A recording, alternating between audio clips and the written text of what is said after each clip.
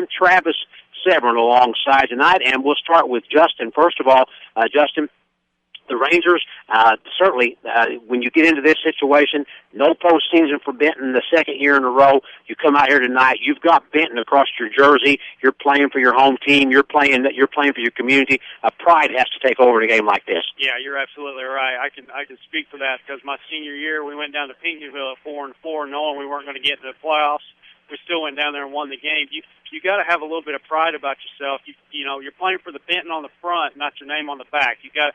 You know, you're representing your hometown, your community, your parents, your grandparents, and all those players that came before you. So you want to finish well. And some of these players here, they're not going to play other sports. They're going to go straight into weightlifting and getting ready for next year as far as underclassmen go. Some of them are seniors, and this is going to be their last night. You want to go out on a good note if you're a senior here on senior night at Tabor Field. And Travis Severn been down on the field, spent some considerable time down on the field earlier tonight, and had a chance to talk with Coach Brett Dietering. And certainly it's been a difficult week in Anna Jonesboro. At Anna Jonesboro High School, they've been the center of a news story involving an alleged bullying incident and involving some of the football players. And clearly, I think Coach Dietering just wants to see the kickoff tonight and get things rolling, doesn't he? Oh, he did, Jim. And we talked, and at first when I went down there and talked to him, I thought it was just going to be a kind of a one quick answer and be out of there. Then he kind of loosened up, and we actually talked for probably a good 10 minutes. And he said, Travis, here's the big thing. Our kids, I told them, once you put that football helmet on, it's football time. You put the pads on, it's a chance not to worry about everything that's been going on. He said, we don't take it lightly. It's a big deal.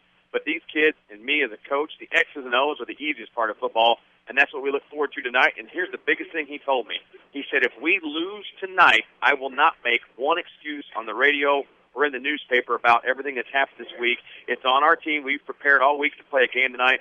Our goal is to go out and win no matter what's been going on. And certainly win is what he's done at Anna Jonesboro, Travis. They've got a great record. I just got through saying 123 wins in 18 years there, and certainly only 62 losses, the longest playoff run in Southern Illinois.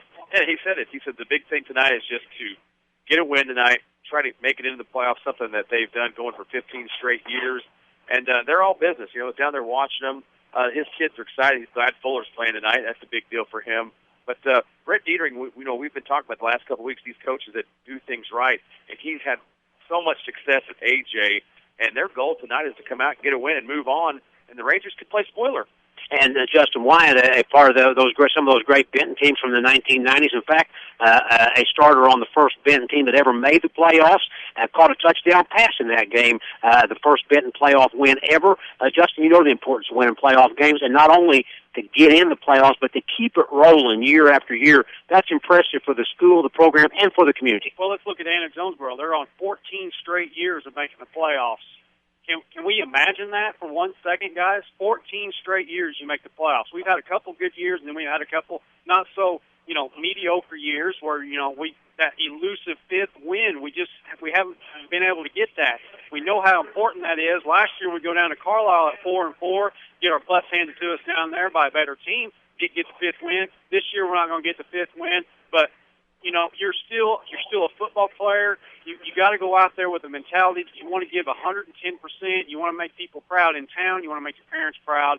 I played on a couple decent teams, but that was a long time ago. The kids, the coaches, the town, everything is different. Okay, it's not the same style of football we played back then. Sometimes it's hard for me to look down there and notice what's going on. Sometimes because anybody who was around in the '90s knew we ran the ball and ran the ball some more, and then on third and long we'd run the ball. So that's just the way it was back then. It's just a different ball game nowadays, guys. And to look at what Coach Dietering has done at Anna Jonesboro, not only have they made the playoffs those years, I think the thing that stands out to me, try to do a little homework. You guys know I'm not a very good sleeper, so I got time in the middle of the night to do these things. But they have made it. Their records through the years. 9-3 means you're in the you played 12 games. They go 10-3. They go 12-1. Twice they got to semifinal matchups. 4 times in the third round of the playoffs. 4 times in the second round of the playoffs. So not only is he getting teams into the playoffs, they're making some noise, and there's a big difference between eking in and getting there. And then going ahead and having some success once you get there. And just to add to that a little bit, knowing what the playoffs is like, being there and done that, it's a whole different ballgame when you get there. Yeah, you've got your regular season schedule. You might have some teams on there that you can beat and put away. But once you get there, you're playing the top teams in Southern Illinois every week, and you have to prepare that way. And for him to go on those runs like that speaks how good they have been and how good his coaching staff is. And Travis, one thing you and I talked about this week, one thing that traditionally, and I don't think it says anything about the program other than they have always had a lack of numbers, and Coach Dieter would talk about that. So what he's getting done with kids that are a lot of kids that are giving it all both ways on the field. They don't come off the field. He said it tonight, and I'll just throw this out at you. He said my backup quarterback's my wide receiver and defensive back. Plays everywhere. He said, I got to use my guys everywhere. He said, what do you do if he gets hurt? He said, I'll worry about that later, Steph. He told me 20 minutes ago. He said, I'll worry about that later. Yeah, he's got that mentality, and I think that's why you see the success. Again, 123 wins and 62 losses for him at Anna Jonesboro. Let's get a quick break in. You're tuned to our pregame show here on Benton Ranger Football, brought to you again by your Benton West City Subway. Stop waiting in line anytime you have a craving for Benton West City Subway.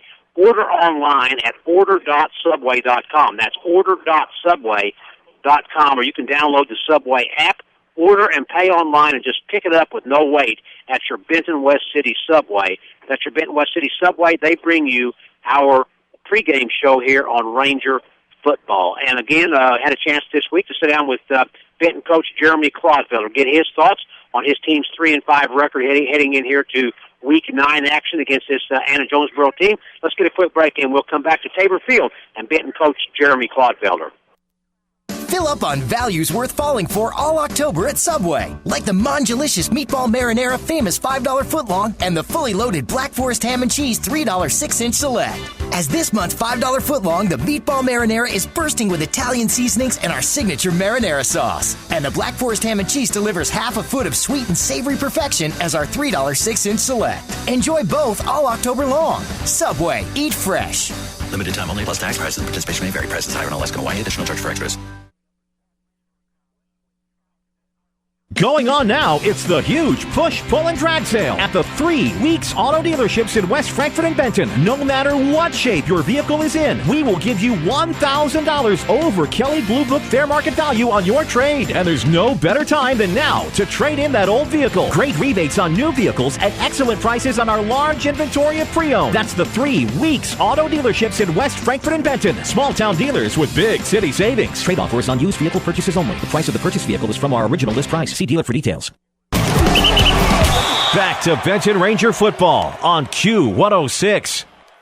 Welcome back to Tabor Field for our coaches report, brought to you on our Benton West City Subway pregame show.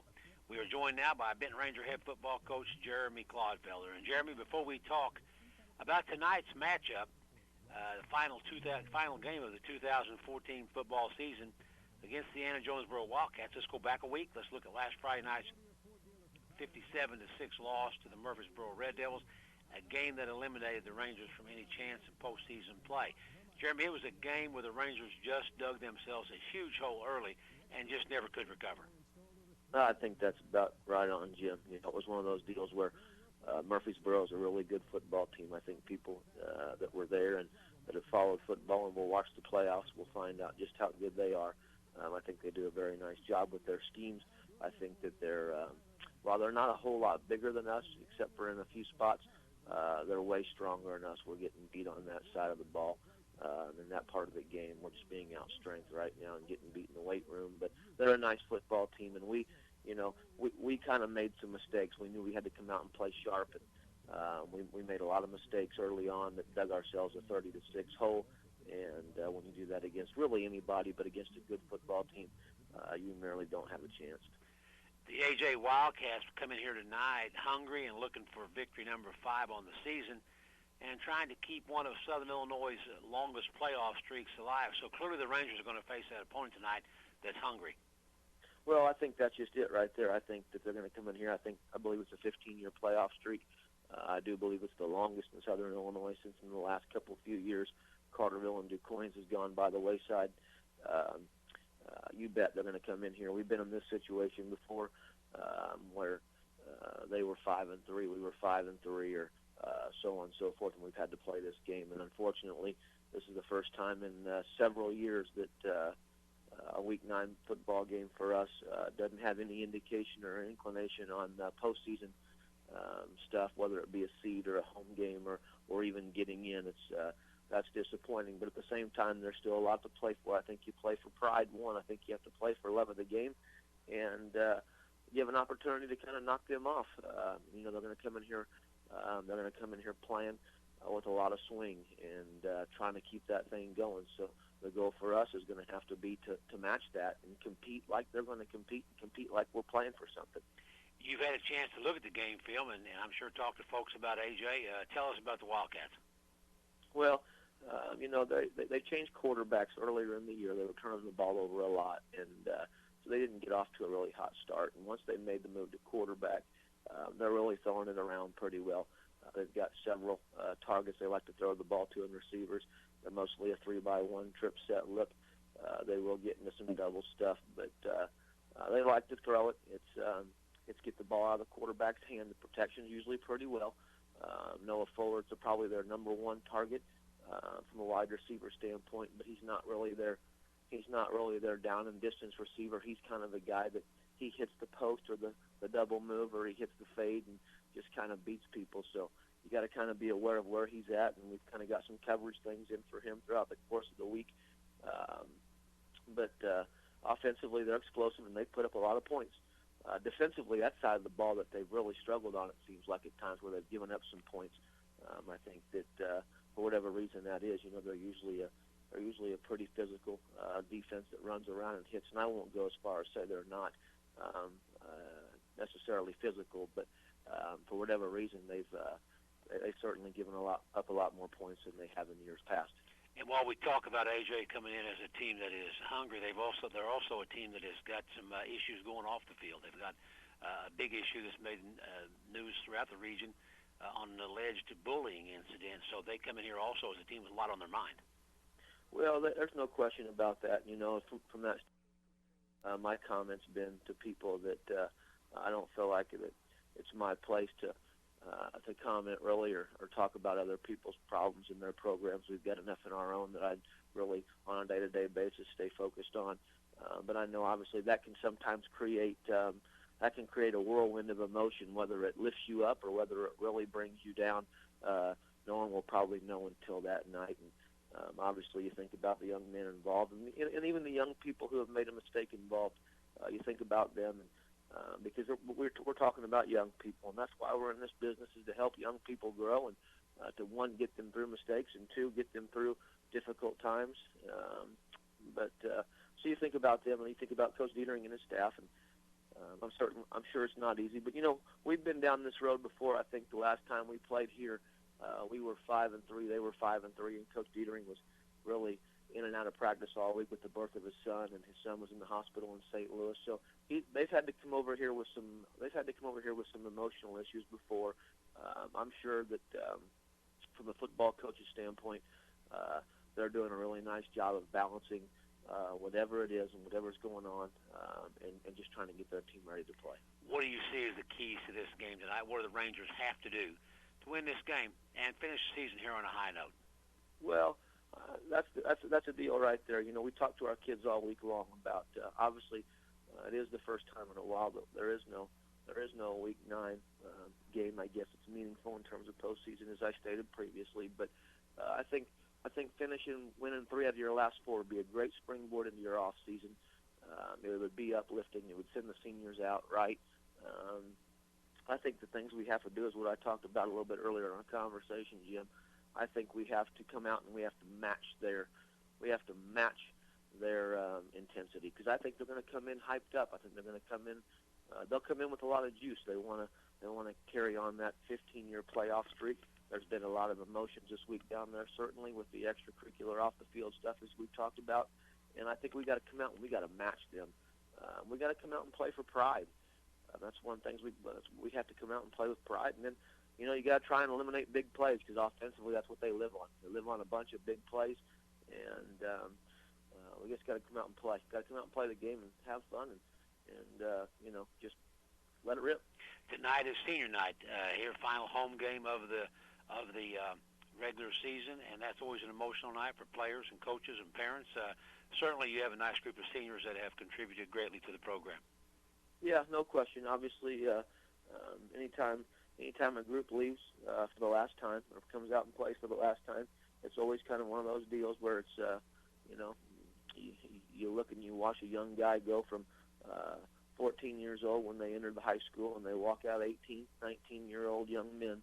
And anytime it ends, it's never pleasant. And then you couple that with the year that we've had. It's not obviously ending the way you want it to, but obviously being in the playoffs makes it a little bit easier. But regardless of that, it comes to an end for everybody. And when it does, it's a hard, difficult deal. And even if you're in the playoffs, only one team's ending it the way that you really want to end it. So we'll honor them here in pregame, and we'll go out and play, and then we'll go about our business and start the process. Not restart the process over, but continue it. Good luck tonight, Jeremy, against the A.J. Wildcats. All right, thank you. That's Benton Ranger head football coach Jeremy Clodfelder on our pregame coaches report. Exciting Benton Ranger football action is straight ahead here on WQRL. Back to Tabor Field for more of our Benton West City Subway pregame show following these very important messages. You wouldn't go out in a rainstorm without an umbrella. Don't get caught without the right insurance coverages either. When you have an accident or something else unexpected, the last thing you need to worry about is whether you have the right insurance coverages for your specific needs. Call SCD Ray & Sons Insurance Agency in Benton, your professional Pekin agency, for a comprehensive review of your present policies. Be prepared to weather life's unexpected storms. Call SCD Ray & Sons Insurance Agency in Benton at 439-7557 for complete insurance coverages from Pekin Insurance at reasonable rates and with beyond the expected service. Everyone has a lunch special, but what's special about it? At Mr. D's, you get great food at the best price, like the burger combo. A hearty, tasty burger, fries, and a drink for only $4.39. That's right, less than $5 for a full meal. Now that's special. Mr. D's has all of your favorites, from chicken strips with gravy to chili dogs to savory barbecue. Even a tilapia fish sandwich. Wash it down with your favorite drink like a blueberry Mountain Dew or a milkshake or ice-cold Pepsi. Try an ice cream cone for dessert. Mr. D's Drive-In on North Main, Benton. Back to Benton Rangers football on your high school sports connection, Q106. Welcome back to Tabor Field with Justin Wyan and Travis Severn. I'm Jim Muir. Glad to have you alongside with us tonight. Final regular season football game of the year. I want to remind you, every week a local sponsor steps up and provides pizza for the Benton Rangers here at the games here at Tabor Field. This week, the Wilson Door Company, located in Dix, Illinois, they provided pizza for the Rangers, and we certainly want to salute them and say kudos to them for their fine effort that they put forth, and all the businesses this year that have helped the Benton Football Parents Club out, Benton Ranger Football Parents Club out on these different home games. So certainly a nice gesture. Senior night here tonight to Justin Wyan alongside, and senior night, that's always an emotional night, and it's always a night that certainly a lot of feelings come out for those and 10 seniors playing their final game here on Tabor Field. Yeah, you know what? Before we dive into that, Travis just sent me a text. He's ready with Very Bob good. Pankey, so let's go ahead and send it down to Travis. All right, thanks, Jim and Justin. Down here with Bob Pankey, defensive coordinator of the Benton Rangers. Getting ready to week 9. Bob, can you believe we're already at week 9 of the football season? It always goes by fast. I think it goes without saying that this season didn't turn out exactly the way that we hoped for it to, but like I said, it always goes by fast. Before you know it, you turn around at the end of October, and here we are, senior night. It's been a little bit bittersweet. You played in the senior night before. What did you tell these guys? Well, we've been telling them all week long. I mean, the key tonight is to finish. We want them to finish. Finish strong. If we could get out of here tonight, even at 4-5, which again is not what we hoped for this season, but get out of here with a win, it just sets a tone for next year, for the off season, actually first, and then for next year. Just standing up, having some character about you, and finishing strong. You see your defense tonight against this AJ team. Well, quarterback is a good runner, good thrower. He's a good dual threat guy. And so we know we're going to have to contain him as far as the run game is concerned. And then he's got a couple guys he likes to throw to quite a bit. And so we got a work cut out for us with him. guys not playing tonight injury-wise? We do have Peyton Smith out tonight with an injury. We've got a couple guys that have been banged up all week, and they're dressed tonight, but don't know for sure about how much they'll be on the field, maybe a little bit limited. The kid's all about the chance to be a spoiler tonight. I mean, AJ, they're going for 15 straight years in the playoffs, Bob. Your team had a chance to squash that. Actually, we had talked about that all week long. As a matter of fact, I mean, they kept us out of the playoffs a couple times in the past 5-6 seasons. So we'd love to be able to have the opportunity again to keep them out this year and finish on win. Thanks, Bob. All right, thanks, guys. Appreciate it. That's Whittington Church brings you our Talkie Defense Week with defensive coordinator Bob Pankey right here on Benton Ranger Football. Whittington Church knows the importance of teamwork, and they encourage you to be part of a winning team at one of the many fine churches in our area. That's Whittington Church. Wishing a successful season to the Rangers and all the teams in our area. That's Talking Defense with Bob. Guys, I'll be back up there with you in just a minute. Thanks much, Travis. Again, we appreciate your fine work along the sideline, and Justin Wine alongside. Before we talk about the seniors involved here tonight, Justin, what about the keys to this matchup? Benton, nothing on the line here tonight, Week 9, but pride. What do you see as the big keys here for this game? Well, that's got to be the headliner for me. It's got to be come out and just play like it's, like you're 4-4, and you need to win to get into the playoffs. Don't roll over here tonight. Come out, play the game, execute the plays like it was, game 1 or whatever, and you're trying to beat somebody to get into the playoffs because it means something still, in a way to a lot of people. So, hang in there, play hard, and, hang around in the end. Let's see if we can get a win. Tonight's Keys to the Game is brought to you by Heartland Office Supply in Benton. From paper clips to office furniture, Heartland Office Supply is your one-stop shopping spot for all your office supply needs. Inkjet cartridges, toner for copiers, file folders, envelopes, and custom order stamps. Heartland Office Supply has it all. Visit them online at heartlandofficesupply.com or give the good folks at Heartland a call at 618-435-4264. That's Heartland Office Supply, located at 111 Lawrence Street in Benton, bringing you our keys to the game. And we have got to be getting really close to the national anthem. I think we do. Well, certainly we want to remind you of a couple of things while we wait for the national anthem. One, don't forget the fifth quarter program immediately following tonight's game. Justin and Travis and myself will be alongside, and we will be in studio tonight, but we'll be bringing you scores. The first place you're going to get them is with us right here on 106.3. We'll be bringing you scores from all over Southern Illinois. Some key matchups tonight. DuQuoin and Murfreesboro, where DuQuoin has to win. AJ here tonight, they have to win. Some other big games in the area. Johnson City with a chance to close out the championship of the Black Diamond Conference. Chester's at Fairfield tonight. So some big games on tap tonight from all around Southern Illinois. We'll get you those scores throughout the entire evening here, and plus we'll cap them off for you with the finals from the fifth quarter. We're getting set for our national anthem here from Tabor Field. Week 9 action back in 90 seconds.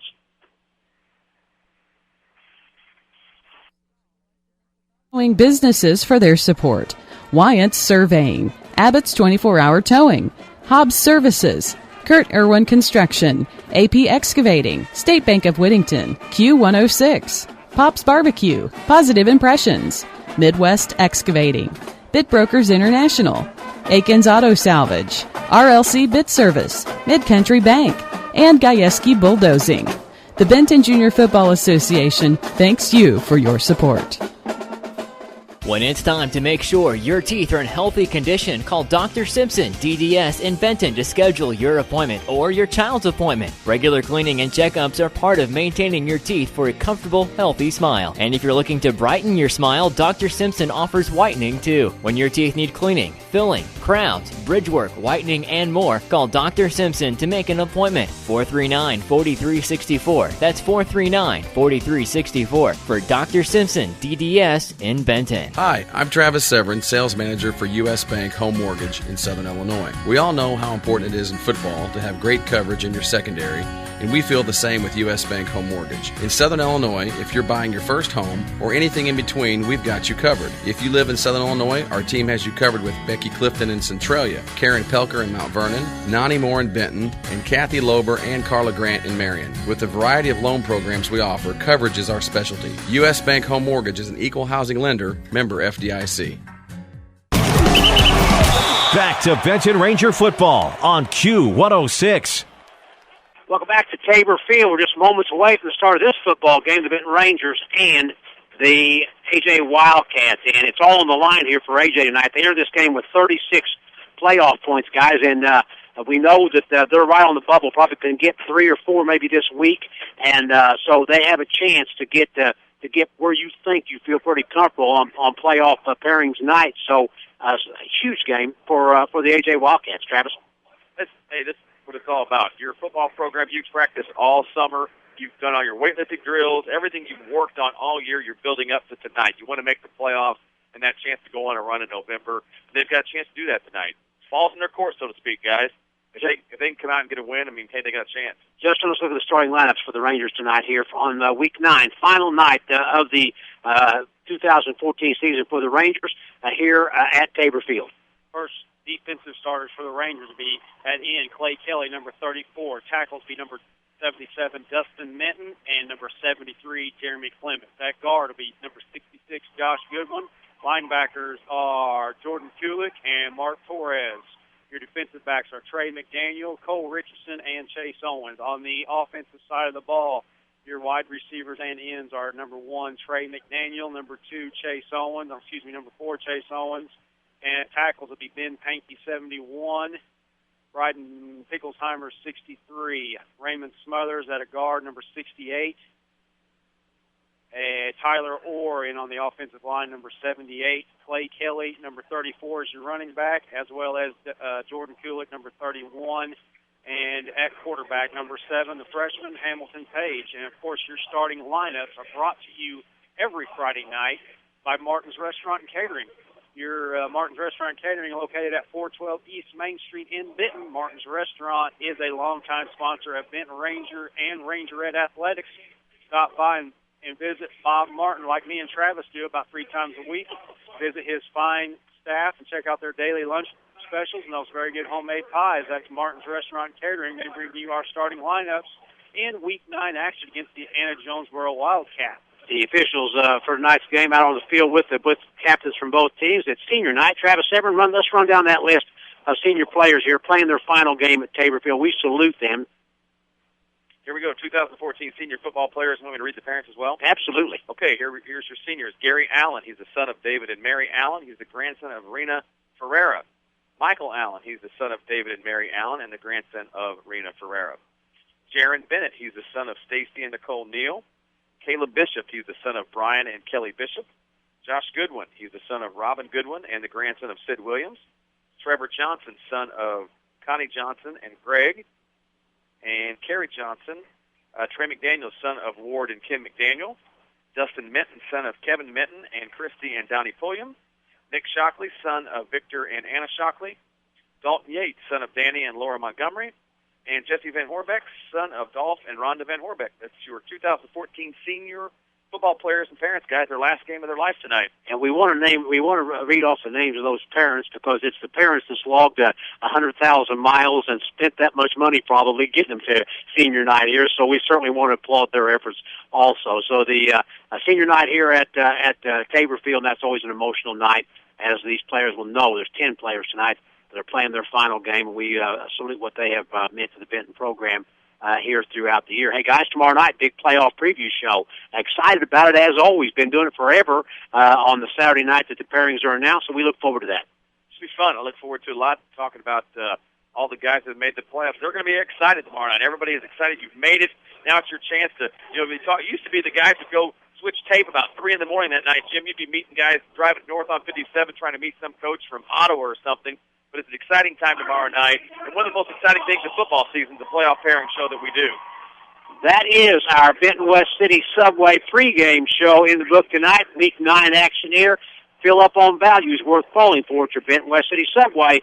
This month's featured $5 footlong. That meatball marinara, bursting with Italian seasonings and that famous marinara sauce. Hurry to your Benton West City Subway for the October featured $5 footlong.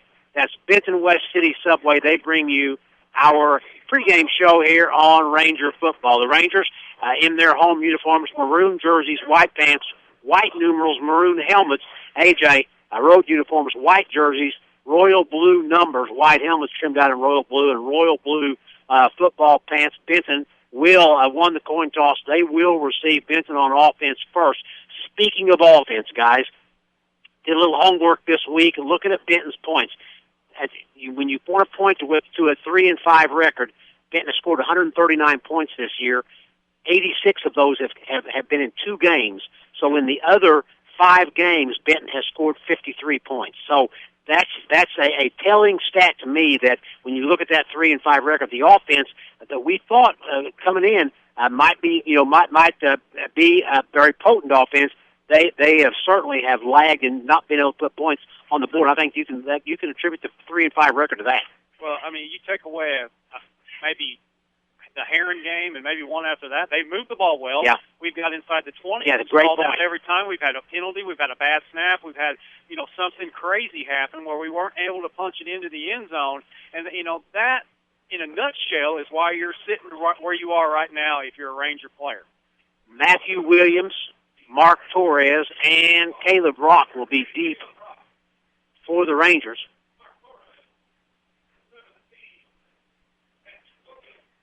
Kicking off for the A.J. Wildcats. I was watching him in the pregame, and he was booming some kicks to Dakota Earnhardt, and we'll see about his kicking off a tee here on the kickoff, but he was kicking some field goals and some extra points down there and booming across the fence and across College Street down there. So Dakota Earnhardt has it teed up. Matthew Williams, Torres, Mark Torres, and Caleb Rock are deep. We're just about set for Week 9 action. Here's Earnhardt, and we are underway. It's a squib kick up the middle of the field. Will be fielded by Rock on the run. Caleb gets to the middle of the field, falls forward at about the 27-yard line, so decent field position for the Rangers. Will take over at their own 27 here on Week 9 action. Lots of big games around Southern Illinois. We're going to be following those very closely for you tonight, and we'll get you those scoring updates as we move along. Conference action is over, so we got everybody scattered all over the creation tonight in games. Hamilton Page, the freshman from the shotgun. Going to be a handoff to Stiles. He cuts back and it picks up yardage down to about the 30-yard line. That was George Stiles on the carry. And what we talk about Benton's offense has struggled this year. On the defensive side, A.J. has struggled. They have given up more points than, even though they're 4-4, they have given up 50 more points than they've scored this year, so they've had trouble stopping people. So we'll see if the Rangers offense maybe can get things on track here tonight. It'd be great to see it get going early, Jim. We talked about it last week. Let's get a quick drive, get some points on the board early. The Rangers have struggled to do that. Here is a handoff going to be to the outside, and with the football for the Rangers is Jaron Bennett, and he takes it down to about the 30-yard line, pickup of a couple, and it's going to bring up 3rd and long for the Rangers. Benton, two running plays, 3 yards, and it's going to bring up 3rd and 7.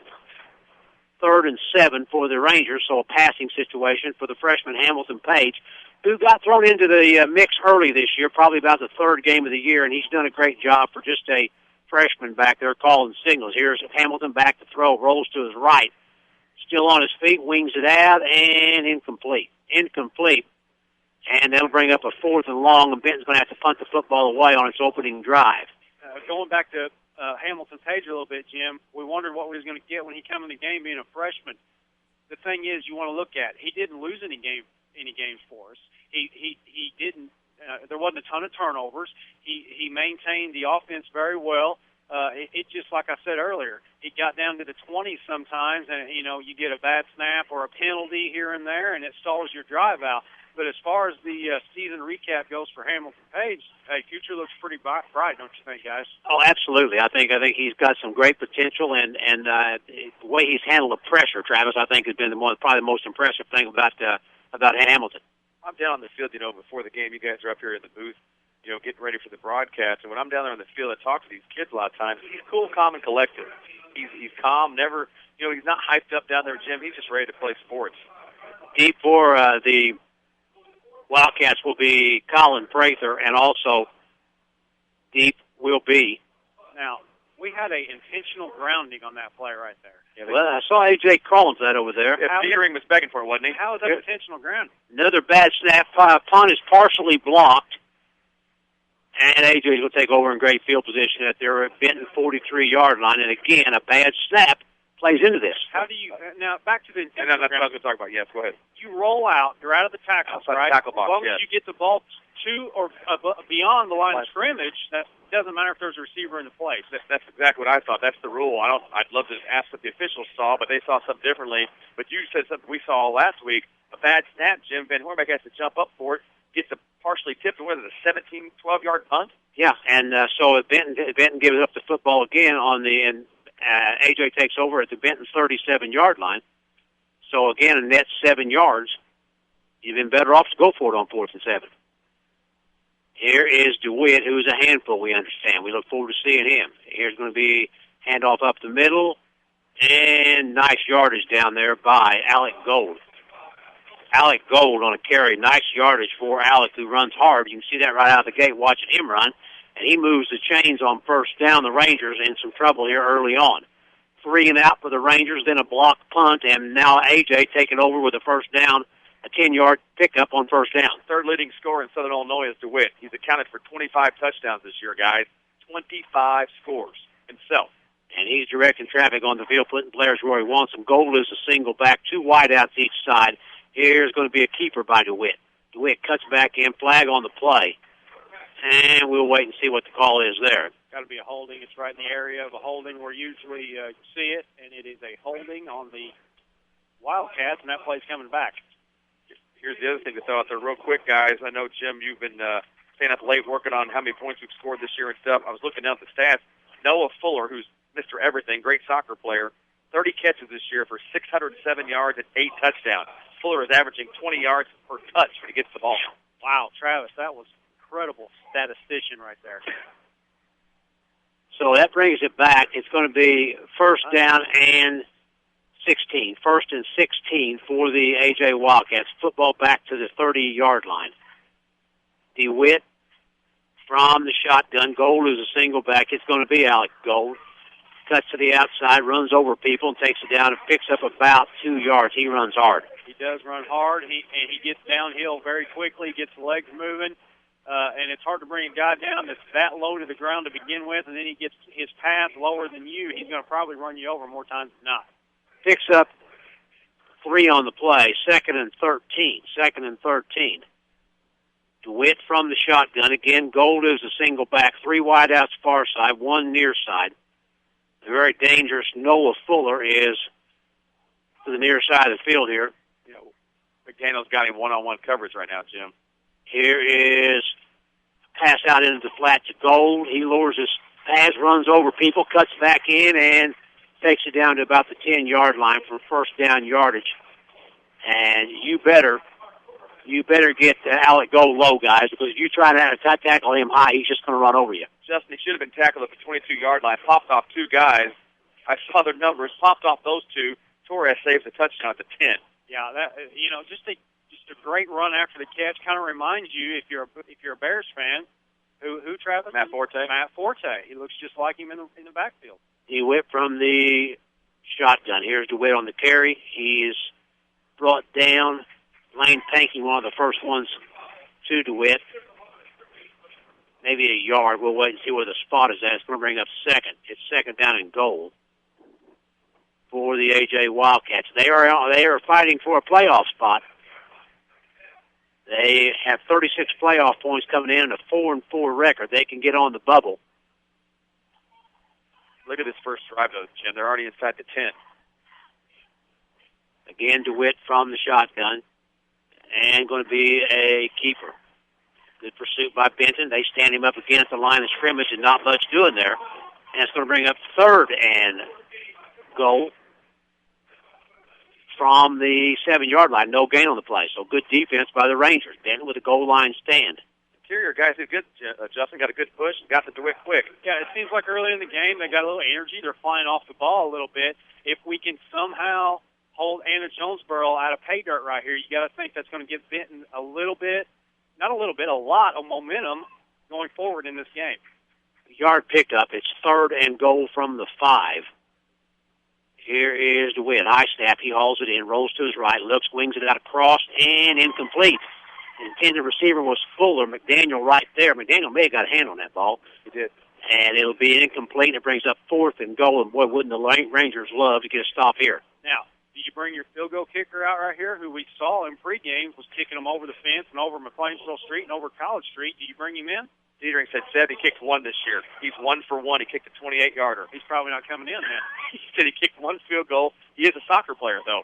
The place kicker is. His last name is Earnhardt. He has got some leg, and they're going to go for it here on a 4th and goal from the 5. Big player in this game. There'll be a lot of big plays. This is the first one.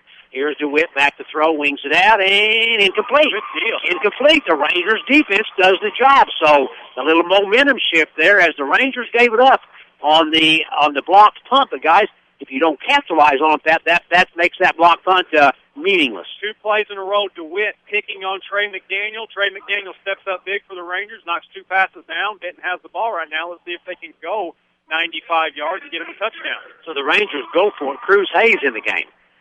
So Cruz was out of practice this week, but we thought he had a rotator situation, but he is in the game. Okay, good. So that builds my spirits a little bit to see if Cruz back on the field. He's had a good year. It'll be Cruz in the backfield with Hamilton Page, a little reverse, cutting back. It is.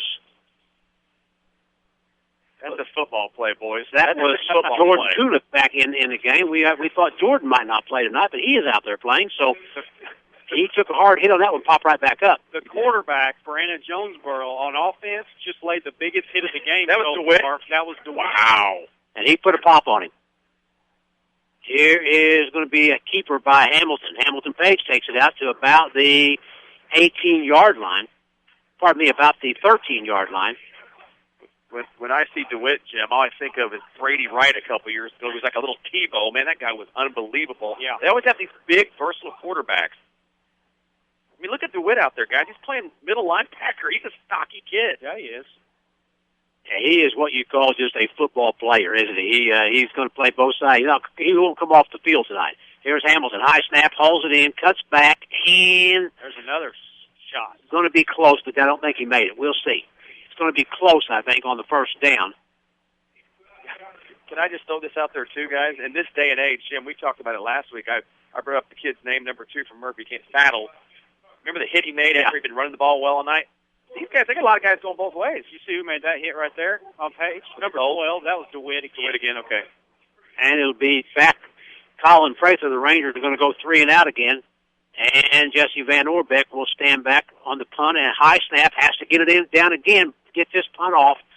It is going to hit and take a Benton bounce. And all the way down to the 33-yard line. So Benton catches a break there with a big punt by Jesse Van Orbeck, and that changes the field position situation. This game, the Rangers hemmed in the shadows of their own goalpost, and a big punt by Jesse Van Orbeck. 53 yards. You can't be totally disappointed with that effort right there. Of course, we didn't go down and score a touchdown, but you changed field position. They were on the 5-yard line. Looked like they may punch one in. You get the ball back. You run 4 plays, and then you have to punt. You got to make them go the distance now. You weren't here last week, Justin. Murphy didn't have the ball this place all year, all week, did they, Jim? No. It was played. We played the whole game on one end of the field, the entire night. It will be DeWitt in the shotgun, and Alec Gold, will be the single back. Here's going to be a handoff to Gold. He's going to get to the right side, turn the corner, lowers his head, and pushes ahead to about the 43-yard line, pick up of nearly 10 yards. Not the block on the end, Justin, that freed him up. Yeah, their guards pull well. They run their offense very well. We talked about it earlier in the pregame. Very well coached team. They're going to run their offense. Their coach has total command of the team, and they're going to make it work no matter what. Murphy 7, DuQuoin 0, 3:43 left in the first quarter. Fairfield 6, Chester 0. That's a first quarter score. Here is DeWitt from the shotgun, and a flag as Gold was in motion. Gold wants to go so bad, guys. He took that just a little jump before the ball was snapped. You can see that happen from right here. Yeah, well, I don't believe he's done all night. Right, I don't believe he was even getting the ball. I just think he was jumping out early to try to get that lead block going for DeWitt on the right side here. He jumped a little bit earlier. The official was right on top of it. Alec Gold, 6 foot and 185 pounds, and he is a hard-nosed kid. And I've been really impressed with DeWitt on both sides of the football. Forget that saving your quarterback when not playing defense. He's putting pops on people out there on defense that are impressive. Here is DeWitt on the keeper. Going to pick up yardage down to about going to be near midfield. They're going to spot him at about the 49. He'll get yardage to the 49, a pickup overall of about 5 yards. It'll bring up, after the penalty, a second down and 10. I just want to throw this out there to kids, maybe if you're listening. Here's the thing about DeWitt. He's 6'1". He's not going to grow anymore, but he's 205. He has something to do with his weight. Yeah. He's in the weight room. 2nd and 5. DeWitt from the shotgun. Going to be a keeper by DeWitt. He's going to get first down yardage in the midfield. He may score. DeWitt to the outside. One man to beat. Chase Owens runs him down and brings him down inside the 5-yard line and saves the touchdown. And A.J.'s got something going on a run by DeWitt of about, we'll wait for the spot, it's going to be 45 yards in that vicinity. We're just talking about the kid. He's a big, strong, the word I think of, guys, both of you, physical. Yeah. He's looking to run somebody over is the thing. When he gets through the line, he's looking to run you over. The problem was he broke through the line, and the play faked out Benton so bad he didn't get touched to the 3-yard line. Spot is at the 4-yard line. First and goal from the 4, 47-yard run by DeWitt. DeWitt's going to keep it again, and is stood up, and we'll wait and see. Touchdown. Touchdown. Zane DeWitt on the 4-yard keeper. You know what, guys? If I just ran it 45 yards, I'm going to keep it 2 down there. You know what? I'm going to get the touchdown. This is 26th touchdown he's been involved with this year for Anna Jonesboro. So A.J. on the board first here tonight as they jump out on the Rangers 6-0 at the 4:12 mark. That run or that touchdown comes at the 4:12 mark, first quarter. 4-yard run by DeWitt. Point after kick. It will be up and good. Boy, just barely over that bottom crossbar. That was a line drive, but it made it in by Dakota Earnhardt and A.J. out here quickly, 7-0. We've watched this play out throughout the season where the Rangers get down, and I think right now you've got to respond quickly because if you start that 2 scores and then let it get down 2 scores or 3 scores and start trying to come back, very difficult situation. So Benton needs to answer quickly here, Travis. They do, and you know we've only tried one passing play so far. It was an actually, we got a penalty against that passing play. They said it was intentional grounding. But, Jim, it seems to me like, you know, we've got 3 and out twice. We're going to have to put the ball in the air, and I always say we have to. We don't have to do anything, but it seems like we're going to get something going. We're going to have to mix in some pass with the run. Well, the thing is with Anna, they've been involved in so many shootouts this year. They know how to score, but they give up some points too. So if you execute still and stay within your game plan, you can put points on the board. But if you get down 2 and 3 scores, it's going to be just like every other Friday night we see up here. We're passing, trying to get back in the game. Before you know it, time runs out.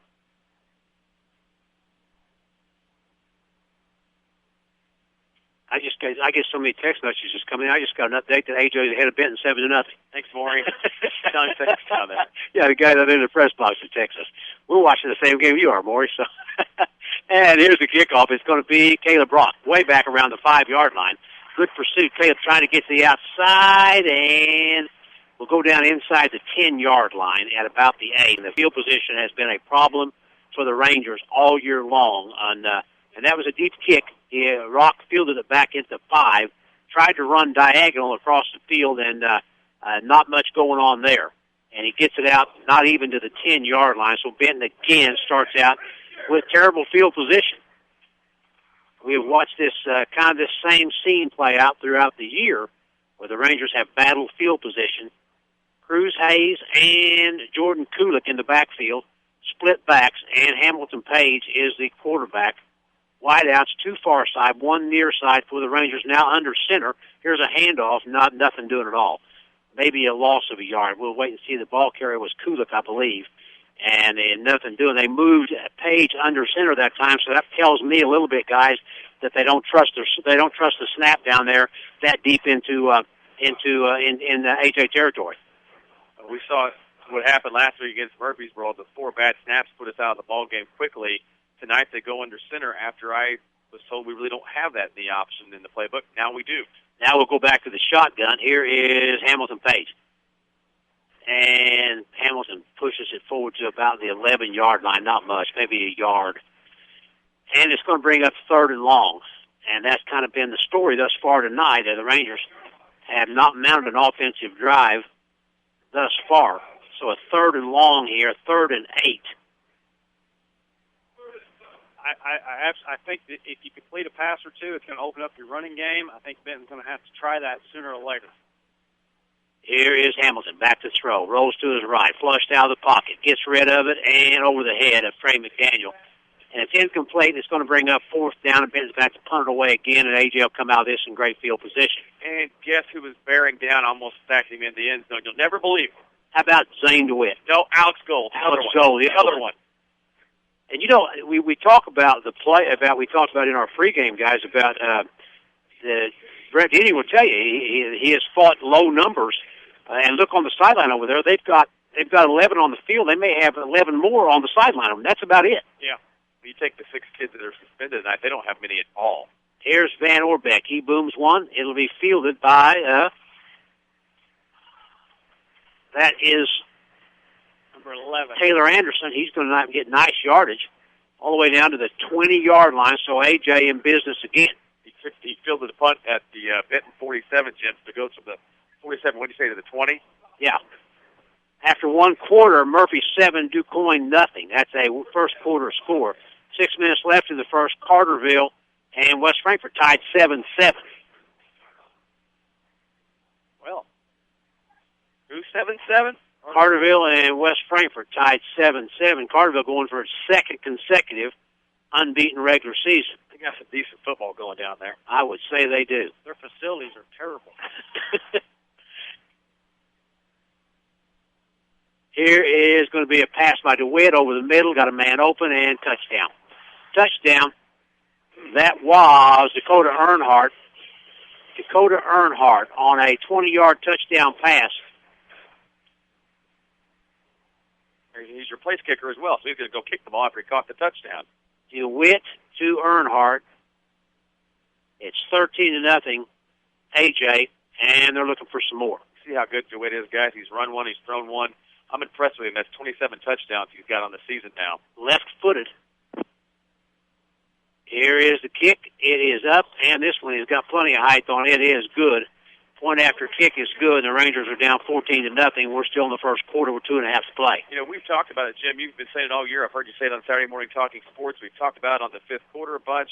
The AJ team's put up a lot of points this year.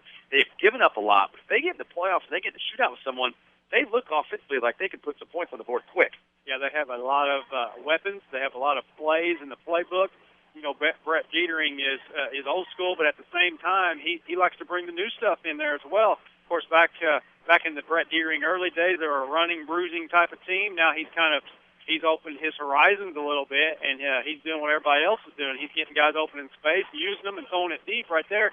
That was an easy 20-yard touchdown pass to Earnhardt that time. And Dietering is an excellent football coach. I went to a game one time just as a fan, a playoff game, maybe a 2nd or 3rd round playoff game, and saw him beat a good Mount Carmel team at Mount Carmel. That doesn't happen very often, to go over there and get a victory over there. So he's an excellent football coach, as is evidenced by his record of 123-62 over 18 years and 15 straight years or 14 straight years in the playoffs. Yeah.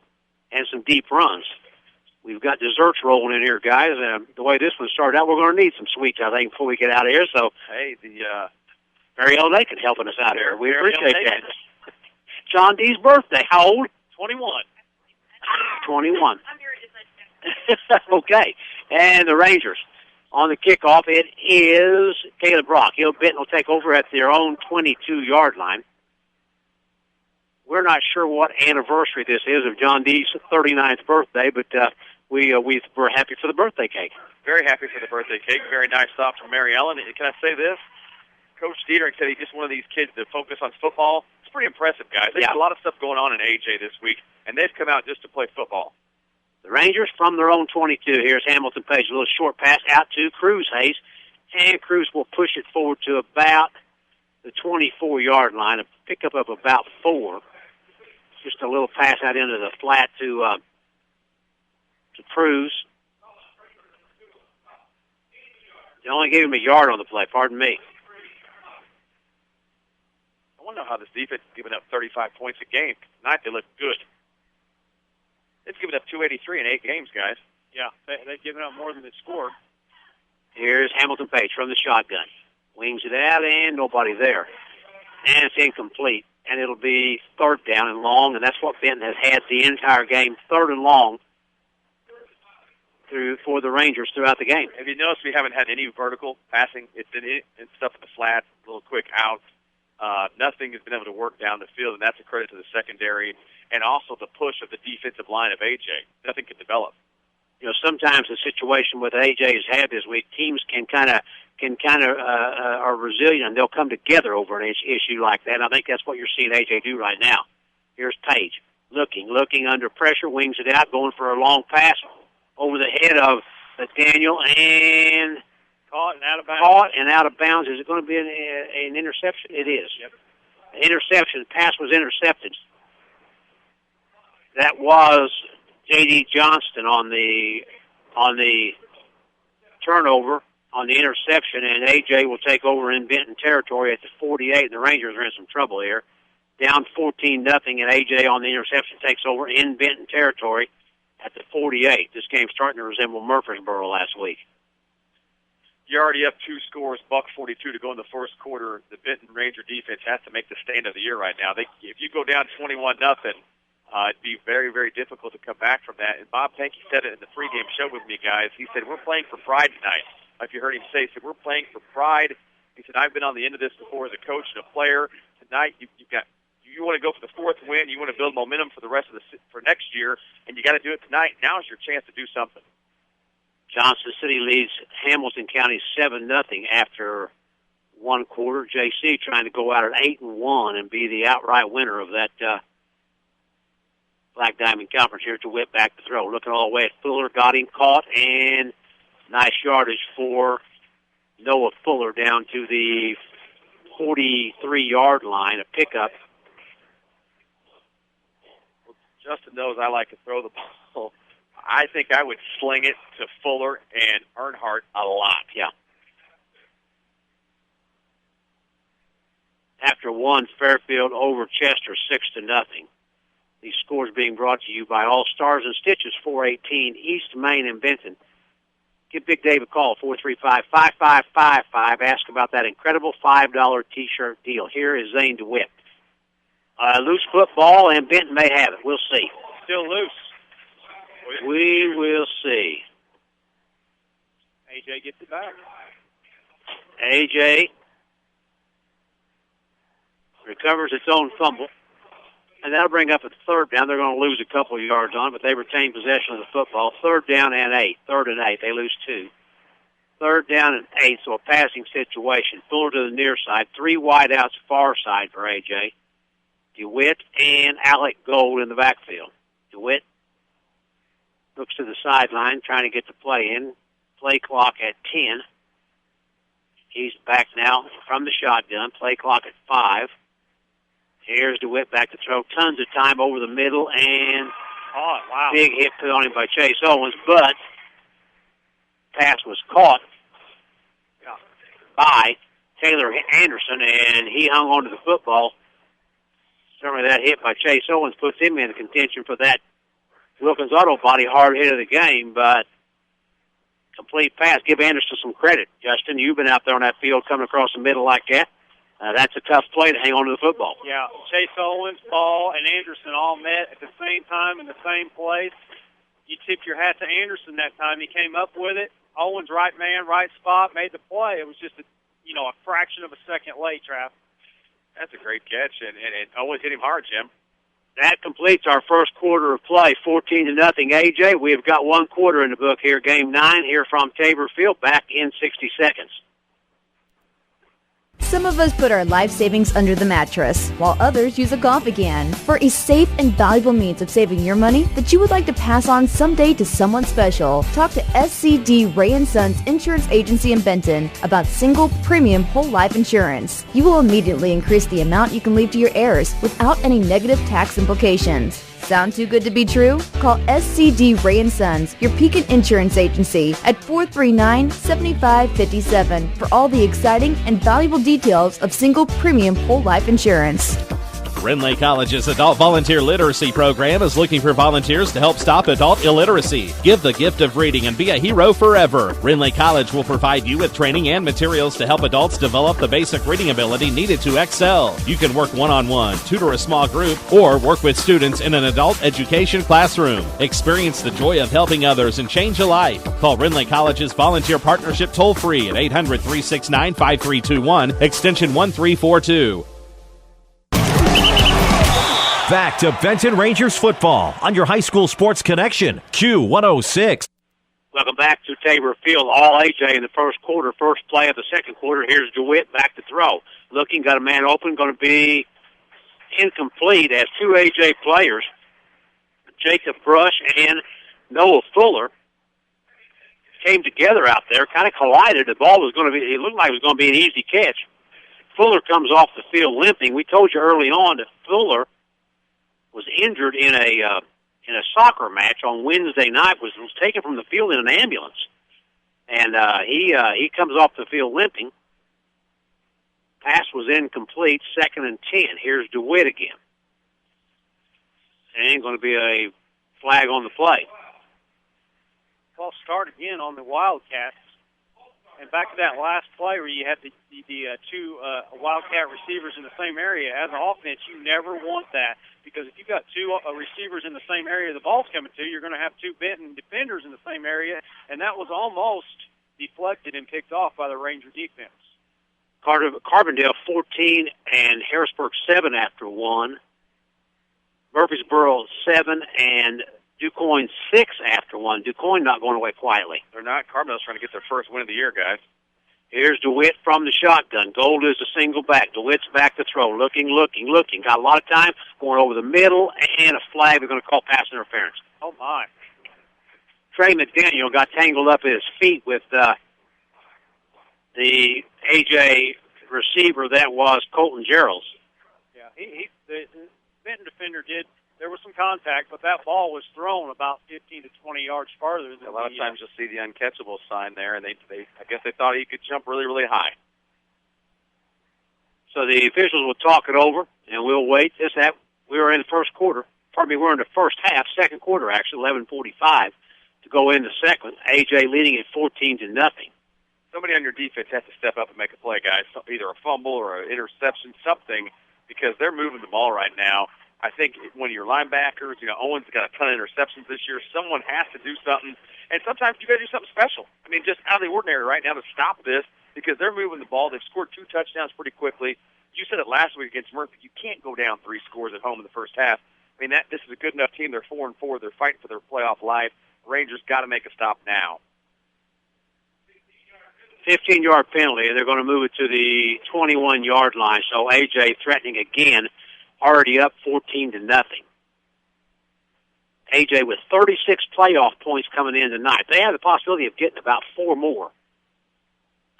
They have Murphy and DuQuoin both on their schedule, so they'll get 1 there.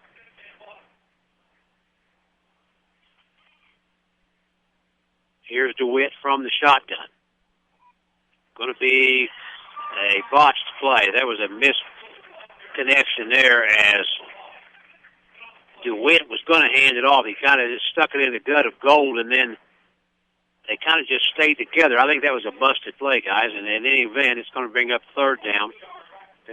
It was, and Picklesheimer and Goodwin made nice plays. I mean, they came up and hit him hard, and that's what you're supposed to do. Nice job by both those guys. Ever since the DeWitt 64-yard run down the field, we've had a 2-yard run, a 4-yard run, a -2, and a -1. So the defense is not playing terrible. They've been faced with bad field position again. Here is DeWitt. Throws it out, and it's complete to Gold. Gold breaks 1 tackle and going to fight for the first down. I'm not sure he got there, guys, and I think it looked like he's short. We'll wait and see.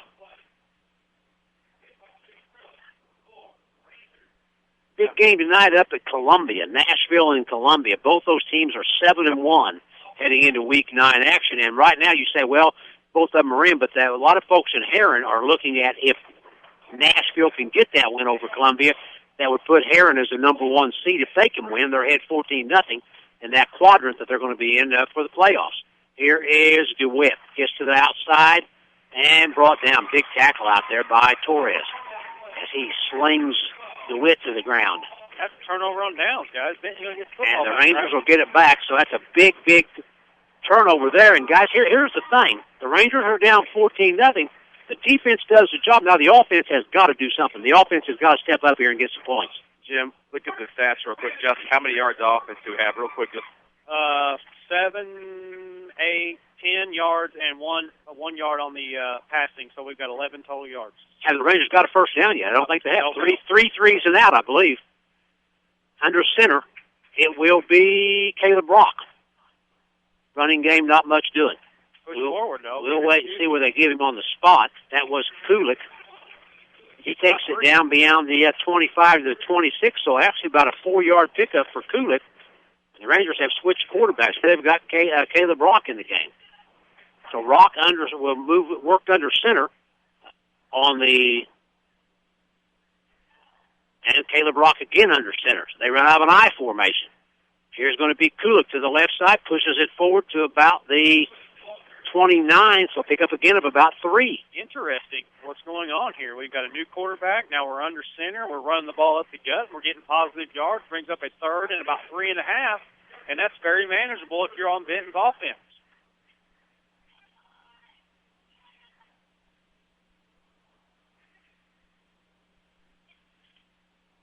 What was that we got on that message, Travis? Wilson Door Company. That was the... Okay. Maybe the owner or someone there wanted us to make mention of them. We did already. Okay, good. Yeah. Okay. Tell them to turn the radio on. We've already done that. Here is Caleb Rock on a great run. Caleb Rock, first down yardage. They're trying to strip the football. They didn't get it done. Nice run by Caleb Rock. Good job. Good blocking up front by your pulling guards and your wide receivers out on the ends. Broke him free for about a 10-yard gain that time. Caleb Rock, fresh into the game. Didn't know if he was going to get back under center again this year. He's in there now, and he's moving the chains. Columbia 7, Nashville nothing. The second quarter score, and Chester's going ahead of Fairfield. Is that correct, Travis? Go back and check that out. Chester 7-6 over Fairfield, 7:42 in the second. Here's Rock from the shotgun. Going to be a handoff. Cruz Hayes. Cruz gets to the outside. Nice yardage. Puts his head down. Pushes the ball forward to midfield. Offense has got a little spark to it now. You definitely have a spark, and Rock ran hard the play before. Now Hayes gets the ball. Cruz picks up a big chunk. It's second. Hey, we're to midfield. Haven't been there all game long. Let's see if they can keep the motion going. Here's the thing, Jim. Now that you've got the ball running a little bit, mix up maybe a little play action, a little pass here. Maybe you're a little more open on the outside. Then it will run with Rock from the shotgun. Split backs, Kulik and Hayes. Here is Rock. Handoff's going to be, that is Jaron Bennett, and he picks up first down yardage. Good. Bennett out past the into AJ territory, down near the 45. They'll spot him at the 46. First down yardage for the Rangers. So Ben's got a little something going here. Having a hard time getting first downs. First couple of series with Hamilton in there, throws Rock in there. Now we got something cooking here, Travis. They've got 2 first downs on this drive alone. 2 first downs. Look at this. Rangers under center, I formation. Here is handoff to the outside. It's going to be Bennett picks up yardage down to the 40-yard line. So a pickup of about 6 by Jaron Bennett. Okay, we've seen this all year. The 3 of us have been together for 9 weeks. We're inside the 40. How do you keep the drive going? You can't stall out now. You got to keep it plugging. I think they do what they're doing on this drive and keep it up and, keep blocking. The line is doing a fantastic job right now of getting off the ball.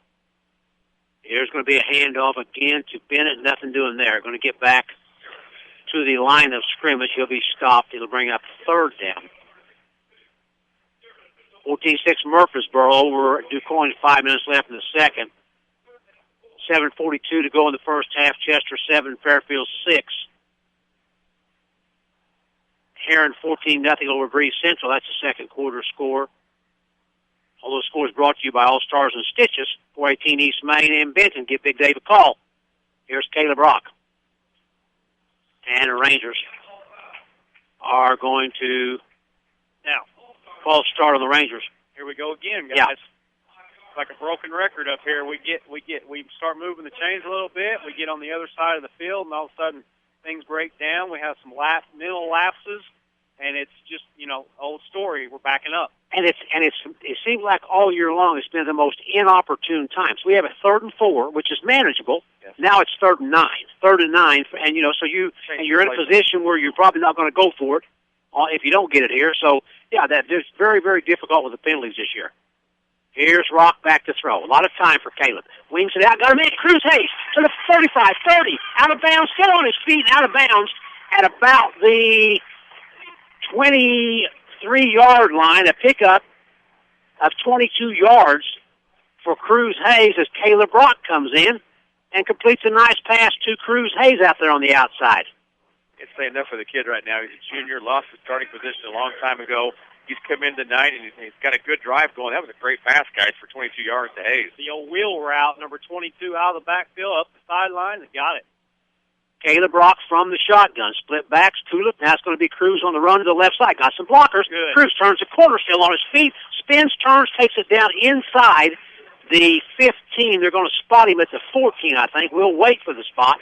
But it picked up near first down yardage for Cruz Hayes. Can't say enough about the left side of the line and Kulik with that block. You got a great block on the linebacker was going to get Hayes with about a 2-yard gain. Great blocking. Look at that. You get, 8 yards? Okay, 8 yards. If the wide receiver holds his block, which he did. He did a good job blocking, but if he holds it for a split second longer, we're talking touchdown. Rock will move under center now, and Benton will run out of an eye. Here's going to be a handoff to Kulik. Pushes forward. We'll wait and see, but he's going to be, I think, first down yardage. We'll wait and see. It's either going to be a first down or it's going to bring up 3rd down and short.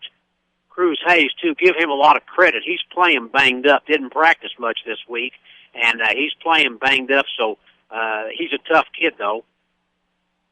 So a nice job out there. 3rd, really, really short, guys. Rock under center, I formation. Kulik is the tailback. Here's going to be Kulik. Spins and turns, and I don't think so. We'll wait and see. Well, the officials giving him a pretty good spot on the other side of the field, so I believe they gave him enough for a first down the way he fell forward. Heron moves up 20-0 over Breeze Central. Carterville 14-7 over West Frankfort. 14-6 Murphy with 5 minutes to go in the second quarter. All those scores brought to you by All Stars and Stitches. The Rangers get the first down. Benton keeps the drive alive, and boy, chewing up a lot of the second quarter clock, which keeps the AJ offense on the sidelines. Yeah, exactly. You want to chew up some clock. You want to wear down the defense a little bit. But most importantly, you want to give your offense a little momentum, a little confidence. Right now, it looks like they are. They're playing with some confidence. They're flying around. They're getting off the ball early and getting some first downs. Under center, Rock. No, pardon me, from the shotgun. Here is Caleb on the keeper. Cuts back and nowhere to go. Flag flies. And going to go down, probably going to be in the area where you would expect it to be a holding call. We'll wait and see. Caleb Rock was stood up at about the 13-yard line. That was a first down play. Holding on the Rangers. We'll bring it back. When the white hat throws that flag from the backside, you guys know that's usually a good old hold. Good old. I want to remind you that Edward Jones, one of our fine sponsors here on Ranger Football. Edward Jones, located 112 North DuQuoin Street in Benton. Stop by and see your financial services advisor, Tim Millenbein. Give him a call, 618-438-8690. For all your investment needs, visit online, edwardjones.com. Edward Jones, making sense of investing, member SIPC. First down and 22 for the Rangers. Here's going to be Kulik. Tries to get to the outside and nothing doing. Gets it down to about maybe back to the line of scrimmage. We'll wait. Going to bring up second down. And boy, that holding call. Yeah. Really put a little damper on this drive. Once again, untimely penalties, untimely mistakes, period, down here at this, we were inside the 20. Now we're backed up all the way to 24 and facing a second down in McLeansboro Street. Cruz Hayes, maybe an equipment issue, maybe some blood on his, in the event, he's coming out of the game. And in the game will be Jaron Bennett.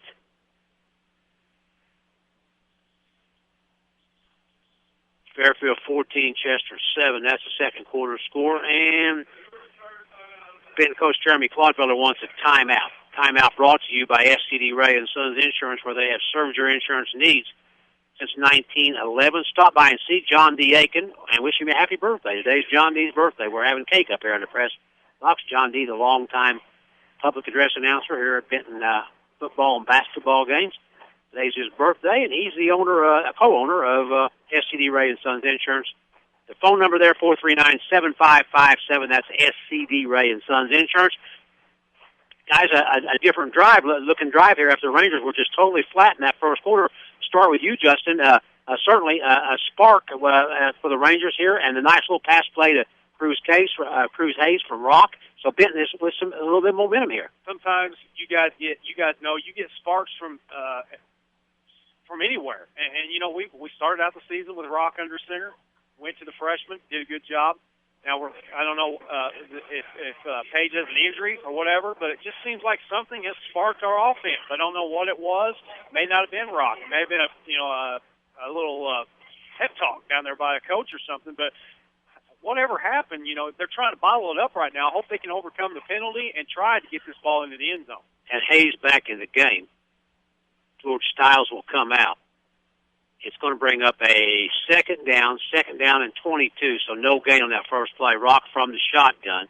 Here's the snap. Caleb rolls to his right to throw. Looks, got a man over the middle. It's caught by McDaniel for yardage down to about the 17-yard line, so a pickup of about 7 on the play will bring up third down.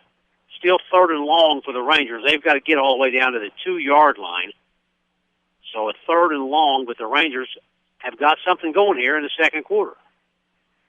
They're clearly in four-down territory. I know we're talking about a 3rd and 15, but if you can get at least half of it right here, don't try to get it all, but try to get at least half of it. That sets you up for a 4th and 6, 7, or 8, and you can do that. Split back for the Rangers. Caleb Rock from the shotgun. Going to be a handoff to Cruz. Cruz cuts back in, and not much going there. And a little surprised, guys. Yeah. I got to be honest. 3rd and 15. Yeah. Surprised with that. Yeah. Well, I mean, are you going to kick field goals to win this game? No. Not when you're already down 2 scores. You got to try to open the field up, get it to some of your playmakers in space, and let them make plays. On a 3rd and 15, you don't see many off left tackles. So now it's 4th down and 15. So an odd call. I agree. Odd call on that play. On a 3rd and 15, Rangers trying to run off tackle. So now it will be Rock from the shotgun. Kulik is a single back. Wideouts to each side. Here's Rock back to throw, going for the long ball here.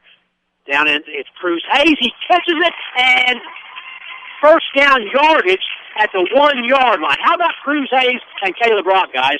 Okay, great connection so far in the game. He's thrown to Hayes now 4 times out of his 5. Hayes has caught 4 passes tonight. Caleb Rock has come in the game and completed 3 passes in a row right there and got us down to the 1-yard line. We're sniffing pay dirt right here, Travis. Big momentum, big confidence builder right here. 1st and goal for the Rangers, Travis.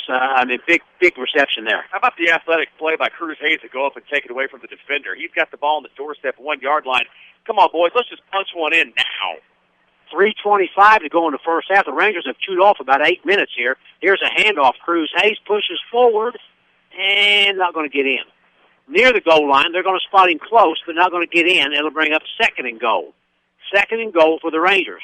I would love to see just one time, under center. I know get under the center, take the snap, old school style. I even hate to say that. That's old school, and just push forward and let's reach over the goal line. See, you're officially old when you start using the term old school, Justin. Let me remind you of that.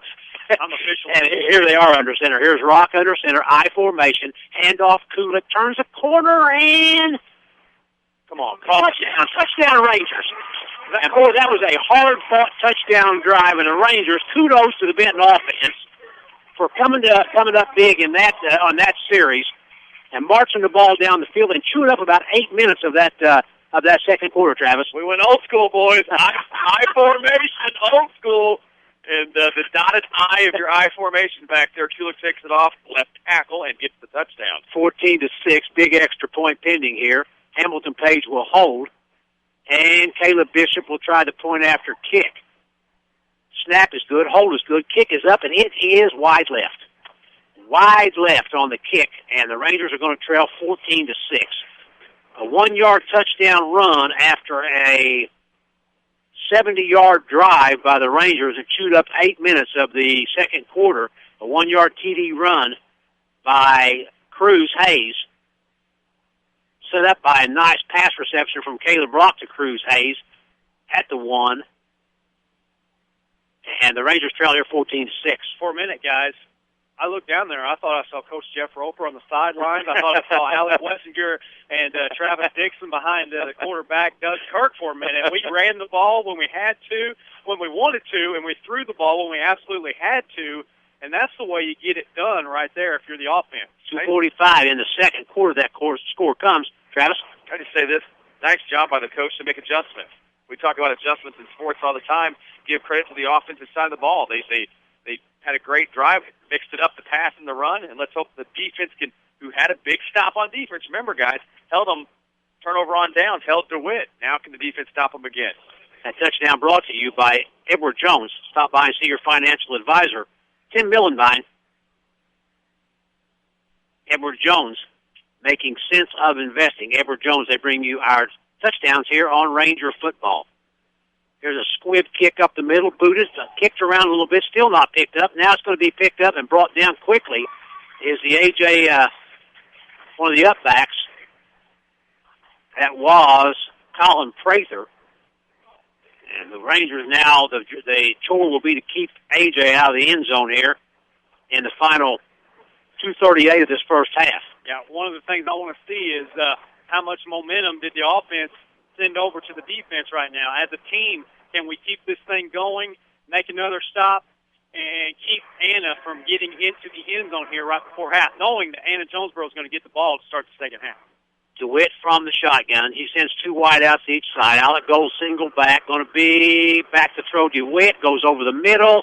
Going for Fuller, and nice play. Incomplete. Good play down there by Trey McDaniel. Both of them going for the football, yeah. Justin. Good adjustment in the air by Trey McDaniel. He had to turn around, find the football, and then he had to turn back around, find Fuller, look at his eyes, see when the ball's coming in, get a hand up at the last second, and knock it out of there. Trey McDaniel with a huge play. They were going for a touchdown right there on the first play.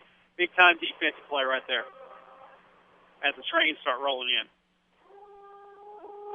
No, that's a dog. Here is DeWitt from the shotgun. Alec Gold is a single back. Again, they send three wideouts near, one to the far side. Back to throw. DeWitt wings it out, got a man, and going to be caught for first down yardage. That was a pass completed to Jacob Brush. Nice drive by the Rangers. They're right back in this game, down 14-6.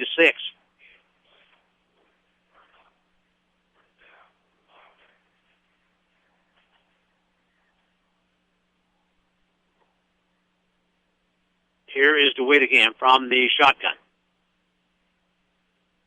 Going to be back to throw. Looking over the middle, got a man open and dropped by Brush. He was wide open, and Jacob Brush just couldn't bring that one in.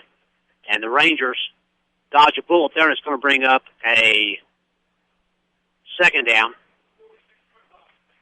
2nd and 10 for the A.J. Wildcats. Okay, you catch a break. He drops the ball. Now your defense, you got to say, okay, we caught a break, guys. Now we got to step up and not let it happen again. Again, here's DeWitt operating from the shotgun. Been there all night. And going to be back to throw. Fakes the handoff, looks across the middle, wings it out, and incomplete. Intended receiver was Taylor Anderson. It brings up 3rd down and 10. 3rd and 10 from the A.J. 46-yard line. So can the Benton defense do it here? Okay, now you set up your defense. Now you know they're in a passing down, which is 3rd and long here, and your defense hold them and make them punt and give you some time left if you're an offense who had a little spark under you with 2 minutes to go, maybe try to punch some points on the scoreboard. DeWitt from the shotgun. Alec Gold is the single back, 2 wideouts each side. Here is DeWitt back to throw on 3rd and 10 across the middle, and it's nearly intercepted. Nearly intercepted by the Rangers as Oliver Davis got a hand on it but couldn't haul it in. But in any event, it's going to bring up 4th and 10, and A.J. is going to have to punt it away with 1:53 to go in the first half. The bad thing about a high-powered, flying-around type offense, when you're not clicking and you throw 3 incompletions in a row, you don't take too much time off the clock. Benton's going to get the football back here with about 1:45 to go. It will be back to punt for A.J. will be Jacob Albert. Pardon me, that is Jake Stark. And the Rangers. That's a flag. You can't do He that. called for a fair catch and then tried to pick it up and run with it, and that you can't do that. As Travis said, you cannot do that. Sorry. But that's the truth. You I can. spoke out loud as you're going to call the play, but I'm thinking, man, that's something I do on Justin in the backyard, but, Yeah. That's the old backyard. That's the old Sandlot trick. Call for the fair catch and then grab it and run with it. So Benton will be penalized for this. 1:41 to go. Rangers down by a score. You got to wonder, too, guys, as many players as AJ's got going both ways, that defense was on the field for a long time on that drive, and then to come right back out and start on offense again, you wonder if that didn't take a little out of them. I'd like to see us take a shot right here, guys. Guns blazing. Absolutely. What do you have to Absolutely lose? nothing. You got nothing to lose. Go for it. Chuck it. I think the stat sheet ought to look like the Massac County stat sheet from a couple weeks ago where the kid threw 46 times. Yeah. He's just all over going for it on fourth down no matter where they – no, I'm kidding. Can't do that. But still, I like your approach here, Travis. I do think you take a shot. Well, AJ took a shot. Why not? Well, now, after the penalty, though, what are you on the 10-yard line? Still, what's it matter? If you lose this game, what's it matter? Yeah. You got a chance. Let's go for it. Yeah, Rock from the shotgun. They send two wideouts near side, one far side. I'm with Travis. Slinger down the field. Here is in motion Kulik. They're going to run to the left side. Kulik turns the corner on a little reverse, and they fool nobody on that. And it'll be, and now a flag on the play. That might have been a late hit. We'll wait and see. Might have been. It looked like it would come in at an area where you would see a late hit. If it is, that might give the Rangers 15 additional. You got to catch some breaks. You got to get lucky every now and then if you're trying to win these games. And so far, Benton's caught some breaks. They've made their own breaks on offense, of course. Defense has played well, but they're catching a couple breaks every now and then too, and that's what you need. Personal foul. That was a late hit on AJ. You see that flag come in there on a play like that, you got almost always that's going to be a late hit. It was, and Benton will pick up 15 extra on this, which certainly helps the cause when you're pinned back in the shadows of your own goal post back there. So that moves it out to the 27-yard line. 1st and 10 for the Rangers. You got a little space now. I'm with you, Justin. Let's see him open it up a little bit. 90 seconds to go. Benton with 2 timeouts. Here's Rock from the shotgun. Benton's going to throw it. Here, Caleb looking. Got McDaniel across the middle and just out of his arm's reach. Yeah. Had McDaniel across the middle. And that ball was thrown exactly where it had to be thrown. He was throwing away from the 2 Anna Jonesboro defenders, trying to lead McDaniel in and up through the seam, right up the middle of the field. McDaniel got a little bit of a bump from the Wildcat defender that time. Wasn't able to get to the football, but I like what I saw. 2nd and 10. 1:27 to go. Here's Rock back to throw again. A lot of time. Wings it out. Got McDaniel. Trey tries to touch loose, breaks a couple of tackles, tries to get to the outside, and we'll take it out to about the 32, pick up a 6. If Rock could have sidestepped one more defender there, he might have had a little bit of pay dirt in front of him. 3rd down and 4 for the Rangers. 1 minute remaining here in the first half. Benton down 14-6. Rock from the shotgun. Back to throw. Lots of time over the middle. Caught Cruz Hayes, 1st down. 1st down for the Rangers out to the 39-yard line. Nice catch across the middle. Boy, Cruz Hayes has got some nice hands. Yeah, and not only is it a great catch, it's a 1st down catch, which in high school football stops the clock, gives you the chance for the chains to reset. The official starts the clock. Now they're stopping the clock. They're going to put some time back on the clock, I think. They're going to call a timeout. They're going to call a timeout. Benton wants a timeout here. So the Rangers, that timeout tells me Benton is not going to just sit back here and go in down 14-6. They're going to try and go get some more here before in the final 44 seconds. And with 1 timeout left, your playbook's still pretty much normal. But if they don't score the next couple plays, they'll use their timeout. And then you got to look for something tricky. You got to look for a reverse, something weird with the receivers where they're pitching it around or whatever. But clearly, Claudfelder and the Rangers want to score some points here. They're not going to take these timeouts. They're not going to be slinging it around unless they want to, unless they think they can. And from the looks of everything, their offense is clicking well enough. I think they can move the ball and get down and get a score here. halftime score from Murfreesboro, exact same score we have here. Murfreesboro 14, DuQuoin 6. So the Indians have really played well of late, and they are right in that game against a good Murfreesboro team, 14-6.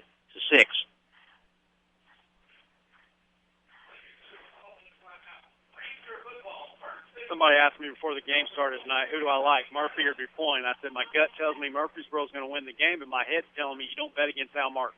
DuQuoin has got 47 playoff points going in here to in that game tonight. Here's Rock from the shotgun.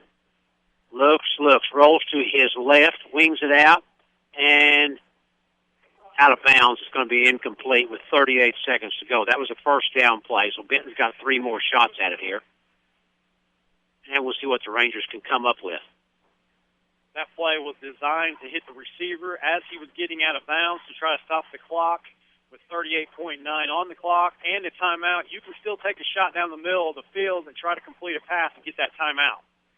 Chester and Fairfield tied 14-14 at the half. Here's Rock, back to throw. He's got time. Good protection, wings it out, got Cruz Hayes, caught, and dropped, and let's see what they say, incomplete. Cruz had it, but caught in traffic, and an A.J. defender might have got a hand in there. He did. He knocked the ball down. As soon as it touched Cruz Hayes' hands, he did the old swim move down on the arms, knocked the ball out. Good throw, good route running by Cruz Hayes. Still, I'm liking what I'm seeing. You know, players got to step up and make some plays here. Defense, Hannah-Jonesboro defense is just making more plays. Let's see if Benton can get it going with 31.9. 3rd and 10 for the Rangers, which really is insignificant. Here's Rock, and incomplete. Intended receiver was Jesse Van Orbeck, and that's going to bring up a 4th down. A 4th down and 10 with 27 seconds remaining. Now I think you got to punt this ball, because if you go for it and don't get it, you give the Wildcats great field position with tons of time on the clock and a suitcase full of timeouts left. So now Van Horbeck's going to line up to punt this ball and make them go, the distance with 20 seconds to go. 14-6. Here's a snap. It's low. Van Orbeck hauls it in. And false start on the Rangers. We'll move it back 5 more yards. 26 seconds remaining here in the first half. Don't forget our halftime report brought to you by Drake's Jewelry. And also Travis Severn down on the sideline with our coaches. Reported halftime brought to you by Ben's Lawn Service. Jesse Van Horbeck will stand back at his own 20. Deep for A.J. will be Micah Captain, and they're going to get a touchdown out of it. St. DeWitt, the quarterback, blocks the punt and gets a touchdown. Unbelievable. Unbelievable. And Justin, you're going to have to help me. I looked away for a moment. Was the snap good? Snap was decent. It wasn't terrible. It just looked like Van Horbeck had a little bit of a hard time getting a handle on it, getting ready to kick it. He took an extra second, and an extra second cost the Benton Rangers a touchdown right there. Zane DeWitt again all over the field tonight, playing quarterback, playing linebacker, in on the punt blocking team, comes away with a big punt block right there to put his team on the board again, looking to go up 21-6, pending the extra point. It will be Dakota Earnhardt to try the point after it's up, and it is good, 21-6, and that is the equivalent of a sharp kick in the gut right there, Justin. When you have a chance to go in at halftime with a down 1 score and in the ball game, and now you go down by 2 scores by 15 points, and A.J. gets the ball to begin third quarter play. Yeah, that's tough. That's a tough one to swallow right there, but, man, you got to hang in there. You're only down 3 scores. Looks like the offense is trying to start clicking here a little bit. Now, I know on that last drive we were trying to hurry up. We were trying to throw the ball different times, and we really couldn't get the running game going with the time left on the clock. We were trying to score quick, but I do think the offense is going to be able to move the football tonight. You got to hold them right here. If you're the Benton defense, which you're going to get the ball back on offense right now, but you don't want any turnovers, you don't want any a mental lapse, a mental breakdown here on this kickoff return, and just try to get into the halftime locker room right now at 21-6. Come back out and reset. The Rangers have not had a kickoff return for a touchdown throughout this entire season. So this would be quite an appropriate time to get that touchdown back. We'll see if we can work a little magic here on the other side of the field. It'll be Caleb Rock, Mark Torres, and Matthew Williams deep for the Rangers. It'll be Earnhardt to kick it off for the Wildcats. We'll see if he squibs it or how he does this one. He's going to kick it away. It's going to be fielded by Williams at the 10-yard line. Williams cuts to the middle of the field and nothing there. And he is brought down hard.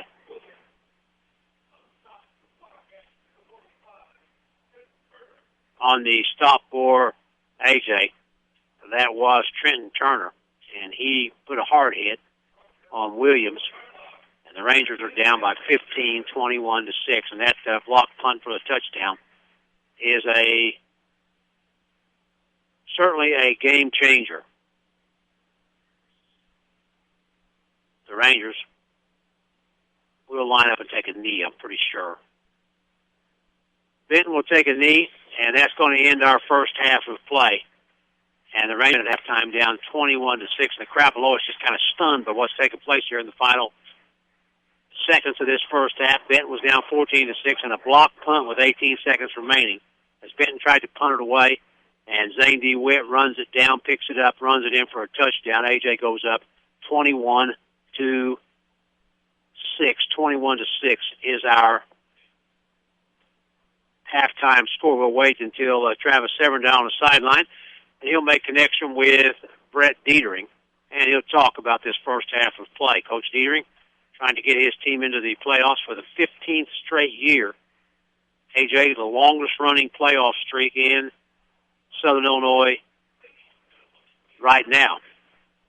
And Travis has got Coach Dietering. We'll send it down the sidelines to Travis Severn. Here, Coach Brett Dietering. Coach, the first half, your quarterback, he's been everywhere. He blocks the punt, runs in for a touchdown. How big of a game changer is that? Huge. Big games, you need your big-time players to step up and make some plays, and he's done a heck of a job in making some plays for us. So hopefully we'll be able to he'll be able to keep that up and make some more plays in the second half for us. 4-2 nothing. It looked like momentum kind of switched to Benton. Benton went to Rock. He got a touchdown, starting to move the ball a little bit there. You stop him, and then the punt. How big is that? It was huge right before half. I mean, to go in, it would have been 14-6, although we were getting the ball coming back out of half. To go ahead and get that score up there and get a two-score game really gives us a little bit more to deal with. Hopefully we'll come out and get a score early in the third quarter and maybe get some of that momentum back that we lost in the second quarter. So you're talking about at halftime. Well, I think we got to do a better job of catching some balls. I think we've had some people open and we've not caught the football, and we just got to go back. We got to calm down and go back to what we started off with, and to see if we can't get our momentum back and get down the field and get a score. Okay. Yep. All right, Brett Dietering, you heard it. Kind of get back to basics. That first couple drives where they scored a couple quick touchdowns, what he liked. I can tell you this much right now, Ben's Lawn Service, 605 North Main Street in Benton, brings you our halftime coaches report. Ben's Lawn Service is your exclusive Skag Power Equipment dealer for Southern Illinois for more than 30 years. Skag Power Equipment is manufactured simply the best. Commercial riding, stand out and walk behind mowers that money to buy. You're looking for the best, highest quality, best cutting commercial mowers. Stop by Ben's Lawn Service, 605 North Main in Benton, or give them a call. 618-435-5296. That's Ben's Lawn Service. They bring you our coach's halftime report here on Benton Ranger Football 206. And, guys, I'll be back up to talk in a minute. Okay, Travis, we appreciate your fine work down on the sideline. Again, we're at halftime here, and the Rangers trail after that block punt and touchdown. Justin Wyatt. That pardon me on that. Back to, we're going to get a quick break in, 3 minutes, and then we'll come back to Tabor Field. Our halftime score 21-6. Back after these messages. Hey, this is Coach Aaron. If you need screen printing, embroidery, plaques, or trophies, give the big man, Big Dave, a call at All Stars and Stitches in Benton, Illinois. 435-555-555. All Stars and Stitches, located at 418 East Main Street here in Benton. We're located a half a block from the Benton High School. Our regular hours are Monday through Friday from 10 to 5. We're located a half a block from the Benton High School. What was that number again, Coach? 435-555-555. You need a law firm who is willing to go and fight for you, whether you're in a divorce, accused of a crime, or if you've been injured in an accident. I'm Brian Drew. My brother Jason and I's law firm was built on and continues to be run on fighting for our clients. We'll fight for you all the way through trial, be it in front of a judge or jury, whatever it takes. From Cairo to Effingham, from river to river, we're here for you. No case is too big, no case is too small. If it matters to you, then it matters to us. Because when it really matters, hire Drew and Drew. Call 439-9406 or online at drewlawgroup.com. Tired of feeling just like another number at the big box store pharmacies? Kimmel Chaplin Pharmacy takes the time to get to know patients on a first-name basis, understand your needs, explain medications, answer any questions you might have, and maintain a great relationship with your third-party insurance, Medicare, or Illinois Public Aid card. Really, it's the prompt professional service and free delivery in the Benton West City area that really set Kimmel Chaplin apart from all the others. Kimmel Chaplin Pharmacy, inside the Benton Medical Center on Bailey Lane. Rock bottom prices and speedy delivery. That's Jesse Drew Rocket Material. Decorative landscaping, driveway rock, topsoil, sand, mulch, or lime. Jesse Drew Rocket Material has what you need to turn your yard into a place where you can relax and be the envy of your neighbors. Jesse Drew Rocket Material also spreads dirt and mulch with their Bobcats so you don't have to. Transform your yard or drive into something you've always imagined. Call Jesse Drew Rocket Material at 927-7857. 927-7857. You two are eating burgers instead of Subway sandwiches? Hey, bathing suit season's over. Yeah, but Halloween's coming. What's that? Gotta get in shape for all the costumes, like Attractive Nurse, Sassy Teacher, Foxy Fullback, and Viking Princess Warrior. Can I go as Mr. Viking Princess Warrior? Whatever you're getting fit for, start at Subway with delicious low-fat subs like the protein-packed turkey breast with your favorite veggies. Subway, eat fresh. Fat content refers to regular 6-inch subs on white or non-grain wheat bread prepared to standard formula. Visit Subway.com for full nutritional info and include Subway Fresh Fit subs into your low-fat, well-balanced diet and exercise plan. Going on now, it's the huge push, pull, and drag sale at the 3 Weeks Auto dealerships in West Frankfort and Benton. No matter what shape your vehicle is in, we will give you $1,000 over Kelley Blue Book fair market value on your trade. And there's no better time than now to trade in that old vehicle. Great rebates on new vehicles at excellent prices on our large inventory of pre-owned. That's the 3 Weeks Auto dealerships in West Frankfort and Benton. Small town dealers with big city savings. Trade offers on used vehicle purchases only. The price of the purchased vehicle is from our original list price. See dealer for details. Back to Benton Ranger football on Q106. Welcome back to Tabor Field at halftime with Travis Severin and Justin White. Glad to have you alongside with us tonight. The Rangers trail here 21-6. And about 3 or 4 minutes ago, guys, I thought I would be telling you the Rangers trail 14-6 and have a chance to get a stop here on the first possession by AJ and maybe go down again and tie this game up. But what a blow in the final 18 seconds as the Rangers have a punt block. Zane DeWitt picks it up, scampers into the end zone, and the Rangers go down by 15, 21-6. Travis, it is a game changer. I was telling Justin and you both, Jim, before on break there, I don't know the assistant coach he was talking to, but Coach Diedering kept just yelling, game changer, game changer, game changer. And here's the thing, I'm sure you guys talked about, this is their quarterback. He just blocked the punt. Did he drive the bus, dude? Here's the thing. The play was a game changer, but Zane DeWitt is a game changer in himself. He's been all over the place tonight, making hard hits as a middle linebacker, throwing and rushing touchdowns, and now he shows himself on special teams, punt block, picks it up himself, scores just like J.J. Watt. 21-6 is our score here, and the Rangers fall behind by 2 scores, and we talk about it a lot, particularly in basketball, about the start of the third quarter and the lack of offense that Benton has had all year long, guys. I mean, it was the long drive that Benton finally pushed in for a score, but Benton's offense has struggled all year long. The fact that you go down by 2 scores now, AJ gets the ball back to begin third quarter play. I'm going to ask you both. Clearly, this is a do or die. I believe that. Benton down by 15 now. You've got to get a stop here on this first possession, or I think the Rangers are in big trouble heading on in the second half. Travis? Well, he said it, and I'm sure you guys heard it. He said, we got to get back to what we were doing the first couple drives. So the other thing, he looked at me and said, we got to catch the ball. They had some big drops. AJ did. It stalled some drives, had some open receivers. The Benton defense has to come out and make a big stop. Because if AJ goes back to what they did those first 2 drives, Justin, where they put up 14 points and you go up 28-6, this Benton offense, Jim said it before the game, they've scored 53 points in 6 games when you take away the Sparta and the Massac County game. So in 6 games you've scored 53. It's going to be very, very tough if you go down 28-6.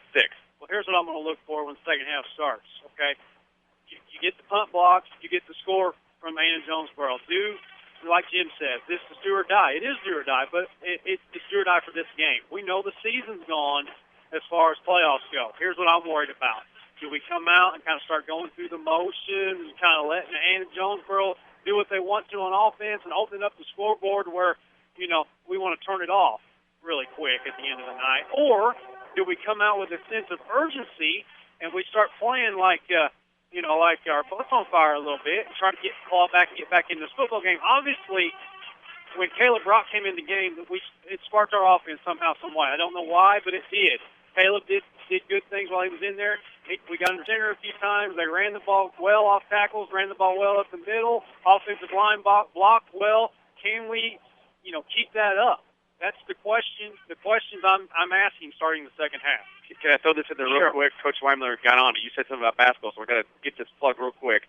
Tomorrow from 9 till noon tomorrow at All Stars and Stitches, one of our fine sponsors. Benton Ranger Future Basketball signups, Future Ranger signups. That's kindergarten through 6th grade, boys and girls. Boys and girls.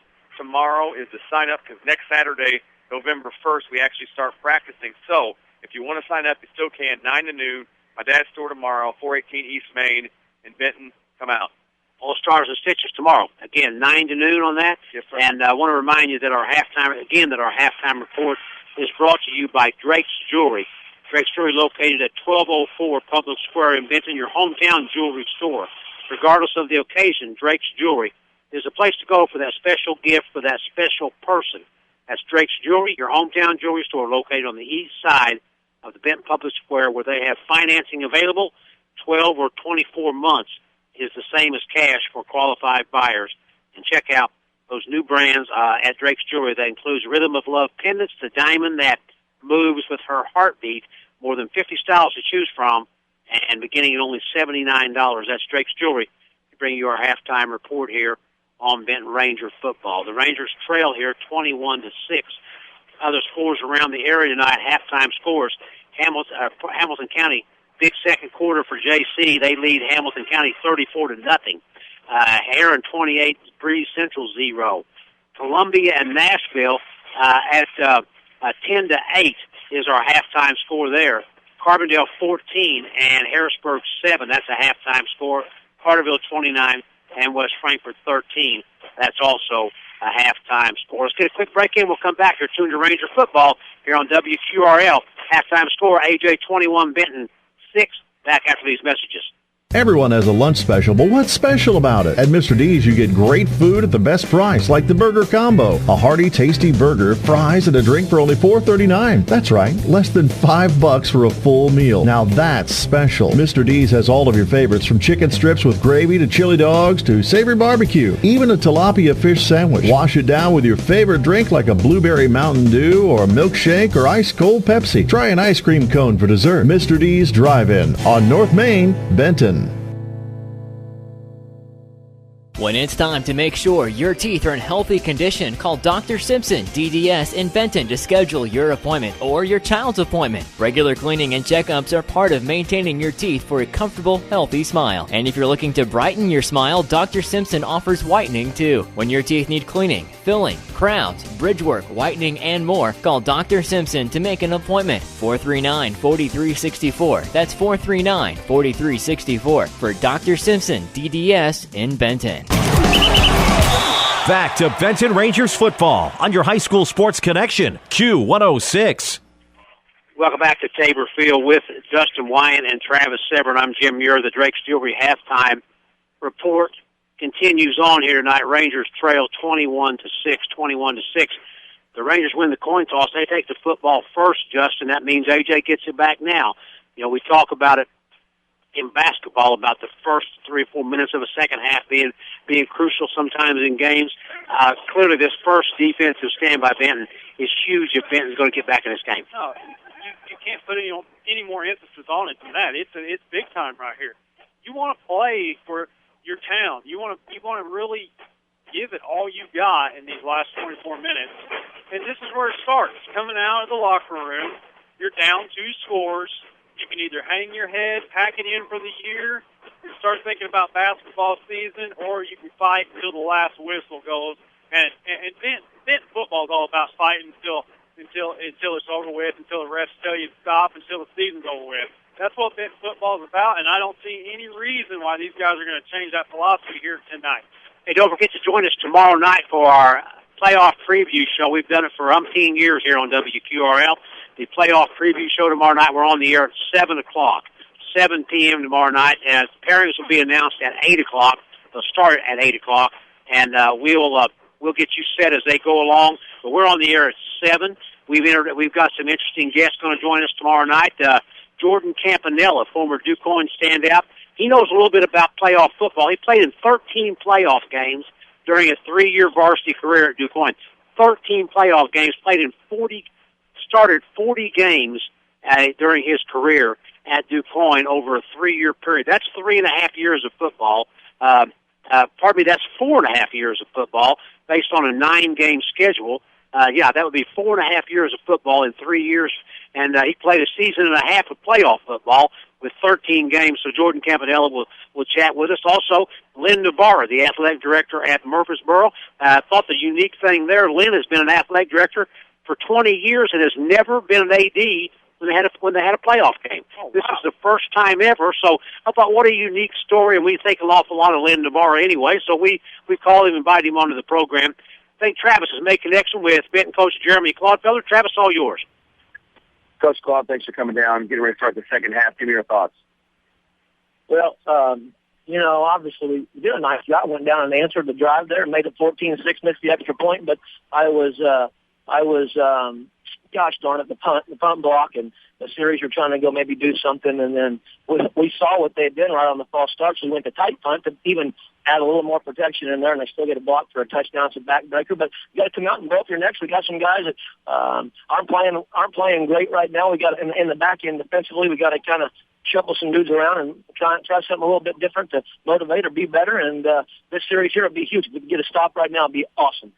Defense did hold them a couple of times in the first half. The one time you held them on fourth turnover and downs when you got your actual scoring drive.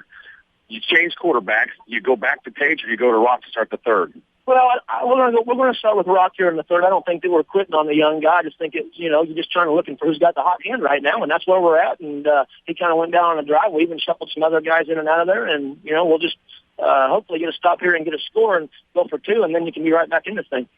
Coach Dietering, I interviewed him at the half. He kept yelling to his assistant coach, game changer, game changer, game changer. Your thoughts? Well, they're looking for a game changer. I'm sure they think the block punt is, but now we got to go out right now and we got to eliminate a game changer. We can't give up a trick play. We can't give them a home run ball on the back end.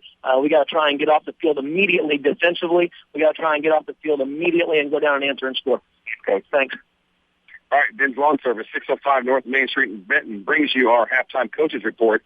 Ben's Lawn Service is your exclusive Skag Power Equipment dealer in Southern Illinois. For more than 30 years, Skag Power Equipment has manufactured simply the best commercial riding, stand-on, and walk-behind mowers that money can buy.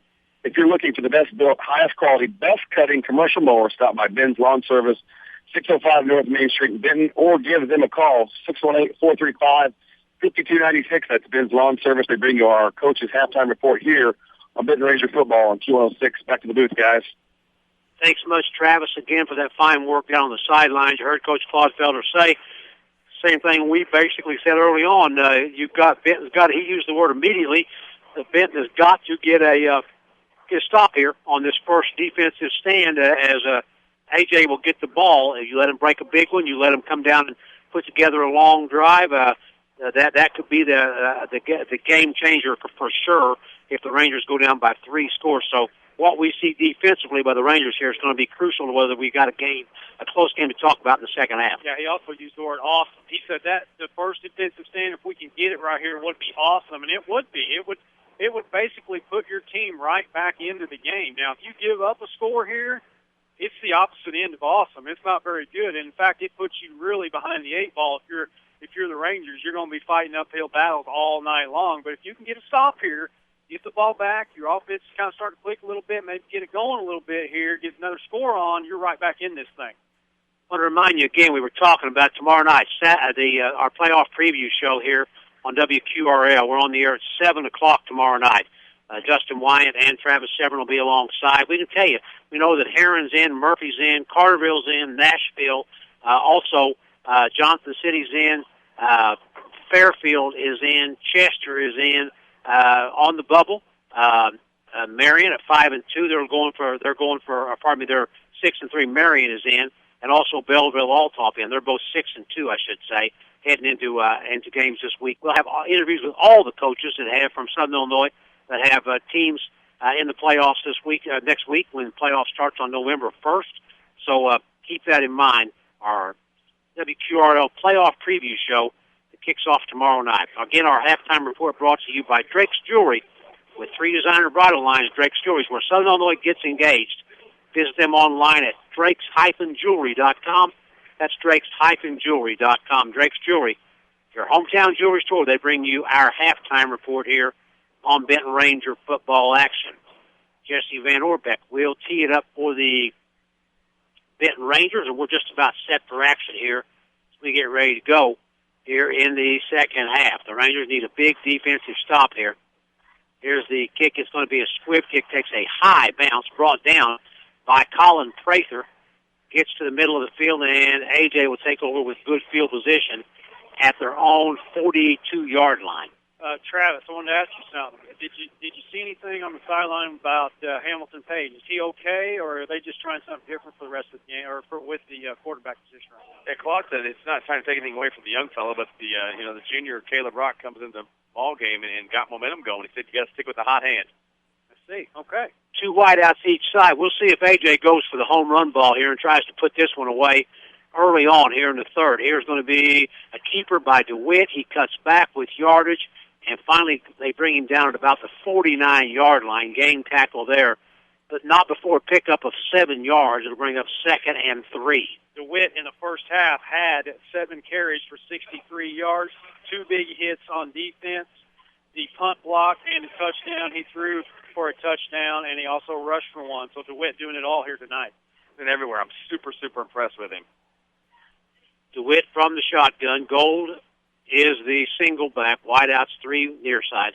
Here's going to be a handoff to Gold. Runs hard to the outside, cuts back in. First down yardage across midfield into Benton territory down to the 39-yard line. And A.J. comes out and immediately 2 plays, and they've got the ball in Benton territory at the 39. Receiver that time, number 7, Dakota Earnhardt, with a nice block down the field to spring him from, he looked like he may get 5 or 6 yards, sprung you for a 12-yard gain. That's big-time plays right there. Murphy goes ahead at DuQuoin 21-6 in the third. Here is DeWitt from the shotgun. Back to throw. Across the middle. Goes now, looks at it. Could be nearly intercepted. And, boy, that was a dangerous, dangerous pass. Jaron Bennett out there. And, guys, if he catches that one, that might be a pick 6 for the Rangers. And the defense needs that, Jim. They got to come up with a big play. Claude told me, I don't know if you guys heard him say it, but before we went on the air, and I think he said during the interview, this game comes down to my secondary. Can my secondary stop them? That's what he said. And right there, boy, the Rangers had a great opportunity. He threw one out into the flats, and Jaron Bennett came up from that linebacker spot and had a chance to pick that one. Here is DeWitt up the middle on the keeper. Fake the handoff to Gold, keeps it, and takes it down to about the 36-yard line. Pick up of 3, third down coming. Big-time third down play right here if you're the Ranger defense. You might think that Anna Jonesboro's in 4-down territory, but you don't want them to get any yards on this 3rd and long conversion. You want to hold them at a 3rd and 7 to see if their passing game can connect. The Rangers need a stop or a turnover. I'll take either. DeWitt from the shotgun. Back to throw is Zane. Looking, under pressure now, flushed out of the pocket with some open space. Avoids a defender, another defender, and goes down at the 23-yard line. First down yardage for Zane DeWitt. Here's the thing about DeWitt, guys. He just eluded 2 of our best defensive players. It's not like he just went around chump change. He went around 2 great guys.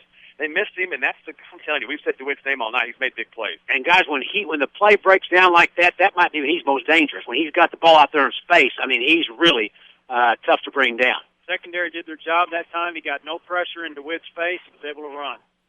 Here is DeWitt, and he has to take a timeout. he got a little banged up on that last play, and he's walking to the sideline a little bit slow, holding his side a little bit when he called the timeout. So we'll see. Take him out of the mix, and that's a different looking team out there because they talk about running the offense through somebody. It clearly runs through him. So this timeout brought to you by SCD Ray and Sons Insurance, where they have served your insurance needs since 1911. Stop in and see John D. Aiken or Bob Ray. Give them a call at 439-7557. Claude said it to Bob Pankey when I was down there getting ready to do the interview with Claude. He said, Bob, someone's going to blow up their neck on defense. He was freaking out. Someone's going to – and right now, you watch him down there talking. Look at Claude down in there with them. He's telling someone right now on that defensive line, that secondary, those linebackers, somebody step up and do something big now. Now, I noticed you guys aren't talking about baseball as much, but I'm going to go ahead and get the score from the World Series, which does not involve the Cardinals. There's a World Series game going on? I didn't know what was going on. There is a team from Missouri, the best one still playing. On the 5th, Royals 1, Giants 0. Really? Yeah, I'm not lying. It's right here on my phone. Lorenzo Cain with the RBI? Somehow I just can't get wrapped up in the little love fest going on now in Kansas City, but God bless them and good luck to them is all I could say. Wait for spring training, Jim. Yeah, here we go. Rangers. That sounds great. And going to be a handoff to Gold. He's going to be stood up, not get much. Good defensive stand by the Rangers there. And that's going to bring up a second down and 8. Second and 8. DuQuoin's not going to go away. DuQuoin down 21-12. They come back and score. Chester and goes up on Fairfield 21-14. Can Fairfield lose 3 in a row at home to end the season? After going 6-0, they're 6-2 now, back-to-back losses. Here's DeWitt. And fixes it out to Gold. Gold gets to the outside, turns a corner, flag on the play. That's going to be a hold, probably. Yeah, Bennett got held. And DeWitt's hurt. You watch him. He pitched it out that time to Gold, and he's gutting it out right now, but DeWitt is hurt. Here's the thing. Do we see him come out on defense after the injury he's facing right now? Do we see him take a break on defense? If he does, that could be huge for the Benton offense, but they have to get a stop right here first, keep themselves into the football game. If they can get a stop here, get the ball back, maybe DeWitt doesn't come back. Huge penalty there, pushes the football back all the way to the 34-yard line, going to bring up 2nd and 20. 2nd and 20. And watch DeWitt when he takes the snap here. He's moving kind of gingerly out there right now. I think he's just trying to gut this one out. Back to throw. Looks across the middle. And incomplete. Has Fuller and McDaniel. A pair of number ones going at it tonight defensively with the Rangers on defense is Noah Fuller and McDaniel. That's 5 straight incompletions by DeWitt, and obviously that ball come out of his hand a little funny, a little duck it looked like. So, yeah, he's hurting a little bit. Travis, you were going to allude on something. Go ahead. I was going to say your soon-to-be starting point guards look pretty good at his quarterback position tonight, Trey McDaniel. Pass the ball right around the corner. Here is DeWitt again from the shotgun. Back to throw again. Out of the pocket, going for the home run ball. Got a man and incomplete. Intended receiver was Dakota Earnhardt, the kicker, and it's off of his hands in the end zone. Brings up 4th and 20. Now, will the Wildcats go for it here, or will they try and maybe even take a 5-yard penalty, push it back a little bit more, and then try and punt the Rangers down and pin the Rangers back down deep in their own territory? In the event, 4th and 20 coming, the Benton defense has almost got the job completed, guys. Almost. This is, as Claude said, this will be awesome if we get this stop. It's almost awesome right here. Let's not do anything to mess this punt return up. Let's not muff one. Let's just make sure if it's over our head, just let it go. And if we catch it, make sure we get a good catch in, get a good return, and see if our offense can take over and do the job. The Benton defense, Jim, hasn't given up. The defense hasn't given up points from 2:45 to go in the first quarter. Absolutely. And Jake Stark will try the point will try the punt here.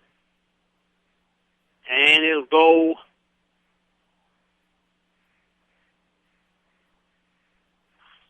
it will be down by the Wildcats in great field position. You couldn't take the ball down the field and run it down there and put it in a worse place than where it ended up with the Benton Rangers. Didn't the Anna kid touch it right here on about the 7-yard line? I don't understand that. I thought he did too. When the ball first hit on the punt, the guy touched the ball, no one saw it, and knocked it back towards the middle of the field, and no one said anything. I think Clodfeller was trying to tell him that, and they didn't. I saw it touch a player. Now we got it on the half-yard line. Yeah. I mean, it's not even on the 1-yard line. Benton starts out on their own half-yard line. Rock under center. Be careful here of the safety. Here's a carry out to pass the 5 for the Rangers. How do you get the Tony Dorsett play here where you go 99? Yeah, we need one. 8:25 to go in the third. Still tons of time left in this game. We're not anywhere close to the finish line here, so there's tons of time left. Benton down 21-6. And we've got an official timeout. I think we've got an equipment problem. I told Maury Bass, we interview Maury all the time on the fifth quarter, I figure out why you're never on the fifth quarter this year. It's 8:40, and there's 8:18 to go in the third quarter. With them throwing the ball so much with the incompletions, I understand why their games go till, usually we're getting AJ scores at about 10:40. Yeah. Here are the Rangers with a 2nd and 7. 2nd and 7. Rock under center. Here's going to be a handoff outside Kulik, and not much. Benton needs to get a first down or two out of this and at least get the ball out from deep in their own territory, because if they have to punt it away here. Well, your defense just came off the field. Now, this is an area where you don't want to be running north and south. You want to be running east and west as much as you can, put a foot in the ground, get 2 or 3 yards if that's all they're giving you, but let's get out in the end zone right here. 3rd down and 6. 3rd and 6. And the ball's on a 5. All I can think of is I don't want to punt out of the end zone. Yeah. Benton has to get to the 11-yard line. Caleb Rock from the shotgun stands in his own end zone. Going to be a little end around 2. Kulik gets to the outside, and he's going to be very close. I don't think he made it. Go for it. Where they spot him at, we'll wait and see. Go for it. Why not? No way. Come on. We were at Massac. We laughed, but I mean, I don't care where they were out on the field. 4th down, they're going for it. I don't care. It was kind of comical in a way. I don't think they punted the ball all night long. They just kept going for it. Of course, they got beat 46-0 that night too. But in any event, Benton's going to punt it away. Jesse Van Orbeck, dangerous. And the way Benton have handled punts tonight, this is really dangerous. And he's in the end. Here's the snap. It's okay. Here's the punt. It's a low line drive. It'll take a Benton bounce. Still, AJ will come out this in good field position at the Benton 45. So you got to give Jesse Van Orbeck about 45 yards on that punt, because he was maybe a yard or two deep in the end zone. Yeah, I'm asking for an interception or a fumble. I'm sorry, guys. You can break down the play just how you want. I'm just asking for that right now. I appreciate that. I don't think that's a whole lot to ask for, if you ask me. I think we're due. Need a turnover without question, and we'll see. I don't see Zane DeWitt. Darn. It is now Jake Stark calling signals for the Wildcats. Now, and it's going to be a keeper by Williams, and nothing doing. Back to the line of scrimmage. Talk about a game changer. That could be a game changer right there if Benton can mount something on offense. Yeah, and before he snapped that ball, I was going to say, okay, you got a new quarterback in. Watch out for a fumble here. And they ran the option. He put the ball in the breadbasket of gold there, and it almost scooted free, but he was able to regain possession and get outside. Cruz Hayes shut it down pretty quick. Jake Stark handling the going to go for the pass here. It's complete. That's dropped by Taylor Anderson. I had that one complete because Anderson was wide open. I mean, he was wide open, and he just dropped the ball. So it's 3rd down and 10. They're helping the Rangers. They really are. They have dropped 3 or 4 balls probably. Why are they? Why do you throw here? You got Gold, who's a very good running back, a bruising type running back who's going to get you 3 if you need it. Why not line him up and go for it? Run it. Here's going to be back to throw again. Williams wings it out. It's going to be intercepted. Here is Torres. Torres gets to the outside. He loses the football, and AJ has it. Unbelievable. Wow. Play of the season. Torres had the interception and was carrying the ball in one hand, and ball was slapped loose, and AJ takes over at the Benton 10-yard line. And that, friends, is a game changer. Wow. That's like a completed pass is all that is. You complete it to your own team, basically. He just picked up 36 yards. Yeah. First and goal from the 9. And I got what I asked for. I asked for an interception, but that's the outcome I wanted. Well, I want a fumble right here. All right. Here is Williams. Going to keep it. Stark going to keep it and run with it. Jake Stark. And he'll pick up yardage down near the 5-yard line. And just kind of sum up how things have gone, Jim. That kind of is, in a nutshell, the season right there. That's why I said, wow. Mark Torres picks off the ball. He's going to try to turn it an offensive player, which you should. You pick off the ball, and he's got it in one hand, and I don't think he may have touched it. I think he the ball just slipped loose or was knocked loose, but in the event, it was a fumble, and AJ has it, and they're getting ready to score again. They have a 2nd and goal from the 6. Place is quiet. Yeah, very quiet. Here is Stark. Sends Anderson in motion. Anderson cuts back in. He is going to be brought down. Cruz Hayes with a big-time hit right there. Just shutting down the run going his way. Him and Mark Torres are shutting down anything outside. The only thing Anna Jonesboro is going to get is up the middle and passing plays, and so far they haven't been able to do either one of those either. They've just capitalized on Benton mistakes. 3rd and goal from the 8. 2-yard loss on that, and a big pop for Cruz Hayes, who clearly moves to the top of the list for the Wilkins Auto Body hard hit of the game, as he put a pop on Taylor Anderson. Take a lot of time. There's only 5 seconds left of the play clock, Jim. Get this play in. They're going to have to probably burn a timeout. And they do take a timeout, which gives me a great opportunity to remind you that SCD Ray and Sons Insurance, they bring you our timeouts here on Benton Ranger football. Chester 21, Fairfield 20. That's a third quarter score. End of third, Murphy scores again, and Murphy leads it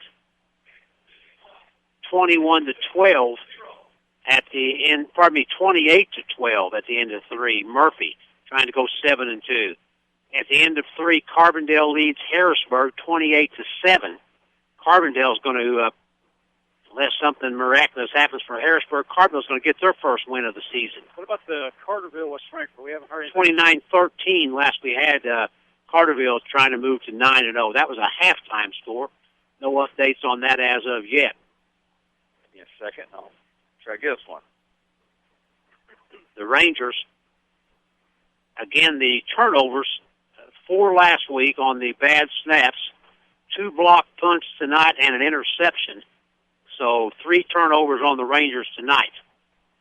And a big play coming up here, 3rd down and goal from the 8 for AJ's. They're trying to distance themselves from the Rangers. 21-6 is the score. Wow. This place has just went flat. It really has. Just like you sucked the air out of the entire stadium with that on that last play. 3rd and goal from the 8. 3rd and goal. JC 41-6 over Hamilton County. Stark from the shotgun. He's going to throw it again. Looking. Now Wing goes to his left and incomplete. 4th down and goal coming up. This 4th and goal. This might be a time here you run that field goal kicker out, Trav. I know he's 1 for 1, but that's 100% on the year. This would be a 18 plus 7, 25-yard field goal. That's well within his range, you would think. 2-0 Royals. And they are going to try. They are going to try a 25-yard. 26. He's at the 11 or the 16. Here is the snap. It's high, but good, and going to be a boot. Wow. False flag. And a flag on the play. False start on AJ. Will move it back 5 more yards. He had plenty of leg on that one, guys. That field goes good from 40. Back him up 5 and do it again. I was watching him kick on that the west end of the field there before the game, and he was clearing, kicking it out into the middle of College Street out there. And the soccer-style kick looks like it works good for him. Columbia 24, Nashville 14 with a minute left in the 3rd. Columbia scored several in a row now. Columbia trying to move to 8-1.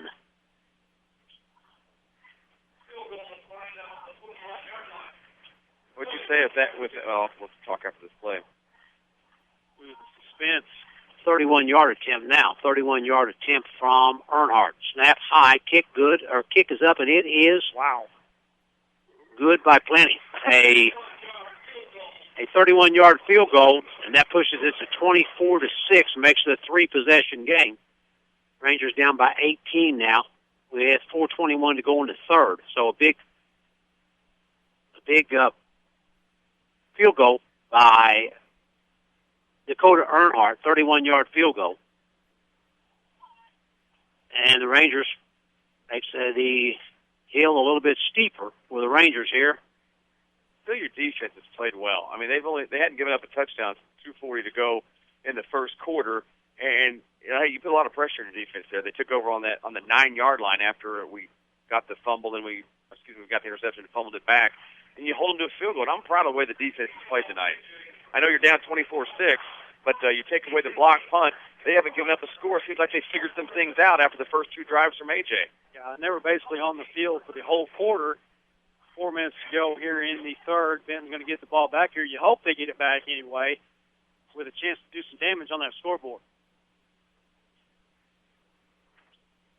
So it will be Earnhardt now to kick it off. Deep for the Rangers will be Torres, Rock, and Matthew Williams. And again, Benton has not had a punt or a kickoff for a touchdown this year. This is going to be into the end zone, and it'll come out to the 20. Mount Carmel putting a whipping on Mount Vernon tonight, 42-14 at the Pit over in Mount Carmel. One of the great facilities in Illinois for high school football. It's very unique. Mount Carmel just keeps on chugging along, don't they? Just year after year, decade after decade. It's not even year after year anymore. They just roll along. Yeah, that's the thing. How do you do that year after year? No downtime in there. Rock from the shotgun, 4:21. Bent with a big hill to climb here down. And going to be Caleb on the keeper. Caleb Rock, not much doing. Gets maybe back to the line of scrimmage.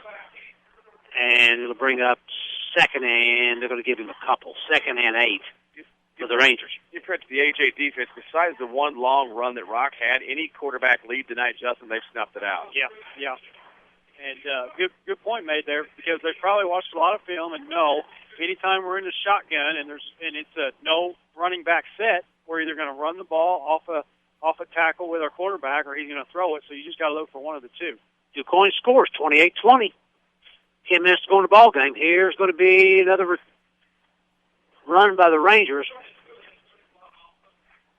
Going to be Kulik going off tackle, picks up yardage out to about the 27. Pickup of about 5 is going to bring up 3rd down and 4.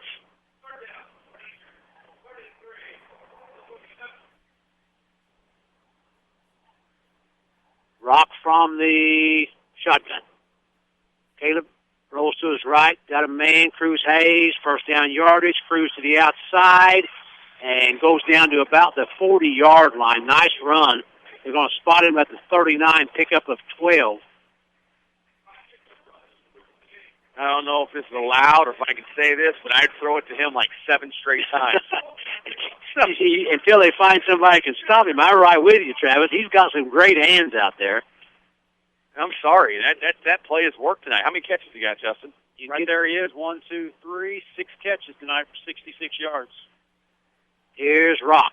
Rolls to his left. He's going to keep it and gets a couple. They'll spot him at about the 42. He's going to pick up about 3. So to bring up 2nd down and 7. 2nd and 7.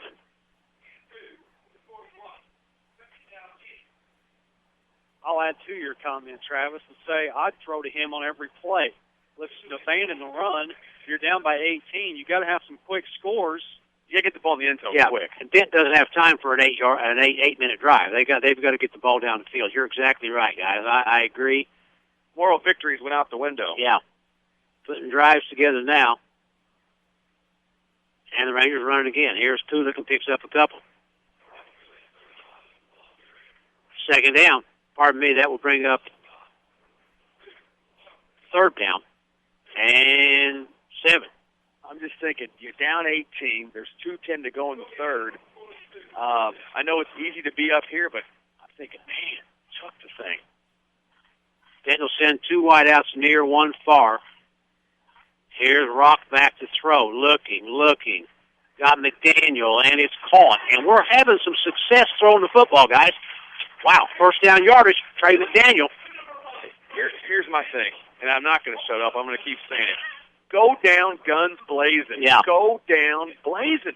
If he throws 4 straight incompletions right here, I'm not mad. Yeah. And the thing with what we're doing right now is Caleb Rock has looked comfortable back there. He's got on the move sometimes and rolled out, made some nice throws. He sat in the pocket, made some nice throws. Looking good right now. Rock from the shotgun. And he's going to run it. He's going to go to the right side, lowers his head and goes out of bounds at about the 41-yard line, pickup of 5.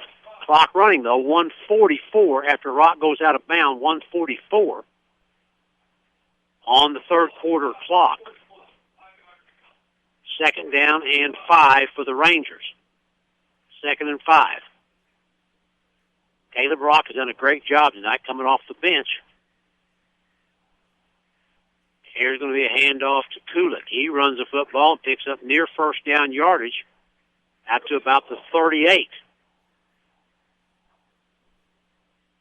Clock running, 90 seconds to go in the third.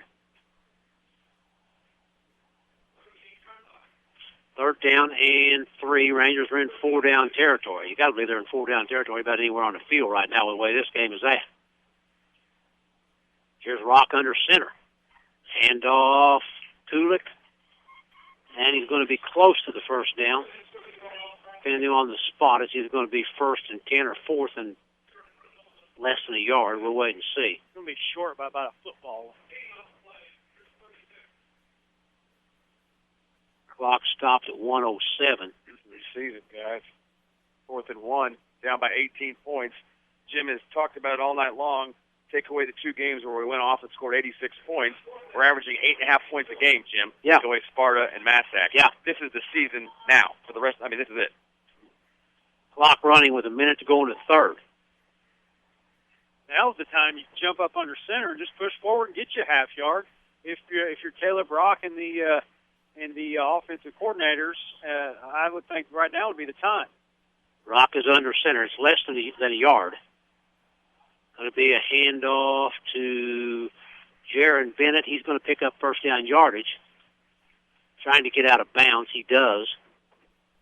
Stops the clock at 35 seconds. First down for the Rangers. Move the chains. Ball will be spotted at the 34-yard line. Nice job of bouncing that one outside by Bennett. Bennett has looked better every game, I think. He's starting to come along. Rock from the shotgun. Bennett is a single back. 3 wideouts near far side. Cruz Hayes to the near side. Rock to the left. Rolls, looks under pressure, wings it out, and incomplete. Intended receiver for the Rangers that time was Bradley Phillips. Incomplete pass.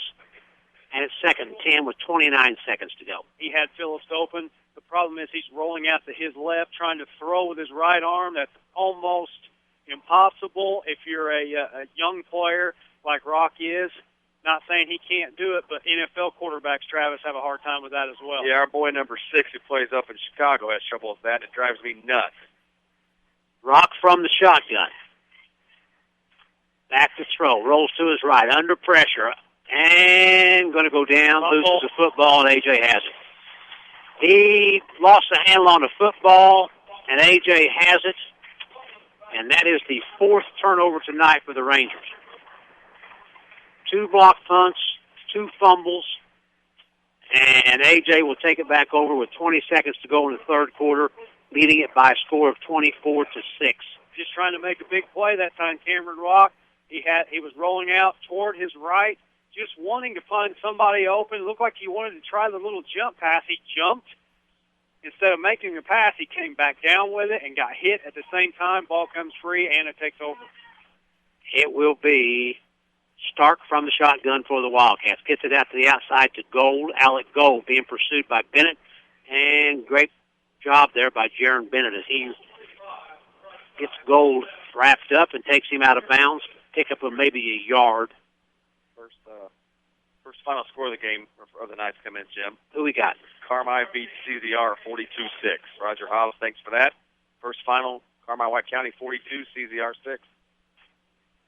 42-6, Carmi-White County over CZR tonight. I heard that from Travis Severn. Carmi-White County, they're playoff bound. They are 6-3 this year. Here's a handoff to Gold. He's going to be dropped behind the line of scrimmage. And that's going to end our third quarter of play. We have played 3 quarters here at Tabor Field. 12 minutes remains in the season for the Benton Rangers. 24-6. AJ leads this one. Back after these messages. Don't just dream about a better job. Go get it with scores of programs that take 2 years, 1 year, or even just a few months to complete. Rend Lake College is your gateway to a career you'll love. From nursing to coal mining, from computer programming to cosmetology, and everything in between. Rend Lake College is affordable, convenient, and ready to get you trained for your new job fast. Call us at 618-437-5321 or visit us at rlc.edu. Hi, I'm Travis Severn, Sales Manager for U.S. Bank Home Mortgage in Southern Illinois. We all know how important it is in football to have great coverage in your secondary, and we feel the same with U.S. Bank Home Mortgage. In Southern Illinois, if you're buying your first home or anything in between, we've got you covered. If you live in Southern Illinois, our team has you covered with Becky Clifton in Centralia, Karen Pelker in Mount Vernon, Nani Moore in Benton, and Kathy Lober and Carla Grant in Marion. With the variety of loan programs we offer, coverage is our specialty. U.S. Bank Home Mortgage is an equal housing lender, member FDIC. Hey, this is Coach Aaron. If you need screen printing, embroidery, plaques or trophies, give the big man, Big Dave, a call at All Stars and Stitches in Benton, Illinois, 435-555-555. All Stars and Stitches located at 418 East Main Street here in Benton. We're located a half a block from the Benton High School. Our regular hours are Monday through Friday from 10 to 5. We're located a half a block from the Benton High School. What was that number again, Coach? 435-555-555. Back to Benton Ranger football on Q106. Welcome back to Tabor Field. We begin the final quarter of the 2014 high school football season for the Benton Rangers. The Rangers trailing here 24-6. Benton with 4 turnovers again tonight, 4 last week. Back to throw is Stark and incomplete.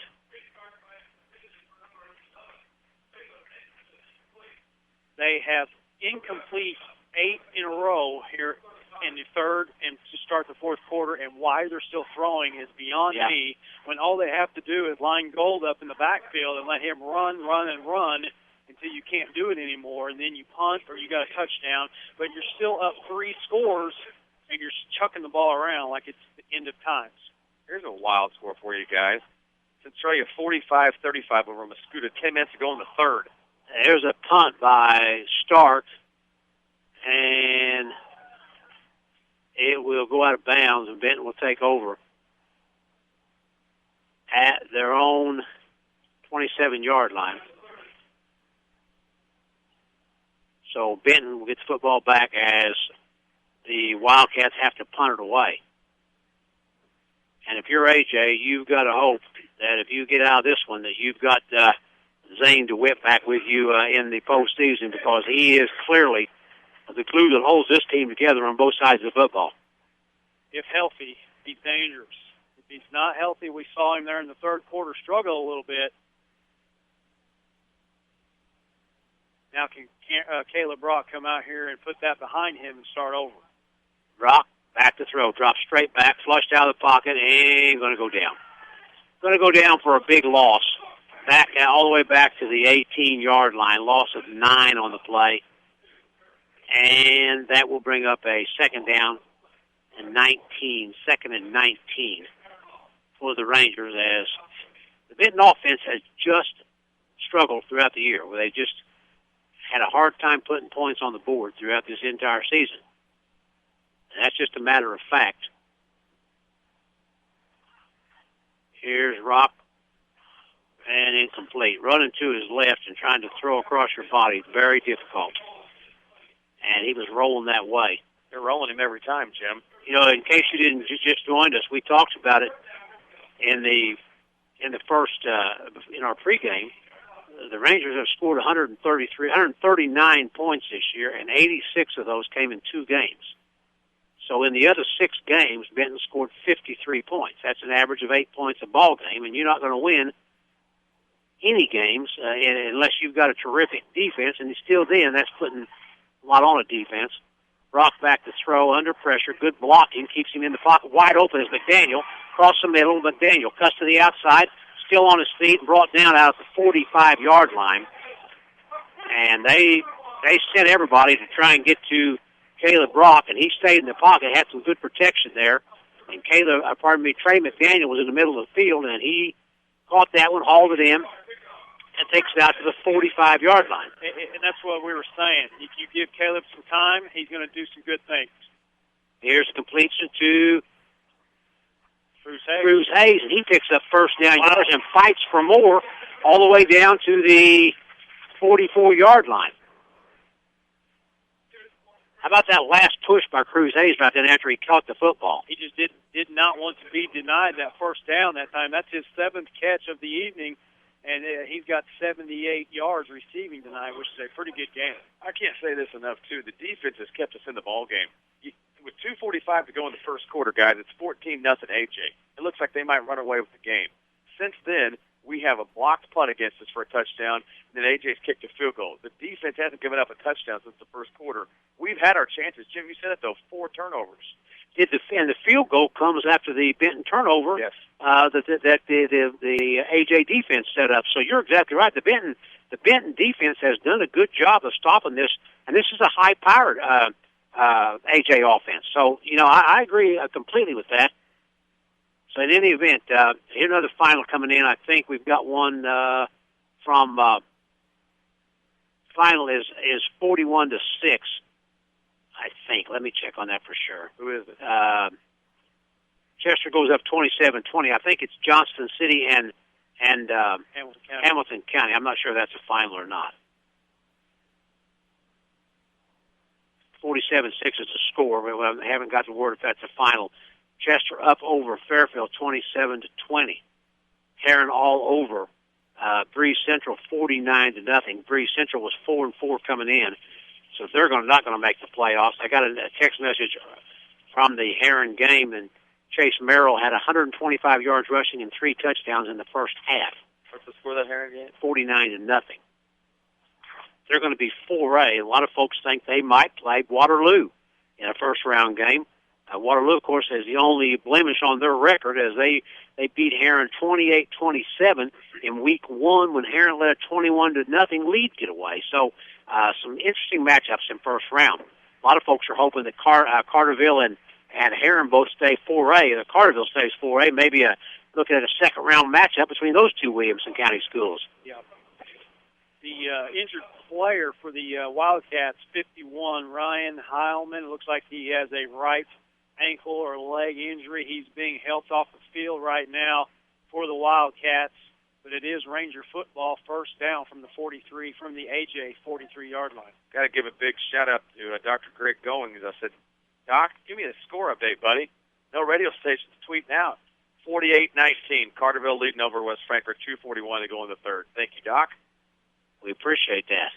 10:41 to play here as they walk the injured AJ player off of the field. I had an interesting tidbit this week. I had a guy tell me, he said, hey, Williamson County, football capital of Southern Illinois. They have the champion of the Black Diamond in Johnston City, of the South 7 in Marion, Ohio Division in Heron, and the Mississippi in Carterville. So all 4 schools from Johnston City won conference championships. The Rangers, from the shotgun, it is Caleb Brock. Kulik is a single back, 2 wideouts each side, Rock back to throw. Got a lot of time, looks, under pressure, still under pressure. Now fades back and got it complete to Cruz Hayes, who caught that ball and stayed in bounds down to the 35-yard line, pickup of 8. And what a game Cruz Hayes is having here in Week 9. Great game. He's got 11 receptions for 88 yards, but Caleb Brock dancing around back there, fighting, making time, finally throws it to and didn't throw it exactly to Cruz Hayes, but he threw it to where Cruz Hayes could make the adjustment and go get the football. 2nd and 1, pickup of 9. Here is Rock from the shotgun. Caleb back to throw. A lot of time. Flushed out of the pockets. Still on his feet, going to run with it. 35, 30, down out of bounds at about the 26-yard line. So about an 8-yard pickup by Caleb Rock. And the Rangers have pushed it down to the AJ 25-yard line, 1st and 10. Okay, guys, we talked about 9 weeks this year. We had it the last drive. We moved inside the 40, then we turned it over. We're inside the 30. What happened? Take care of the football. No penalties. And take care of the football. That's the two things. Here's Rock, back to throw. Looking. Across the middle, caught Cruz Hayes. And incomplete, off his hands. He was hit as the ball arrived and it's off his hands. It's an incomplete pass. Still 10 minutes left in the game. That is the final. Johnson City 47 and Hamilton County 6. We appreciate Dean Kelly and our friend Tom Maulding. Tom Maulding and Dean Kelly do a great job over there broadcasting Hamilton County sports. We appreciate them bringing us updates throughout this entire year. Here's Rock from the shotgun. Back to throw, going for the home run ball. Got Van Orbeck, and touchdown. Touchdown, no flags on the play. Rangers put 6 on the board, 24-12, still with 10 minutes to go in this football game. Great pass that time by Caleb Rock. Drop back 3 steps, plant the foot, throw it out there, lead Van Orbeck where you want him to go. Van Orbeck with a nice job breaking free from the cornerback, got behind him, ball put right down into the numbers, Travis, for a touchdown. Caleb Rock coming in here tonight and doing good stuff. The Rangers going to go for 2 here. Here's Rock from the shotgun. Handoff's going to be Hayes, and nothing doing. Cruz wrapped up, and he goes down, and that will stop the 2-point conversion. But the Rangers fall back. They're down by 2 scores, 24-12. Still with 10 minutes to go in this football game. That touchdown brought to you by our friends at Edward Jones. Tim Millenbein is your financial advisor. 112 North DuQuoin Street in Benton. Call Tim Millenbein, 618-438-8690 for all your investment needs, or you can visit online at edwardjones.com. That's Edward Jones, making sense of investing. Member SIPC, and again, that's financial advisor Tim Millenbein, 112 North DuQuoin Street in Benton, 438-8690, 618-438-8690. About this score update for you. Columbia, 38-14 over Nashville, 7 minutes to go. Wow. Columbia, coached by former Carlisle standout athlete Scott Horner. Scott Horner holds the distinction of being the starting point guard on a state championship basketball team in '87 and a football team. The football was '87, basketball '88, and I think baseball. They won all 3. Yeah. Oh, yeah, they did. That's storybook stuff right there, guys. Carlisle. What's in the water over there? I mean, they got a lake. And of course, when you got a basketball team, Tommy Michaels and Scott Horner and was there Jason Peters? Was there Jason Peters on that team? I think also. I'm gonna go with it. They were, and of course, then you got Benton guy Brad Weathers coaching over there. So here's a little onside sweep kick. It'll be fielded by AJ, and that was number 21, Dylan Fox, and he'll be brought down at the 36-yard line. Now the Benton defense has to do the job here and get it stopped. Keep in mind, AJ playing without starting quarterback Zane DeWitt, which clearly changes their offense. They really haven't moved the ball. They only have the field goal here in the second half because we turned the ball over and gave it to them on the 9. We gave them the ball on the 9-yard line, and all they got was the field goal. Defense, can they do it again, Jim? They've been out there a ton tonight. Jake Stark from the shotgun, and going to be a handoff to Alec Gold. He's pursued down the sideline, gets around, gets first down yardage, and gets up near midfield. A big run by Alec Gold. They're going to spot him at the 50-yard line, so that's a pickup of 14 on a first down and 10, 9:40 clock stopped as he went out of bounds. Guys, I got a big time feeling right now that Gold's going to get a lot of touches here in the last 9 minutes. They want to keep it in the middle of the field and keep the clock running would be the name of the game right now for the Wildcats. Benton's got all 3 timeouts remaining. But Benton trails by 12. They're going to have to get the ball back. Here is a snap to Stark, and he's going to push it forward to about the 43-yard line. Final, Carbondale 35-20 over Harrisburg. That's another final. Carbondale 35 and Harrisburg 20. So a win, the first win of the season for the Carbondale Terriers. They go out 1-8. And Harrisburg will finish up at 2-7. There's going to be a snap to Stark. He pushes forward, and gets first down yardage all the way down to the 35-yard line. Keeping the legs chugging is Stark. Pushing forward, he gets stood up a little bit, lets his offensive line come in behind, pushing forward for a couple more yards, just enough for a Wildcat first down here. Move the sticks, stop the clock for just a minute, reset them. Referee says let's start the clock back up. It's running at 8:45.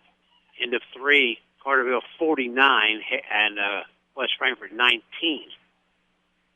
Carterville's going to go 9-0 for the second straight year. Here's going to be a snap to Stark, and he'll take the football down to about the 31-yard line. Herons up 49-0 early in the fourth. Last update we had, it was Murphy 28, DuQuoin 20. That's in the fourth. Second down and 4 here for AJ. With 8:10 to go in the football game, Rangers trailing 24-12. AJ milking the clock. They'll let that play clock run down. Here's going to be Stark. Tries to get to the outside. He's wrapped up and brought down by a host of Rangers.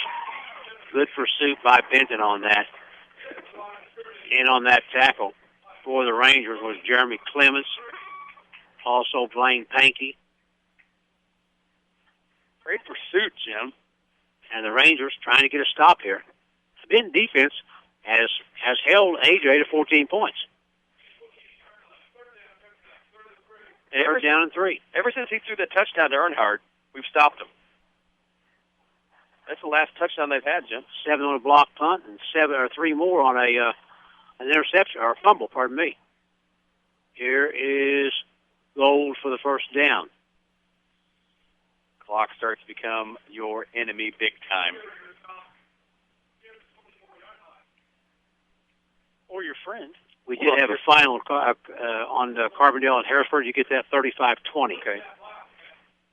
Yeah, trying to start to obviously the fifth quarter coming up tonight. All three of us will be doing the fifth quarter here soon, and trying to get all these updates for you. The big playoff show tomorrow night. Jim's Saturday morning talking sports tomorrow morning. Tons of sports on Q106. And now we have Jake Stark heading for the sideline. The backup quarterback from AJ. He's got his helmet off, and he's struggling to get off the field. DeWitt will be back in. Hang on, Trav. I'm going to help you out here. And now we're going to move. Who's coming in now? Let's see. Is that Colin Prather? I believe that is. They'll move Colin Prather in at the quarterback spot. Well, the Rangers need a turnover in the worst way right here.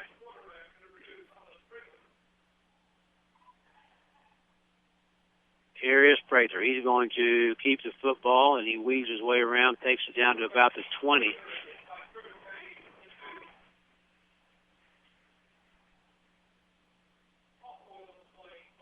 (38-20) the final. Murfreesboro over DuQuoin. DuQuoin does not get in. What did you say the final was? 38-20 was the final in that one. Pick 6 with 20 seconds to go.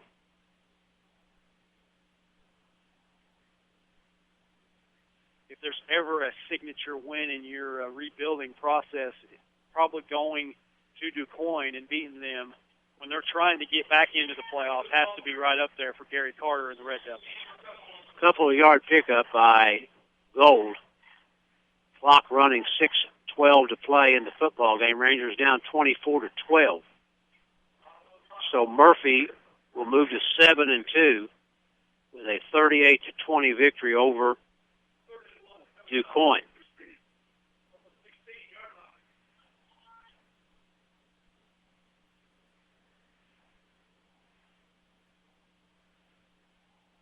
Here's going to be Prather. He's the third quarterback of the night for A.J. He's going to be brought down hard by Torres.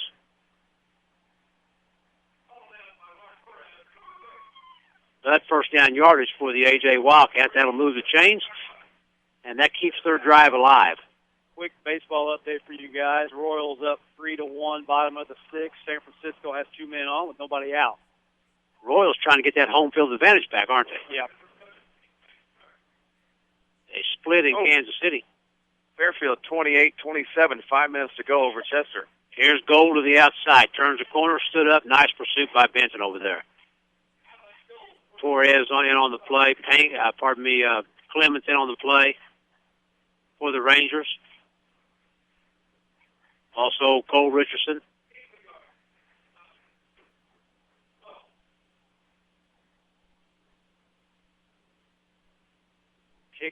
Kick, guys. Clock just keeps on going. Under 5.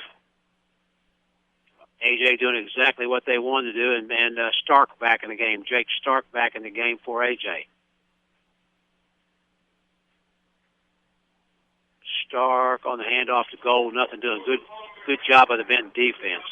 Now, I can't say enough about Benton's defense. They've done a good job. I've had a lot of fun tonight, guys. Just going to say this real quick. About 4 minutes to go in the game. I'm going to head up to the studio. Thanks a lot. I had a lot of fun tonight, guys. Several games we got to do, the three of us together, and I agree.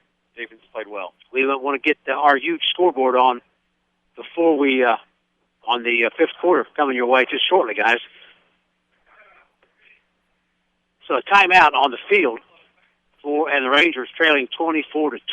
24-12. Don't forget, a huge scoreboard on the fifth quarter comes your way just in a few. 4.5 to go here, and the Rangers down 24-12. 24-12.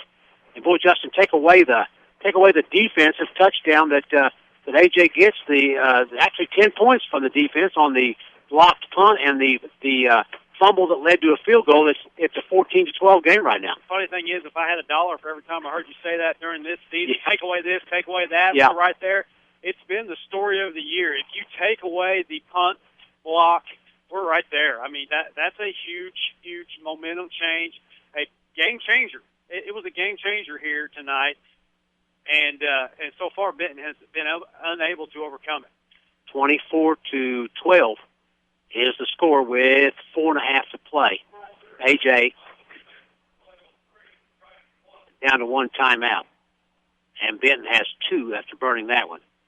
Don't forget our post-game show brought to you by Jesse Drew Rock and Material. And we'll also have our coaches report. Benton coach Jeremy Claudfeller will join us tonight. And we'll talk about senior night here and this matchup here against the A.J. Wildcats. That'll be brought to you by Skibo Family Eye Care. We'll pick our hard hit of the game brought to you by Wilkins Auto Body. All that comes your way. Our post-game show in 4.5 minutes. Here is Stark from the shotgun. He's going to throw it. He fades back. Now just going to go down. And that'll bring up a 4th down. 4th and about 13 from the 19-yard. Is that the 19? Yes.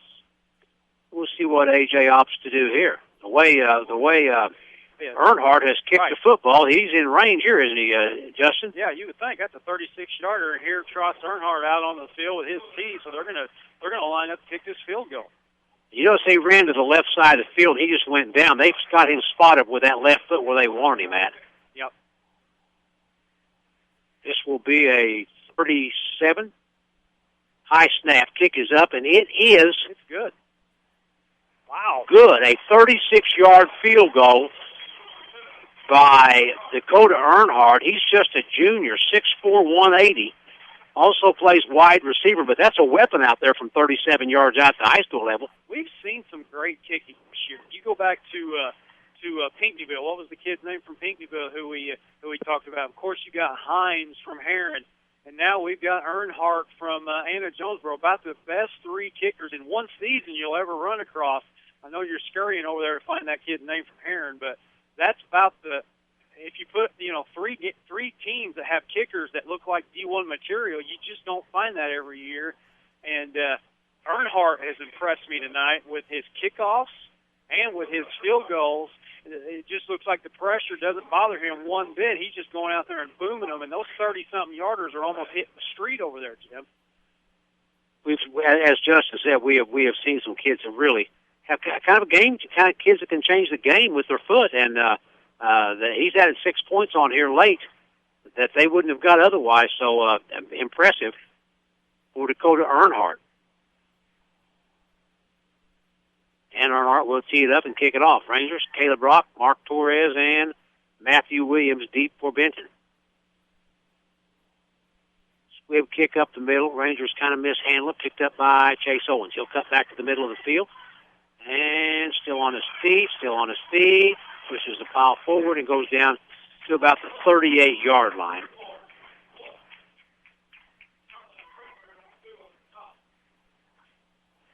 Dylan Carnes, and that's a kid from, I believe. Dylan Carnes is a kid from Pinckneyville we watched kick that did such a great job. I believe that's the correct one. He's just a sophomore. That was the impressive thing about him. Correct, yes, I remember that.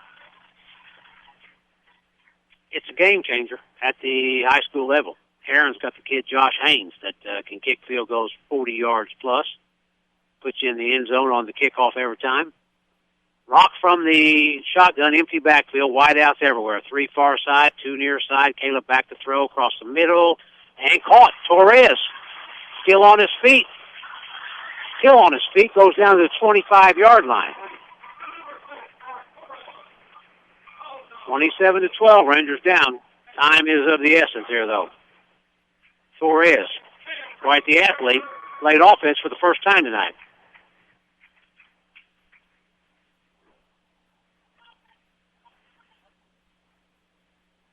Made that look awful easy, didn't he, Justin? Yeah, he did. I wish he'd have been out there a lot more. Here is Rock. Caleb has played a whale of a game tonight.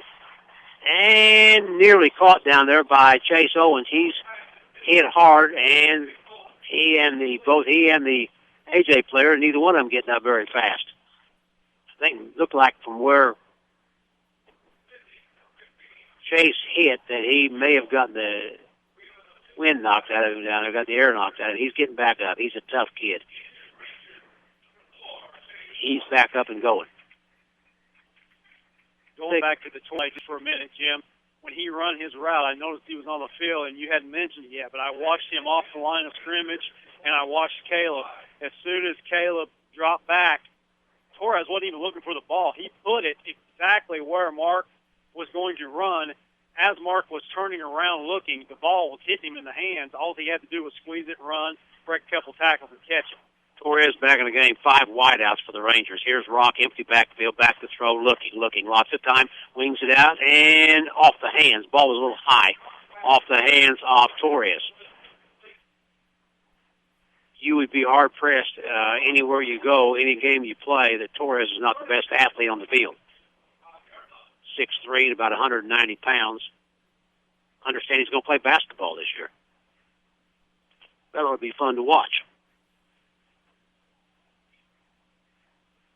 Here's Rock from the shotgun. Lots of time, wings it out, and incomplete. That'll bring up a 4th down. 4th down coming with only 2:20 or 2:50 to go in the football game. Yeah, we're just taking shots right now at the end zone, and that's what you have to do in this situation. You got 2 minutes, 52 seconds on the clock. You're down 2 scores. You got to get them quick. You run your best athletes out there, let them run to the end zone, throw it up, see if they can come up with it. This is it for the Rangers, 4th down and 10. Here's Rock back to throw. Caleb looks in the pocket and pressured and goes across the middle, intercepted. And that'll do it. That'll be on the interception. That is Dylan Fox. He'll go down at about the inside the 20. But it won't matter. AJ is going to get the football, and the Rangers are going to lose this one by a score, or they're going to trail by a score of 27-12. And AJ will take over with only 2:40 remaining in the football game. 2:40 remaining in the football game. So several kids certainly put in some good performances tonight. Caleb Rock right near the top of that list, and to come off the bench and to play the way he's played tonight, I think that's a credit to him, both as an athlete and as a as a person to be, he was demoted, taking the job taken away. He's back in the game tonight, and he responded very well, Justin. Yeah, and also Cruz Hayes played a big game. Unbelievable game. Offense and defense, he was all over the place. Here is a carry by Prather. He gets the ball into the Benton secondary and picks up yardage all the way out to the 33-yard line. First down yardage will stop the clock at 2:32 as they move the chains. You know what the best part is about those two gentlemen we just spoke of? Juniors. Juniors. Back for next year. A lot of these kids back for next year. We had 10 seniors, but a lot of underclassmen on this team. The young Benton team. A lot of question marks going into next year also. What do you do with Caleb Rock? What do you do with Hamilton Page? Here's a run by Prather again, I believe. They're just going to keep it in the middle of the field, and Prather picks up first down yardage again. Clock stop 2:04 as they move the chains. The finals around the area tonight will get you at Murphy 38, DuQuoin 20, Carbondale 35, Harrisburg 20. Also, Carmi-White County 42, CZR 6, Johnson City 47, Hamilton County 6. That's all finals. Here's 27-12 AJ. And again, our scoring updates brought to you by our friends at All Stars and Stitches. Stop by and see Big Dave. Give him a call, 435-5555, and ask about that incredible $5 T-shirt deal. That's All Stars and Stitches, 418 East Main in Benton. Don't forget our post-game show comes your way. A couple minutes here, 2:04 remaining in this one. Jesse Drew Rock and Material. You need dirt, fill, sand, rock, mulch, or lime. The place to go is Jesse Drew Rock and Material. 927-7857, 927-7857. We'll also have our coaches report with Benton coach Jeremy Claudfelder, brought to you by Skibo Family Eye Care. And we will have our Wilkins Auto Body hard hit of the game. All that comes your way on our post-game show. Columbia 45, Nashville 22. That's the final. 45-22. Nashville will finish at 7-2. Columbia at 8-1. That loss more than likely will put Nashville on the road. Although occasionally you get a home game at 7-2. Depends on how things shake out, but that's more than likely a road game for the Nashville Hornets. Coach Tim Kuhn. Here is Prather going to run the football, and he'll pick up yardage down to midfield. Clock running 1:55 and counting in this one. Before the 1 minute 50 runs out, I just want to say, had a ton of fun this year again. Of course, I would like to see Benton in the playoffs, but, that doesn't happen every time. But, still had a lot of fun. This is my fourth season up here with you. I learned just a little bit every year, and I appreciate you having me up here. We certainly appreciate you. You fine work every year you've been here, Justin, along with Travis. I think you guys certainly add a lot to the broadcast and make things fun, and we appreciate the hard work throughout the season. I'm like you. I wish things would have gone a little different this year, but that's just the way the ball bounces sometimes in high school sports. It's very much a cyclical event at most high schools where you'll have some good years, and then all of a sudden, every once in a while, you'll find a school where things don't go that way, where they just seem to stay on top for long periods of time. Mount Carmel comes to mind. AJ, 15 years now. They'll with this victory tonight, they've secured 15 straight years in the postseason. That's very impressive. Yeah, it is. And tonight, even with Benton, being where they're at, we've had some special appearances up here tonight. We had Tyler Leffler, great Benton athlete, come up here and say hi. Of course, my 6-year-old Drew Wine got on the air and decided he wanted to talk a little bit. I just got a text from Bill Jamerson at Jamerson's Auto. He's hanging out listening to the game still, sending out texts. So just a lot of fun. No matter how the outcome, you got to have fun doing what you do, doing what you like doing. Of course, they pay us just a little bit to do this, and it's almost like robbery because we're getting paid to talk about football. And you know what? Next year we'll rebuild, we'll rebound a little bit, and we'll get her done. The clock stopped at 29 seconds to go. And there's a flag on the field. We'll wait and see what the call is there. But this will wrap it up for the Rangers here tonight. it'll wrap it up for the for broadcast for Benton Sports until November 29th, when the Rangers will host the West Frankfort Redbirds in basketball. That's the Saturday after Thanksgiving. So keep that in mind. The penalty is waived off. And score update, final. Mount Carmel beats Mount Vernon 40-30. The Rangers take a timeout with 29 seconds remaining. And 29 seconds to go and down 15 points. Benton takes a timeout. Their final one of the game. Again, this timeout brought to you by STD Ray and Sons Insurance, where they have served your insurance needs since 1911. Don't forget, our fifth quarter program comes your way. Immediately following this program, Travis Severn will be in studio, and Justin and I will join him shortly after that. We'll get you all the scores here from around the area. Here's another final in El Dorado 54 and Vienna 26, 54-26. El Dorado wins that one, and that will push the El Dorado Eagles. They're in the playoffs again this year. El Dorado now at 6-3 on the season with that win, and they are guaranteed a spot in the postseason. Another team out of the diamond that's in. Fairfield and Chester, we haven't got a final on that one. That has been a dogfight over at the train yard over in Fairfield tonight. Fairfield Mules, Chester Yellow Jackets. This brings back memories for me right here. It's bittersweet. As a senior, you know you're not going to the playoffs. You've worked all year to try to get there. Of course, I was on both sides of it. You know, we won our last game in 95 to get in. And, of course, in 96, we were 5-4 my senior year, and back to win didn't get you in. 6 wins barely got you in if you had enough playoff points. But with the addition of the new class in IHSA, they give you 5 wins with enough playoff points, and you can get in now. But, man, just knowing on senior night, you come out, shake your dad's hand, hand your mom flowers, give her a hug. You don't realize it then.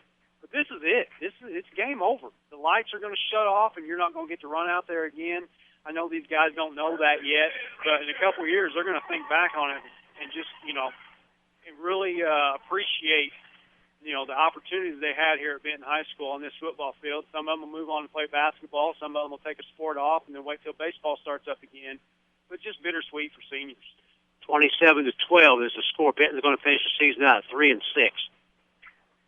Here's Caleb Brock going to wing it out and incomplete. 20 seconds remaining.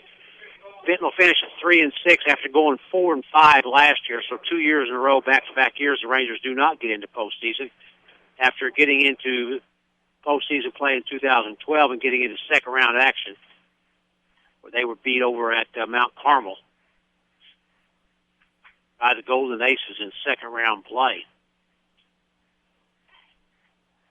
Perhaps the final play. We'll wait and see. Maybe a couple more with the Rangers throwing the ball. Rock from the shotgun. Caleb played well tonight. Flushed out of the pocket. Runs to his right. Picks up yardage down the sideline and takes a hard hit. Pops right back up. He's out of bounds. Stops the clock at 10 seconds. How about that? He doesn't quit. Just doesn't quit. The kid is just relentless out there. Caleb Rock has been told all year, you're just not quite good enough. And he wants to prove everybody wrong. Caleb's a good kid, and he's a good player. Hopefully next year he comes back with a renewed sense that he can do the job, and he fights for it a little bit. Here's Rock under pressure, flushed out of the pocket. This will be the last play of the game. Clock continues to run. That will finish this one up. Season over for the Benton Rangers, and the A.J. Wildcats become playoff eligible. I said earlier they're going to make the playoffs. They're playoff eligible at 5-4. Playoff points, they had 36 coming in tonight, so we'll have to see. We can probably kind of tally that up for you before we get out of here. Massac County, we haven't gotten any updates yet. They're down in Ballard County, Kentucky. But 27-12 is the final. 27-12 is our final here, and the Rangers are going to drop to 3-6, finish out the season here at Tabor Field.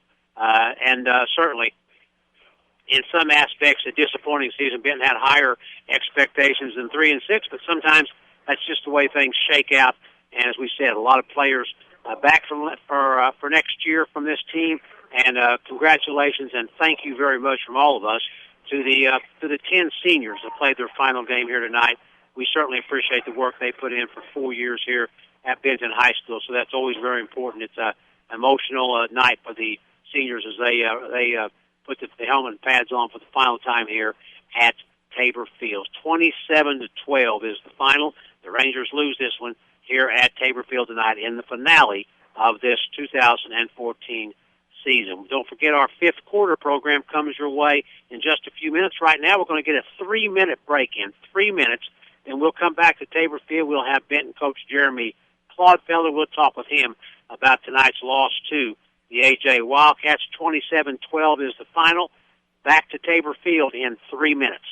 Are you interested in a career in the culinary arts but can never afford the high cost of cooking school? Rend Lake College has a low-cost recipe for success. For as little as $5,500 per year, you can get a quality culinary arts education in your own backyard. That even includes books, tuition, class fees, and supplies. Learn to master domestic fare, pastry, and foreign cuisine in Ina, Illinois. Save thousands on a culinary arts education at Rend Lake College. For more information, log on to rlc.edu/culinary-arts. Hi, I'm Travis Severin, sales manager for U.S. Bank Home Mortgage in Southern Illinois. We all know how important it is in football to have great coverage in your secondary, and we feel the same with U.S. Bank Home Mortgage. In Southern Illinois, if you're buying your first home or anything in between, we've got you covered. If you live in Southern Illinois, our team has you covered with Becky Clifton in Centralia, Karen Pelker in Mount Vernon, Nani Moore in Benton, and Kathy Lober and Carla Grant in Marion. With the variety of loan programs we offer, coverage is our specialty. U.S. Bank Home Mortgage is an equal housing lender, member FDIC. Hey, this is Coach Aaron. If you need screen printing, embroidery, plaques or trophy, give the big man, Big Dave, a call at All Stars and Stitches in Benton, Illinois, 435-555-555. All Stars and Stitches located at 418 East Main Street here in Benton. We're located a half a block from the Benton High School. Our regular hours are Monday through Friday from 10 to 5. We're located a half a block from the Benton High School. What was that number again, Coach? 435-555-555. The Benton Junior Football Association would like to thank the following businesses for their support: Wyatt's Surveying, Abbott's 24-Hour Towing, Hobbs Services, Kurt Irwin Construction, AP Excavating, State Bank of Whittington, Q106, Pop's Barbecue, Positive Impressions, Midwest Excavating, Bit Brokers International, Aikens Auto Salvage, RLC Bit Service, Mid-Country Bank, and Gajewski Bulldozing. The Benton Junior Football Association thanks you for your support. Rock bottom prices and speedy delivery. That's Jesse Drew Rocket Material. Decorative landscaping, driveway rock, topsoil, sand, mulch, or lime. Jesse Drew Rocket Material has what you need to turn your yard into a place where you can relax and be the envy of your neighbors. Jesse Drew Rocket Material also spreads dirt and mulch with their Bobcats so you don't have to. Transform your yard or drive into something you've always imagined. Call Jesse Drew Rocket Material at 927-7857. 927-7857. Tired of feeling just like another number at the big box store pharmacies? Kimmel Chaplin Pharmacy takes the time to get to know patients on a first-name basis, understand your needs, explain medications, answer any questions you might have, and maintain a great relationship with your third-party insurance, Medicare, or Illinois Public Aid card. Really, it's the prompt professional service and free delivery in the Benton West City area that really set Kimmel Chaplin apart from all the others. Kimmel Chaplin Pharmacy inside the Benton Medical Center on Bailey Lane. Back to Benton Ranger football on Q106. Welcome back to Tabor Field. The Rangers lose this one tonight by a score of 27-12. Our post-game show brought to you by Jesse Drew Rock and Material. If you need dirt, fill, sand, rock, mulch, or lime, the place to go is Jesse Drew Rock and Material in Benton. Give them a call today, 618-927-7857. That's Jesse Drew Rock and Material. They bring you our post-game show here on Benton Ranger football. Justin, the Rangers just couldn't get it done tonight. Four turnovers again in the game, 2 blocked punts, a couple of one interception and a fumble, but certainly that was probably the keys to the game. Benton defense again played pretty well overall, but couldn't overcome the turnovers. Yeah, well, the blocked punt with about 18 seconds to go in the second quarter, which was blocked and then picked up by DeWitt, and he ran it in for a touchdown, was the biggest play of the game. It put them up by 2 scores, and then we're going to halftime. Anna Jonesboro knows they're getting the ball to start the third quarter. They come out. Benton's defense held up strong all night. We just weren't able to get over that 2-score hump with the score ending the way it did, 27-12. We just, if that doesn't happen, I mean, who knows? It's a different football game, but it did happen. We got to talk about a Ranger loss ending the year at 3-6, man. We talked about it all year long. It was just, big play, big penalty or something here and there, and we're looking at something totally different. But, that's the way the ball bounces in high school football. And you lick your wounds, and hopefully we make some adjustments over the summer. We come back next year bigger, better, and stronger. The Rangers, for the second consecutive year, will not play in Week 10 as they finished at 3-6 this year, went 4-5 last year, following that 2012 team that went 9-2 and made it to the second round in postseason. So the Rangers will finish out at 3-6. Thanks to performances tonight. We'll talk with Coach Clodfelder about it, but clearly I think the performance of Caleb Rock off the bench, he played very well tonight, and get thrown in a game when you don't start a game and then come in off the bench, he certainly provided a spark there in that second quarter. Well, if you look at previous weeks, I don't even know if he knew he was getting in the game, with getting the freshman some experience and Hamilton Page there. But he gave Hamilton a couple series, and then it was off to the sidelines, and then with Caleb Rock, and he stayed in the whole game, played well, threw the ball well, and really controlled the offense, did what the coaches asked him to do. And that's all you can ask for out of your quarterback. He didn't lose the game for you. He put you in a position to win the game, but in the end, it just wasn't enough. Just big play here and there, and that's just the way the season went for the Rangers. And I think, too, the play tonight of Cruz Hayes, a good performance. Cruz banged up and didn't practice much this week, and so he plays into the game hurting some. But certainly just a great performance by him. How many catches? He's got 11 catches tonight for 88 yards. He didn't get into the end zone, but he was the go-to guy on offense, and he was also the main man in the middle of the defense who pretty much shut the running game down for the Wildcats. Just seemed like Cruz was a little bit everywhere tonight. He got a couple carries in there as well. He got 3 carries for 15 yards. He had, like I said, the 11 catches for 88, so he was over 100 for a total offense, and then he made some pretty nice hits on defense too, and he'll probably be in the leading for the Wilkins Auto Body hard hit of the game. So a big night for Cruz Hayes, the junior, and Caleb Rock, the junior. And as you pointed out during the game, that's the key thing about both those players is that they still have some time left to play here at Tabor Field, or for the Rangers next year. But great performances there by both those players, and again, I think the Benton defense. I think you have to tip your hat to them tonight. The Wildcats get 10 points off of turnovers.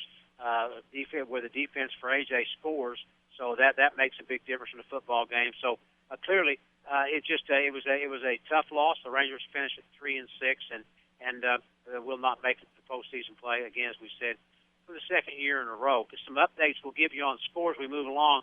Finals, these are all finals. Murphy 38, DuPoint 20. Also, Carbondale wins its first game of the year in Week 9, 35-20 over Harrisburg. Ballard County, Kentucky 36, Massac County 6 at the final. Carterville goes 9-0 on the season with a 55-19 victory over West Frankfort. It was Columbia moving to 8-1 with a 45-22 win over Nashville. And the Black Diamond, El Dorado, moves to 6-3, 54-26 over Vienna Goreville. Chester in a final. What a shootout over at the train yard in Fairfield. 33-28. Chester wins that one. Chester goes 8-1. Fairfield drops its final 3 games after going 6-0. They finish at 6-3. They're postseason bound, but on a 3-game losing streak. Carmine White County gets in. They're 6-3. They beat CZR 42-6. Cesar Valier picks up the forfeit win over Alvarado tonight. They did not play. Johnson City goes 8-1. They're the Black Diamond Conference champion. That's decided by head-to-head competition. The JC beat Chester, and both those teams finished at 8-1. But JC got the head-to-head win over Chester, and so they are the conference champions. In the South 7 final, Carbondale 35, Harrisburg 20. and we'll try and get some more updates on those South 7 games as we move along.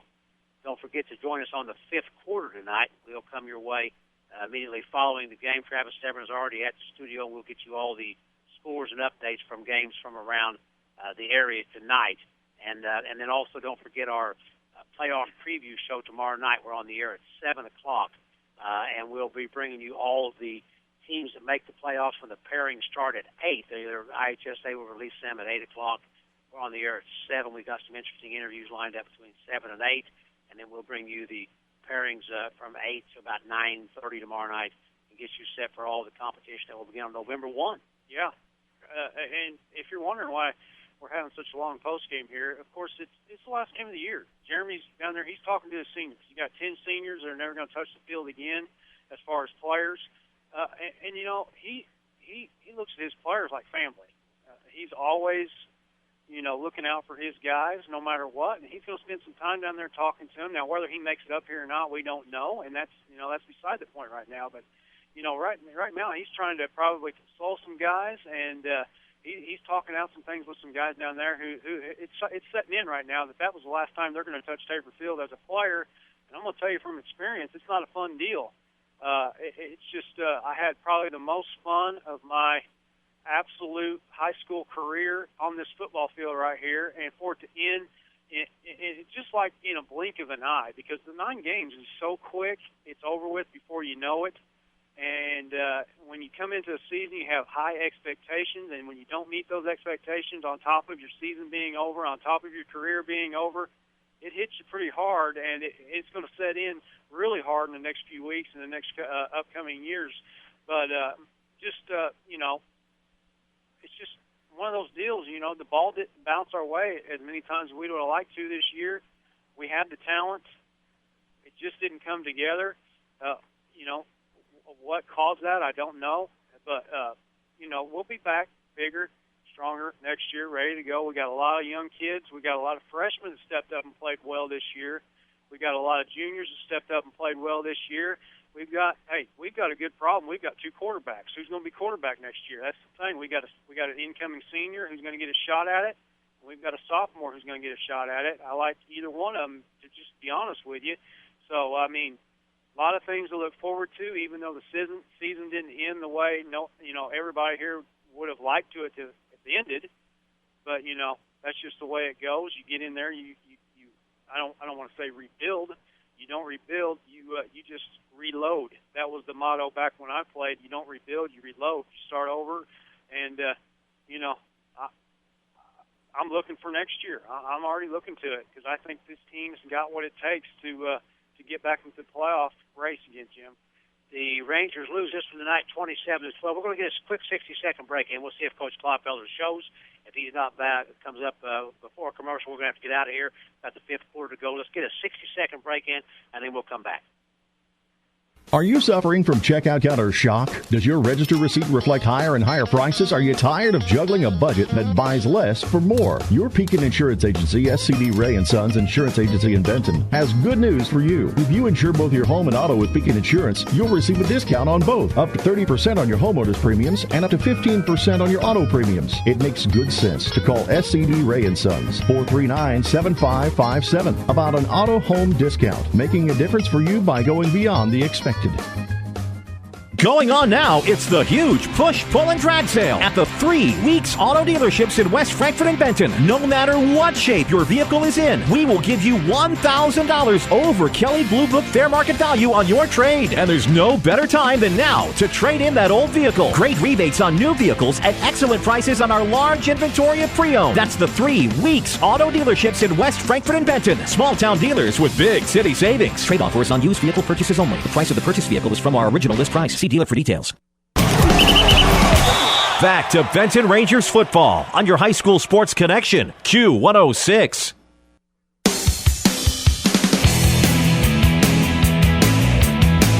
The scores are rolling in from across Southern Illinois, and Q106 broadcast them first. About that. Expect the unexpected. And with that said, the 5th quarter is coming up. It's coming up. Our post-game show has been brought to you by Jesse Drew Rock and Material. Give them a call, 927-7857. That's Jesse Drew Rock and Material, And our coaches report is brought to you by Skibo Family Eye Care, 4200 Hillberry Road in Mount Vernon, 618-242-6338.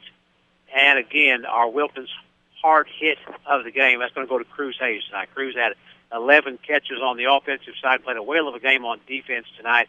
Cruz Hayes is our Wilkins Auto Body hard hit of the game. At Wilkins Auto Body, they want you to know you have rights. Don't let your insurance company tell you where to take your car. Take it to the name you know and trust. Take it to the professionals.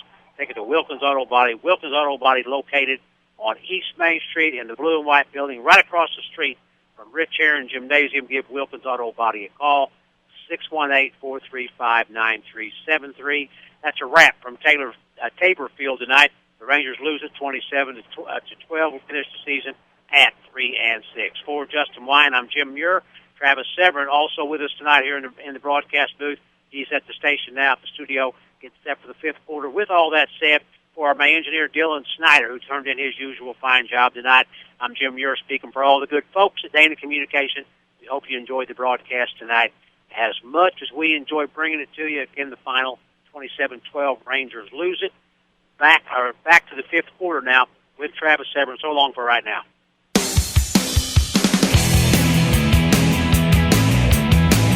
The scores are rolling in from across Southern Illinois, and Q106 broadcast them first. The fifth quarter show is brought to you by Leffler Polson Funeral Home in Benton, Friend Lake College, All Stars, and Stitches, U.S. Bank, and Weeks in Benton. The fifth quarter show starts now.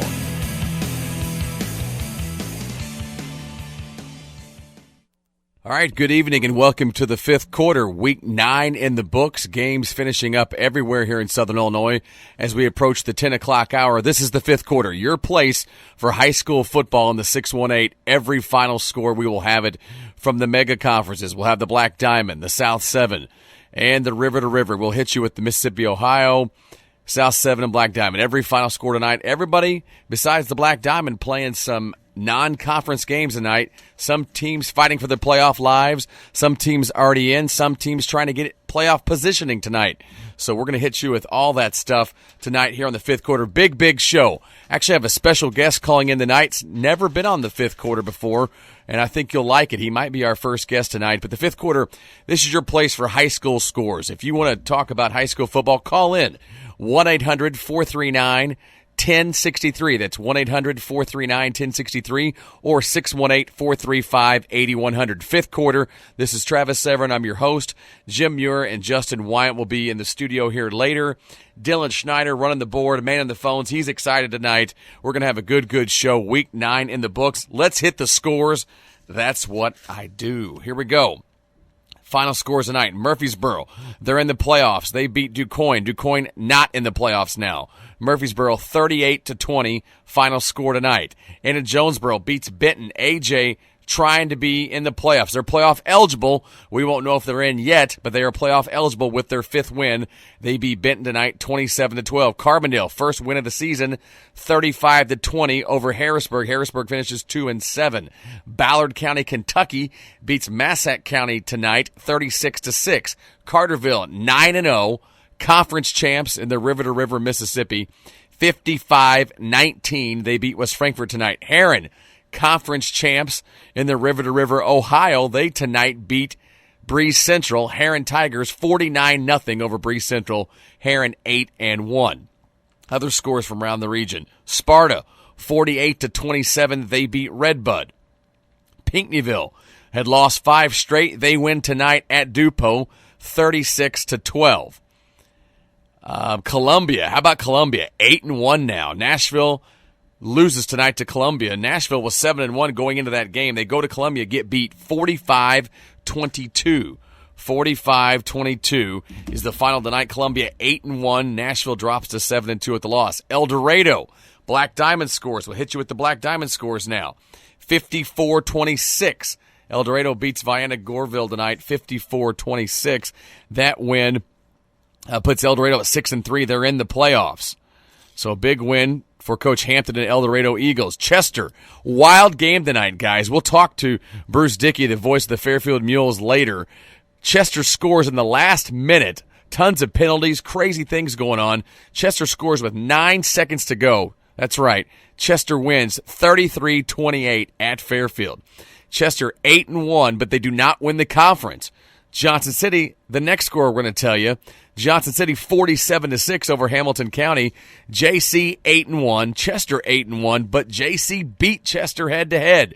Dan Ming's conference champs in the Black Diamond Conference. Carmi-White County, they're playoff eligible. Kurt Simon's team 42-6 over Christopher Ziegler-Royalton. 42-6, Carmi-White County with the win. So in the Black Diamond getting in the playoffs, El Dorado with the win. They're 6-3.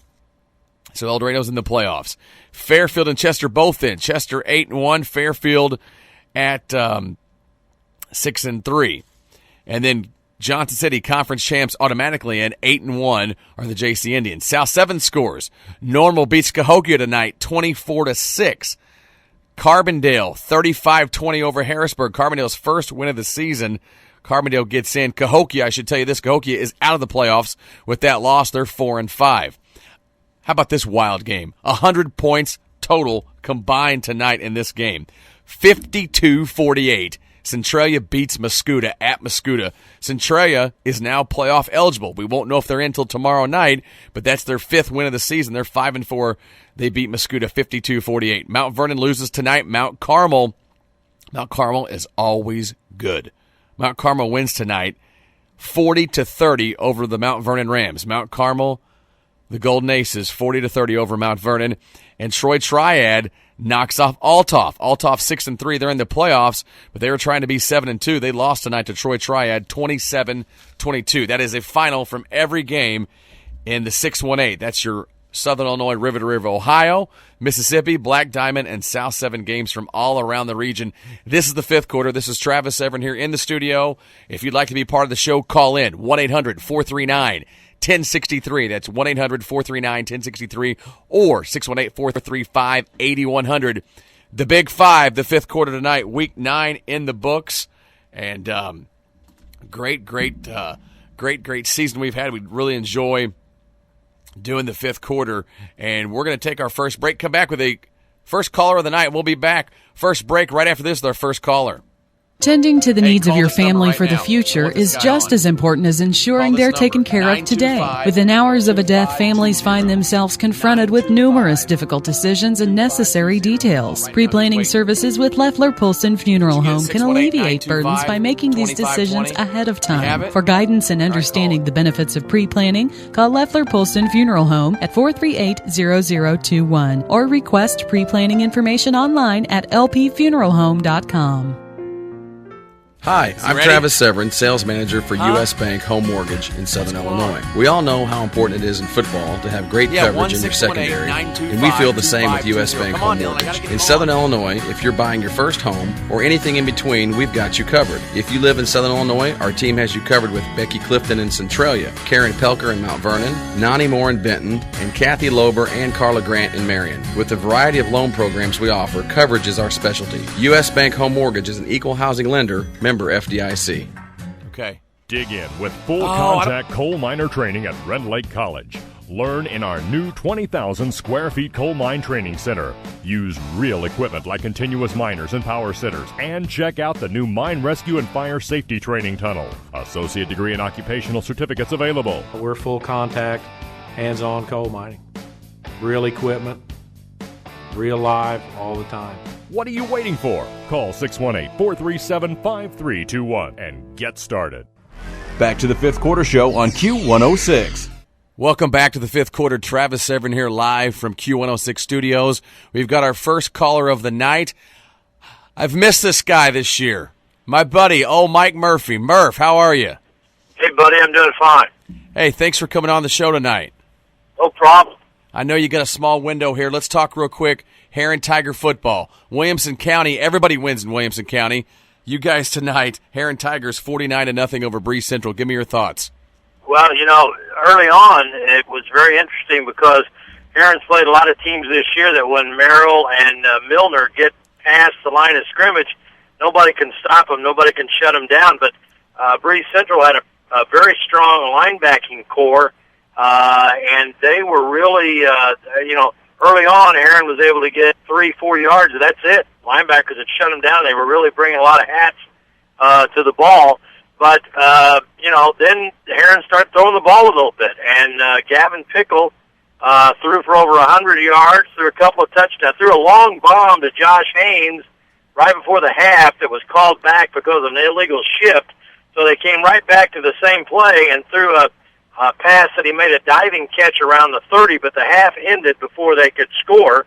So they came back to it in the second half and threw a long bomb that he caught for a touchdown. And then Gavin Gosha, who is one of the other running backs, had opened the third quarter with like a 73-yard kickoff return for a touchdown. So, this Breeze Central team wasn't that bad, but Herrin just mauled them. And it's a fun team to watch. They're exciting to watch. They expect to get a home game in the playoffs. But, there's not going to be any undefeated teams in that 4A bracket unless Carterville sneaks up into 4A, and I don't think that's going to happen. So Herrin's going to play, some good teams, and hopefully they get a home playoff game next Saturday. Murph, you've been around high school football for a long time. This is Mike Murphy on the Fifth Quarter, voice of the Herrin Tigers. You've been around high school football for a long, long time. Tell me your thoughts after watching 9 weeks of this Tigers team. One of the most exciting and explosive teams that we've ever had. The quarterback has steadily gotten better throughout the year. You had 2 senior running backs that came back that were just thunder and lightning. I mean, Chase Merrill got 4 touchdowns tonight. Brent Milner didn't get any in the end zone tonight. But, I mean, with those 2 guys, and then you throw guys like Butler in the mix, Gavin Gosha in the mix. I mean, heck, Trey Stevenson last year was a running back, and all he's been able to do is play corner this year because the backfield's just so loaded. And with Pickle able to throw the ball a little bit, here's the only thing: their defense, a little susceptible to the pass. And Massac County came in and threw the ball all over the place and scored 28 points in the first half. Now they didn't score the second half, but the first loss of the year to Waterloo. And by the way, Waterloo may be the team Herrin gets in the playoffs. That's who Herrin wants. They want another chance at Waterloo. Waterloo had a spread offense and threw the ball all over the place. They were a little bit off the first half, but they were hot the second half, came back and beat Herrin through the air 28-27.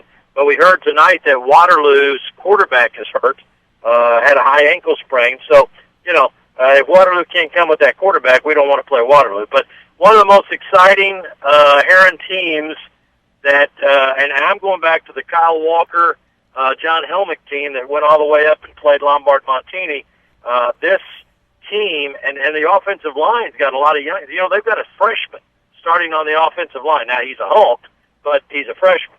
And but one of the most exciting, fun teams to watch in all of my 38 years of broadcast. Murph, always a pleasure. Thanks so much for coming on the Fifth Quarter. I know you're busy, but any last thoughts, man? We haven't talked all year. Well, I think football has been down this year in a lot of areas. I think DuQuoin made a hell of a run to get back in a chance to win it. Congratulations to Gary Carter and Murfreesboro. What do you say about Dennis Drust and Carterville? I mean, every year, it doesn't matter. They just pull a kid out of the hallways. Hey, you're the quarterback. We need about 20 touchdowns from you. And Harrisburg was down. I know Benton was down. I just think it was a down year for a lot of I predict, Travis, because I've heard this from so many different places, football's in trouble. High school football is in trouble. Massac County has had discussions about maybe getting rid of football. How many sophomore games have been canceled? There's not enough freshman kids to play. Frankfort doesn't have enough kids. I'm worried. I'll be honest with you. I'm worried about high school football in the coming years because of soccer, because of concussions, because of expenses. Let's enjoy it now, brother, because I don't know how much longer it's going to last. Hey, I hope we keep it, but you're right, Murph. I've heard a lot, too, and you're right, a lot of different options for kids. Some kids are one-dimensional. They only play one sport now. Maybe they don't want to play football because they don't want to get hurt for basketball or baseball, but I know this much. High school football means so much to this 618 area code and so many great teams. Williamson County, so much success with Herrin, Carterville, Marion, and Johnson City, 4 conference champions. How many counties can say that? Yeah, and congratulations to Dan Mings for getting Johnson City back in the playoffs. And then, of course, our old buddy Kerry Martin, I still think Kerry's going to be a college coach someday. He does so many different things and can change teams around, and he'll block a punt, or he'll adapt to whatever team he has. But I still enjoy it, and look how old we are. Exactly. Murph, always a pleasure. Thanks for calling in tonight. All right, buddy. See ya. Mike Murphy, voice of the Heron Tigers. Thanks so much for calling into the fifth quarter. I think we've got our next guest getting ready to call in. He said he was calling right now. Let me hit you. He's going to be calling in, Dylan, so you don't. Just to let you know, here's the final scores from around the area tonight. Waiting for Jim Muir and Justin White on their way here from Tabor Field and Benton up to the studio. But I'm in the studio. This is Travis Severn. Here's the finals. Every game's final. Murfreesboro 38-20 over DuQuoin. Anna Jonesboro 27-12 over Benton. Carbondale 35-20 over Harrisburg. Ballard County, Kentucky 36-6 over Massac County. Carterville 55-19 over West Frankfort. Heron 49-0 over Breeze Central. Sparta 48-27 over Redbud. Murfreesboro 38-20 over DuQuoin. Pinckneyville 36-12 over Dupo. Columbia 45-22 over Nashville. El Dorado 54-26 over Vienna Goreville. Chester 33-28 over Fairfield. Carmine White County 42. Christopher Ziegler Royalton 6. Johnson City 47. Hamilton County 6. Normal U-High 24. Cahokia 6. Centralia 52. Mascoutah 48. Mount Carmel 40. Mount Vernon 30. Troy Triad 27. Belleville Althoff 22. I think we've got our next caller ready to go here on the fifth quarter, and we'll wait and see. Dylan's going to tell me in just a second, and I think we're ready. Thanks for calling into the fifth quarter. Who do we have tonight? This is Derek Kennard. What's up, Sideline Sev? Oh, Deuce and Abuse. Calling the show. We're getting big time tonight by having you. We got a TV. We got a sports analyst on here. Oh, mercy. That or you're scraping the bottom of the barrel, one or the other. Well, I didn't want to say that. But Darren Kennard, sports director at WSIL TV3. Thanks for calling into the show tonight. And as I say that, we're in the studio. Jim Muir and Justin Wyatt are here. I think they're getting ready. I know Jim's trying to get he's got the phone out of his pocket. He's got like 12 sets of keys. And I think he's getting ready to go. I'm waiting to see if Jim can hear us and we all go on at the same time. Jim, are you out there? Here we go. How about that? Hey, that's perfect, buddy. All three of us. Darren, you were at the game tonight. And Jim, just if you're just tuned in with us, Darren Kennard, Channel TV 3, sports director with us, Deuce and Abuse. Well, there's nowhere to go but down from this moment. I know. I don't mean that, no disrespect to anybody else, but Darren, we appreciate you calling in. How are you, sir? I'm doing great, Jim. How are you? We're doing really well here tonight, and exciting final night to the high school football season. Yeah, actually, we had some games that early on anyway, at least for the first half, you thought were going to be mismatches. The scores were a little closer than you thought, and then we had some that we had a great ball game in Fairfield tonight. Chester scored in the final 10 seconds to win. We had a pretty good way to wrap up the regular season. Darren, any big surprises to you tonight? I mean, I tell you the one game that we kept watching, and DuQuoin didn't win, but boy, you got to give him a lot of credit for the effort they put out. Every time looked like Murphy was going to put that one away. Here comes DuQuoin back again. Yeah, definitely. That was one where I thought that DuQuoin was probably facing an uphill battle. I've seen Murphy 2 or 3 times this year and been very impressed with them. They have a lot of weapons, and I really like the way they mix things up on offense, and I thought it was going to be a tough task for DuQuoin to go on the road and to pick that up. But then, lo and behold, you look up, and it's a one-score game with 10 minutes to go, and you're thinking, man, oh, man, is this more of the Al Martin magic working? But Murphy came up with a couple scores late to put it away. But I got the sense, Caleb was there for us tonight, Caleb Martin. I got the sense, though, that it certainly was not a 3-score game. Let me ask you this, Darren, and if you're just tuning in, this is Darren Kennard, WSIL TV3 sports director. I know he's got to be on TV in like 22 minutes. He's got to get his hair fixed and his makeup on. But before we allow you to do that, let me ask you this. I was talking to Murph before you as Jim was driving in. How about Williamson County football this year? Well, when you look at across the board, I mean, to come away with every conference championship available, that what a fantastic run that has been. I think most people felt like that Heron was going to be in that spot. I think that the other three might be a little bit of a surprise. We didn't know what Marion was going to happen or what Marion was going to give us after the first 2 weeks when they went out and got whacked up in Champaign. We didn't really know what Carterville was going to do with all those studs graduating from a year ago. And Johnson City really was a question mark in the diamond. But to see all three of those teams just really find their stride, and, man, if Marion wins tomorrow, they'll go in the playoffs from a 7-game win streak. Carterville will be 9-0, JC 8-1, Heron 8-1. Wow, that's a pretty good run. Something else we talked about tonight too, Darren, in our pregame was that AJ, the last tally we had that if Sparta was winning big and if Pinckneyville won, they were going to end up with 40 points. They're going to get in with 40 for sure, it would seem. But not only has Brett Dietering kept that team going for 15 straight years, they've made some deep runs in those years. They've had some years where they went out and played 12, 13 football games. So that's quite a little story that they've got going at AJ. Oh, no question. I think part of it is location, but I think is when you look at the run that Coach Dietering has put together with those guys down there, every year you keep thinking, well, this will be the end of the run because, this kid graduates, or maybe he's only got 32 guys this year or whatever. It doesn't seem to matter.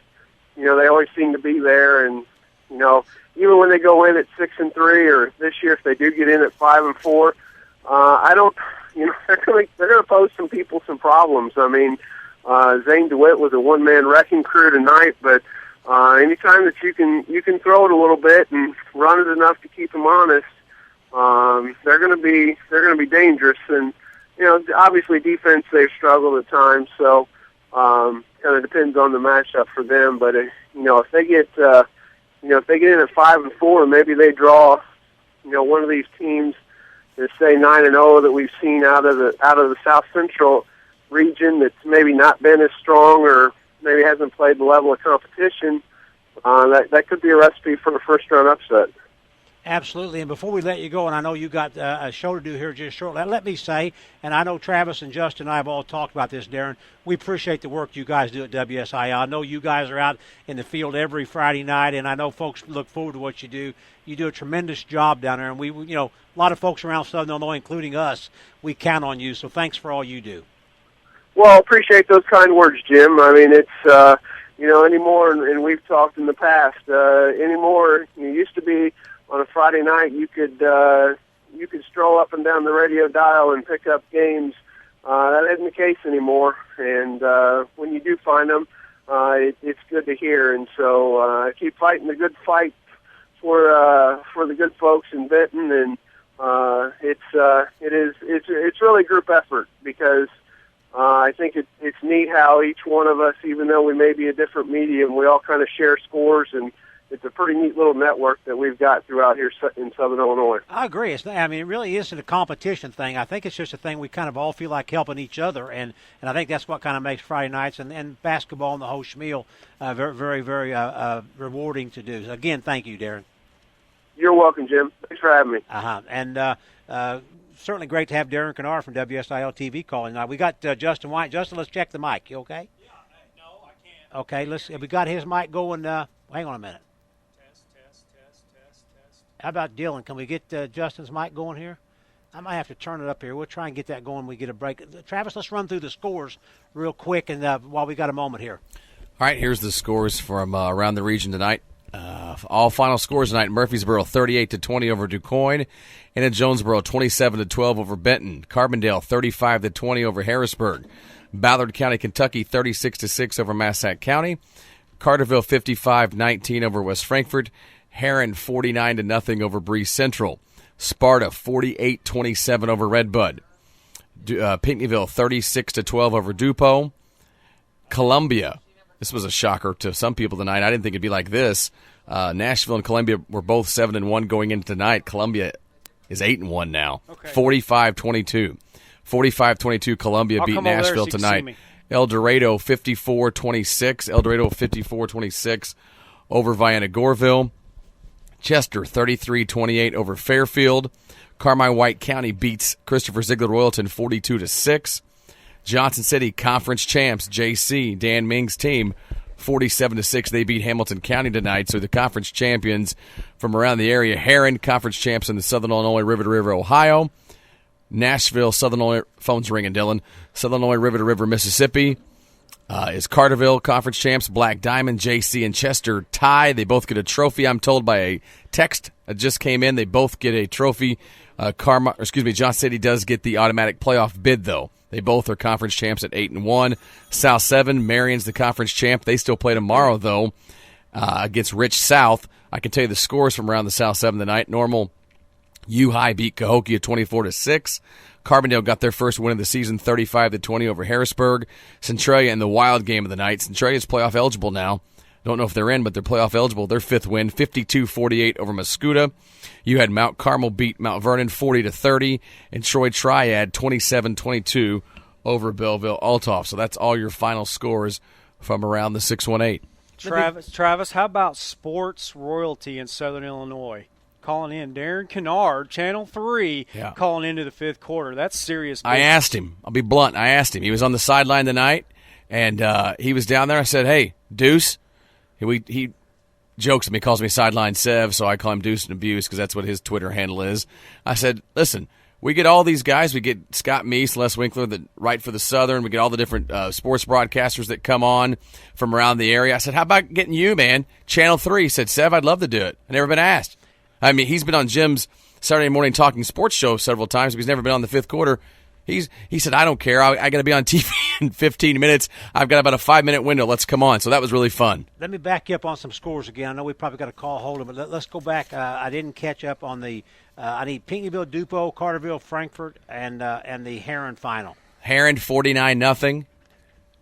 Pinckneyville, Dupo 36-12. Pinckneyville. Okay. And Carterville 55-19 over West Frankfort. And with that Pinckneyville win, I was talking to Maury Bassett back at the press box at Tabor Field. With that Pinckneyville win and Sparta wins tonight, with those two wins, AJ will finish with 40 playoff points and 5-4. You got to believe 40 gets you in. I mean, if it doesn't, it's going to be something strange happens tomorrow night. So AJ with 40 points ought to get him in. You think so? I mean, we usually when you get past 37, 38, you're in. But with 40, you got to believe they're strong enough to get in there. But we talked about it before the game tonight. AJ needed to win, and they came to bid it and did it. It wasn't very pretty at times. And if you think about it, if they don't get the blocked punt to get their third touchdown, they only score 6 points in the second half. You never know what happens, but the bottom line is they won the game 27-12. You go on the road, you win by 2 touchdowns, you're 5-4, you give your team a shot.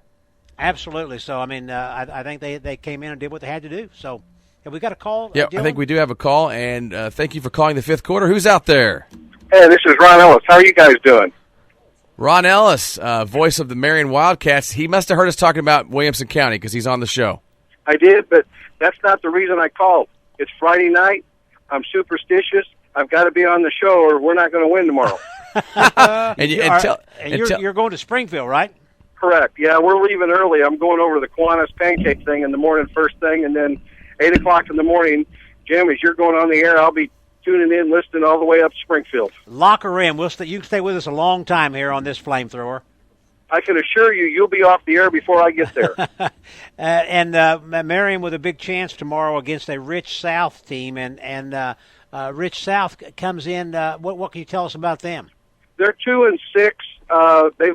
They've the 2 games that they won 14-13 and 14-12.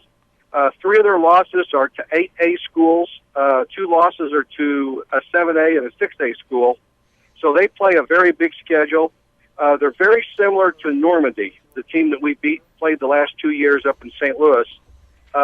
They're very, very big, very strong, very physical. They have a fairly good defensive team, but their offense is not very good. They've only scored 8 touchdowns all year. and 4 of their 8 games, their offense has not scored a point. So this is a very, very winnable game for Marion, but it's a great – Perry and I talked about this yesterday morning for our pregame show, that this has got all of the attributes for a dress rehearsal for a playoff game because it's a Saturday afternoon. It's going to be a beautiful day, and you don't get to play in the daylight very often, and especially on a Saturday. And here we are in Springfield getting to play a team from the northern part of the state that plays a completely different brand of football than we see down here in Southern Illinois on a new field, and you can't ask for a better setting. Absolutely, and so Ron, we appreciate you calling in tonight with the info on Rich South, and we appreciate your help with us all season long here on the fifth quarter. And tune in tomorrow evening. We'll be doing the playoff preview show. We'll have all the coaches that are going to have teams in the playoffs with us tomorrow night. So again, thanks so much for all your help this year. We appreciate it.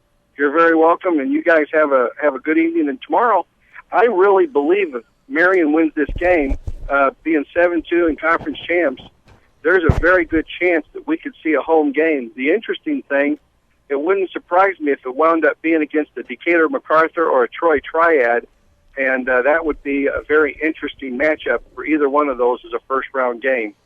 Very good. That's the longtime voice of the Marion Wildcats, Ron Ellis. Have a safe trip tomorrow, my friend. Thank you much.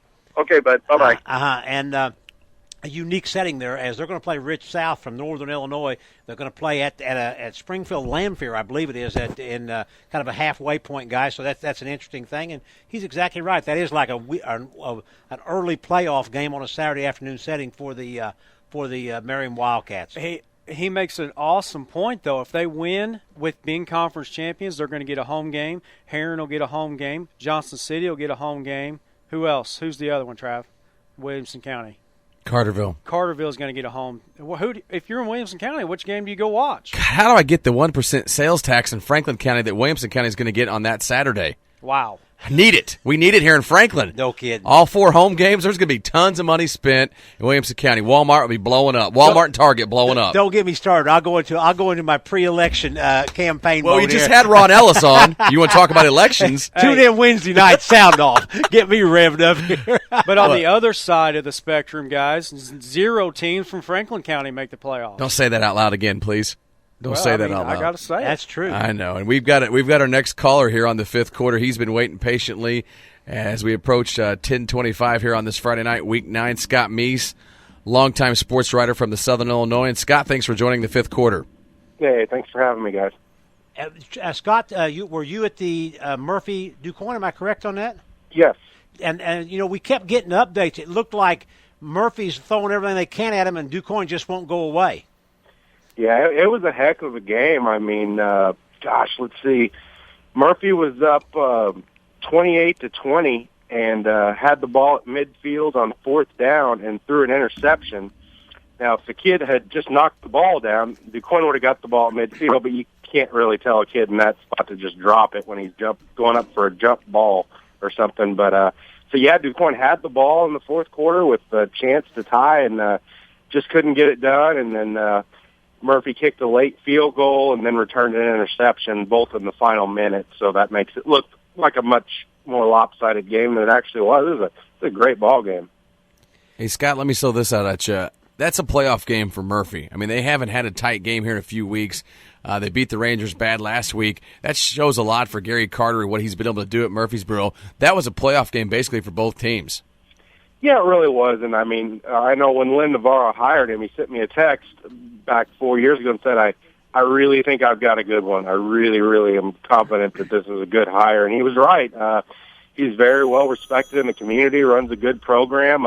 They probably should have been in the playoffs last year if they hadn't blown a game to Anna Jonesboro. They'd have been 6-3. So he's done a good job with them. And it'll be interesting to see. I still believe they're going to play at Carterville in the first round of the playoffs, 7-2 at 9-0. So we'll see in Class 4A. You know, I told Travis and Justin the story earlier, Scott. Last Friday night, Murphy beats Benton 57-6, and they clinch a playoff berth for the first time in 18 years, and they've got a big solid win, and we finish up the fifth quarter, and I call Coach Carter. It's probably 11:30, 11:45 when I get a hold of him last Friday night, and I said, "Hey, Coach, I wanted to get you on the show tomorrow morning. What's your schedule?" And immediately he said, "We'll be practicing at 8 o'clock in the morning." And so I thought to myself right then, that's an example of why they've turned that around down there. But just, a lot of guys might have said, "Hey, we just clinched a playoff spot. It's Saturday. Let's take the morning off." But it's like, just as matter of fact as you can imagine, he says, "We're practicing at 8 o'clock in the morning." I like that. I thought that said a lot to me. Yeah, and I mean, he won't put up with any problems either. If you're a really talented player on that team, if you start messing up, you're done.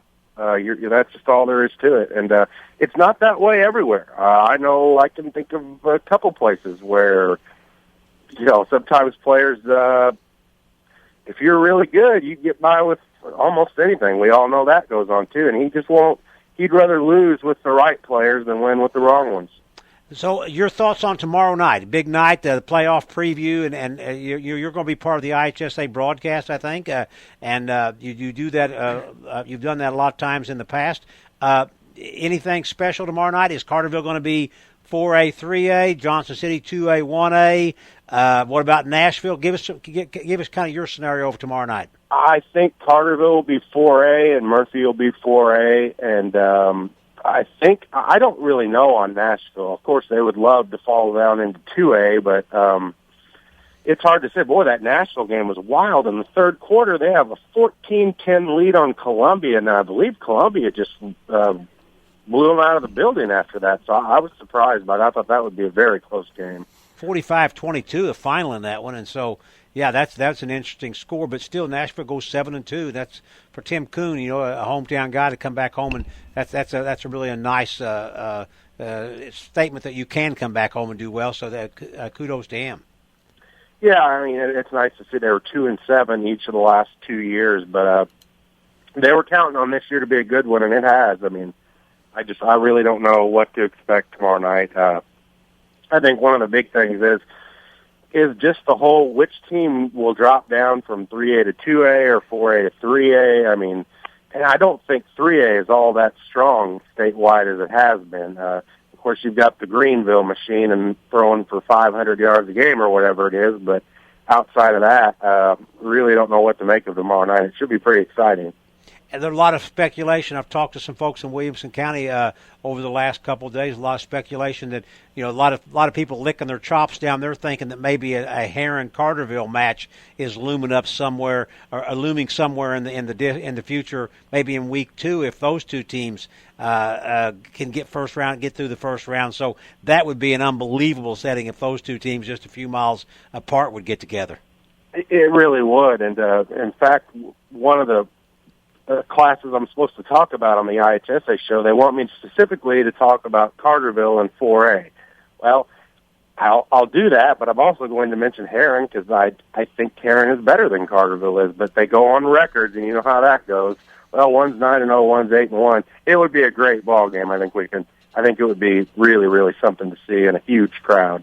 Mike Murphy was with us earlier and talked about it being being the best Heron team that he's seen in 38 years. He started broadcasting when he was 7, but he first best team he's seen in 38 years down there, and that speaks volumes because they played some pretty good football in Heron through the years. So that says a lot. Now, of course, you got kids on the sideline that would that would be a star running back on some teams here in Southern Illinois. So clearly. Big statement there, but again, we appreciate you being with us, Scott, all through the season. You're going to join us tomorrow night on our playoff preview show, so thanks much. Hey, no problem, Jim, and I'll talk to you tomorrow. And Murphy and DuQuoin second year in a row, guys. Your thoughts on that? Yeah. Like I said during the game tonight, somebody asked me before the game, Trav, what do I think about the Murphy-DuQuoin matchup? What's going to happen? I said my gut's probably telling me Murphy's going to win the game, but my mind says don't bet against Al Martin. You know, they had a slow start to the season. The middle third of the season, they jumped it up a little bit and played better to get themselves into the position in Week 9 to maybe sneak into the playoffs, but it just didn't happen tonight. Yeah, DuQuoin lost that one tonight, and they're not in 2 years in a row. And kudos to Murfreesboro getting in at 7-2. That's tough to go there and win, beat them 38-20. So 5 teams out of the Diamond. Is that what you got? Carmi-White County wins tonight, so they go 6-3. Is that right? Yes. So that's 5 out of the Diamond out of 9, and they're going to have plenty of playoff points. Well, they won't need any playoff points because they've all got at least 6 wins. So the Diamond will try now and get out. And what the big question on the Diamond has been, they put 4 or 5 teams in, but it seems like the last few years they've not won anything. They don't get out of the first round. So getting a little deeper into the playoffs, guys, would be the next step for the Black Diamond Conference. Yes, yeah, that was exactly what they need to do. They need to get out of that first round. They've had trouble getting past that first round the last couple of years. You get a lot of teams in with the closed conference, but it seems like they don't go anywhere.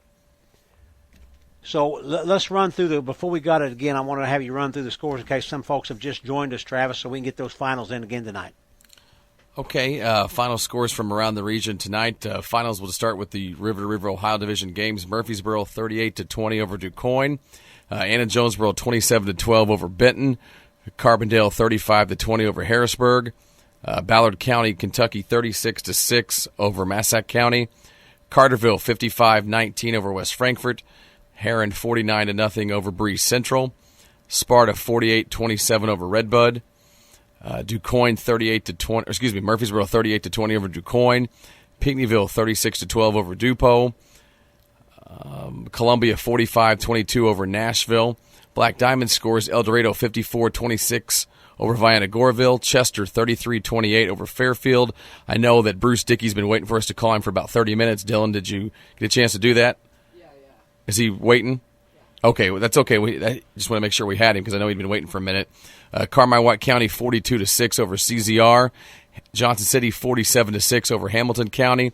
South 7 scores normal. U-High 24-6 over Cahokia. Centralia 52-48 over Mascoutah. And Mount Carmel 40-30 over Mount Vernon. Troy Triad 27-22 over Belleville-Altoff.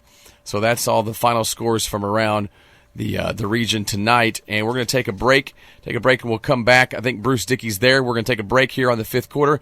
Come back, and Bruce Dickey, voice of the Fairfield Mules, we'll talk to him in just a few minutes. Hey, this is Coach Aaron.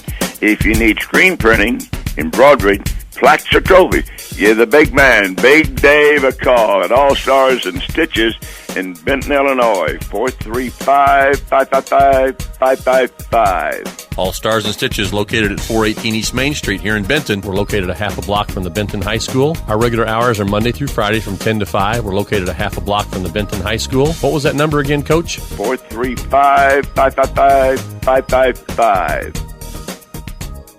Pre-planning services with Leffler Polson Funeral Home may be as simple as recording one's biographical information, instructions, and wishes, or as detailed as selecting a casket and vault in advance. Whatever is discussed will be put in writing and kept in our files for use when needed. Financing may also be arranged in advance, and if you're uncomfortable meeting at the funeral home for planning, Marty will arrange to speak to you in the comfort of your own home. Call Leffler Polson Funeral Home at 438-0021 or request pre-planning information online at lpfuneralhome.com. We're looking to expand our business. So we went to U.S. Bank for some financial solutions. Luckily, they had the 19-employee, location-expanding, future vending machine-owning business package. They kind of invented it for us.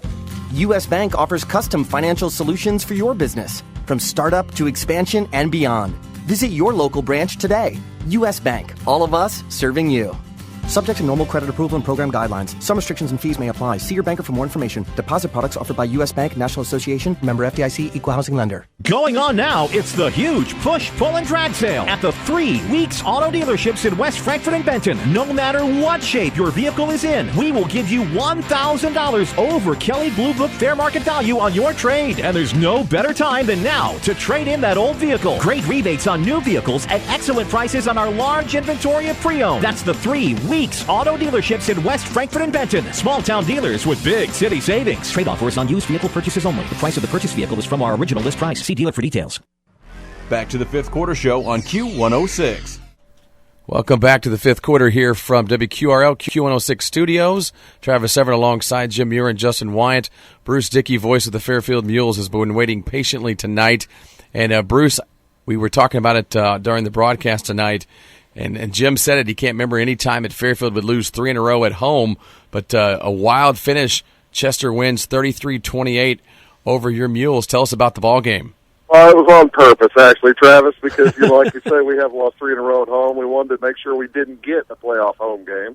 So we're hopefully going to get on the road and get us a nice win back on the road. We're undefeated on the road this year, so looking really good. Another one of those tight matchups. Coming into this ball game, these two teams matched up really well. Both of them have fast defensive and offensive lines, not a lot of size. There's a few good-sized fellows, but not a ton of size. And I think if these two teams play 100 times, I think they end up 50-50.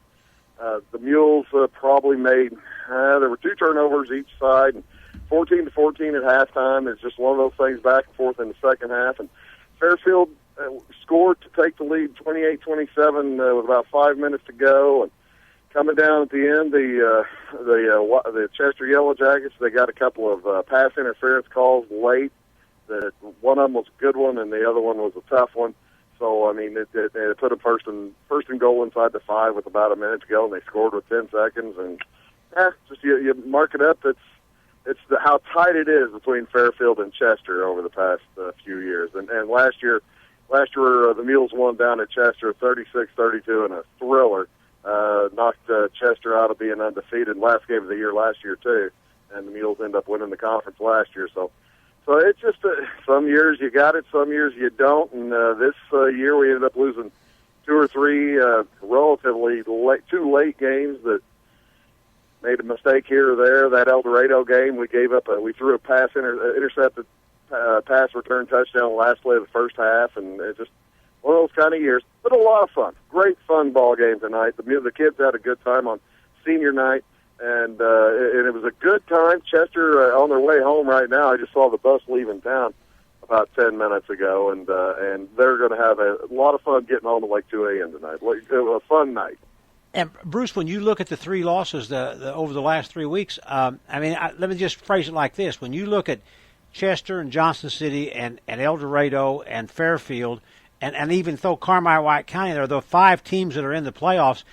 A play or 2 here or there against throw any 2 you want in there, and it might come down to 1 play or 2 in those games. I think that's how close the top 5 are in the Black Diamond.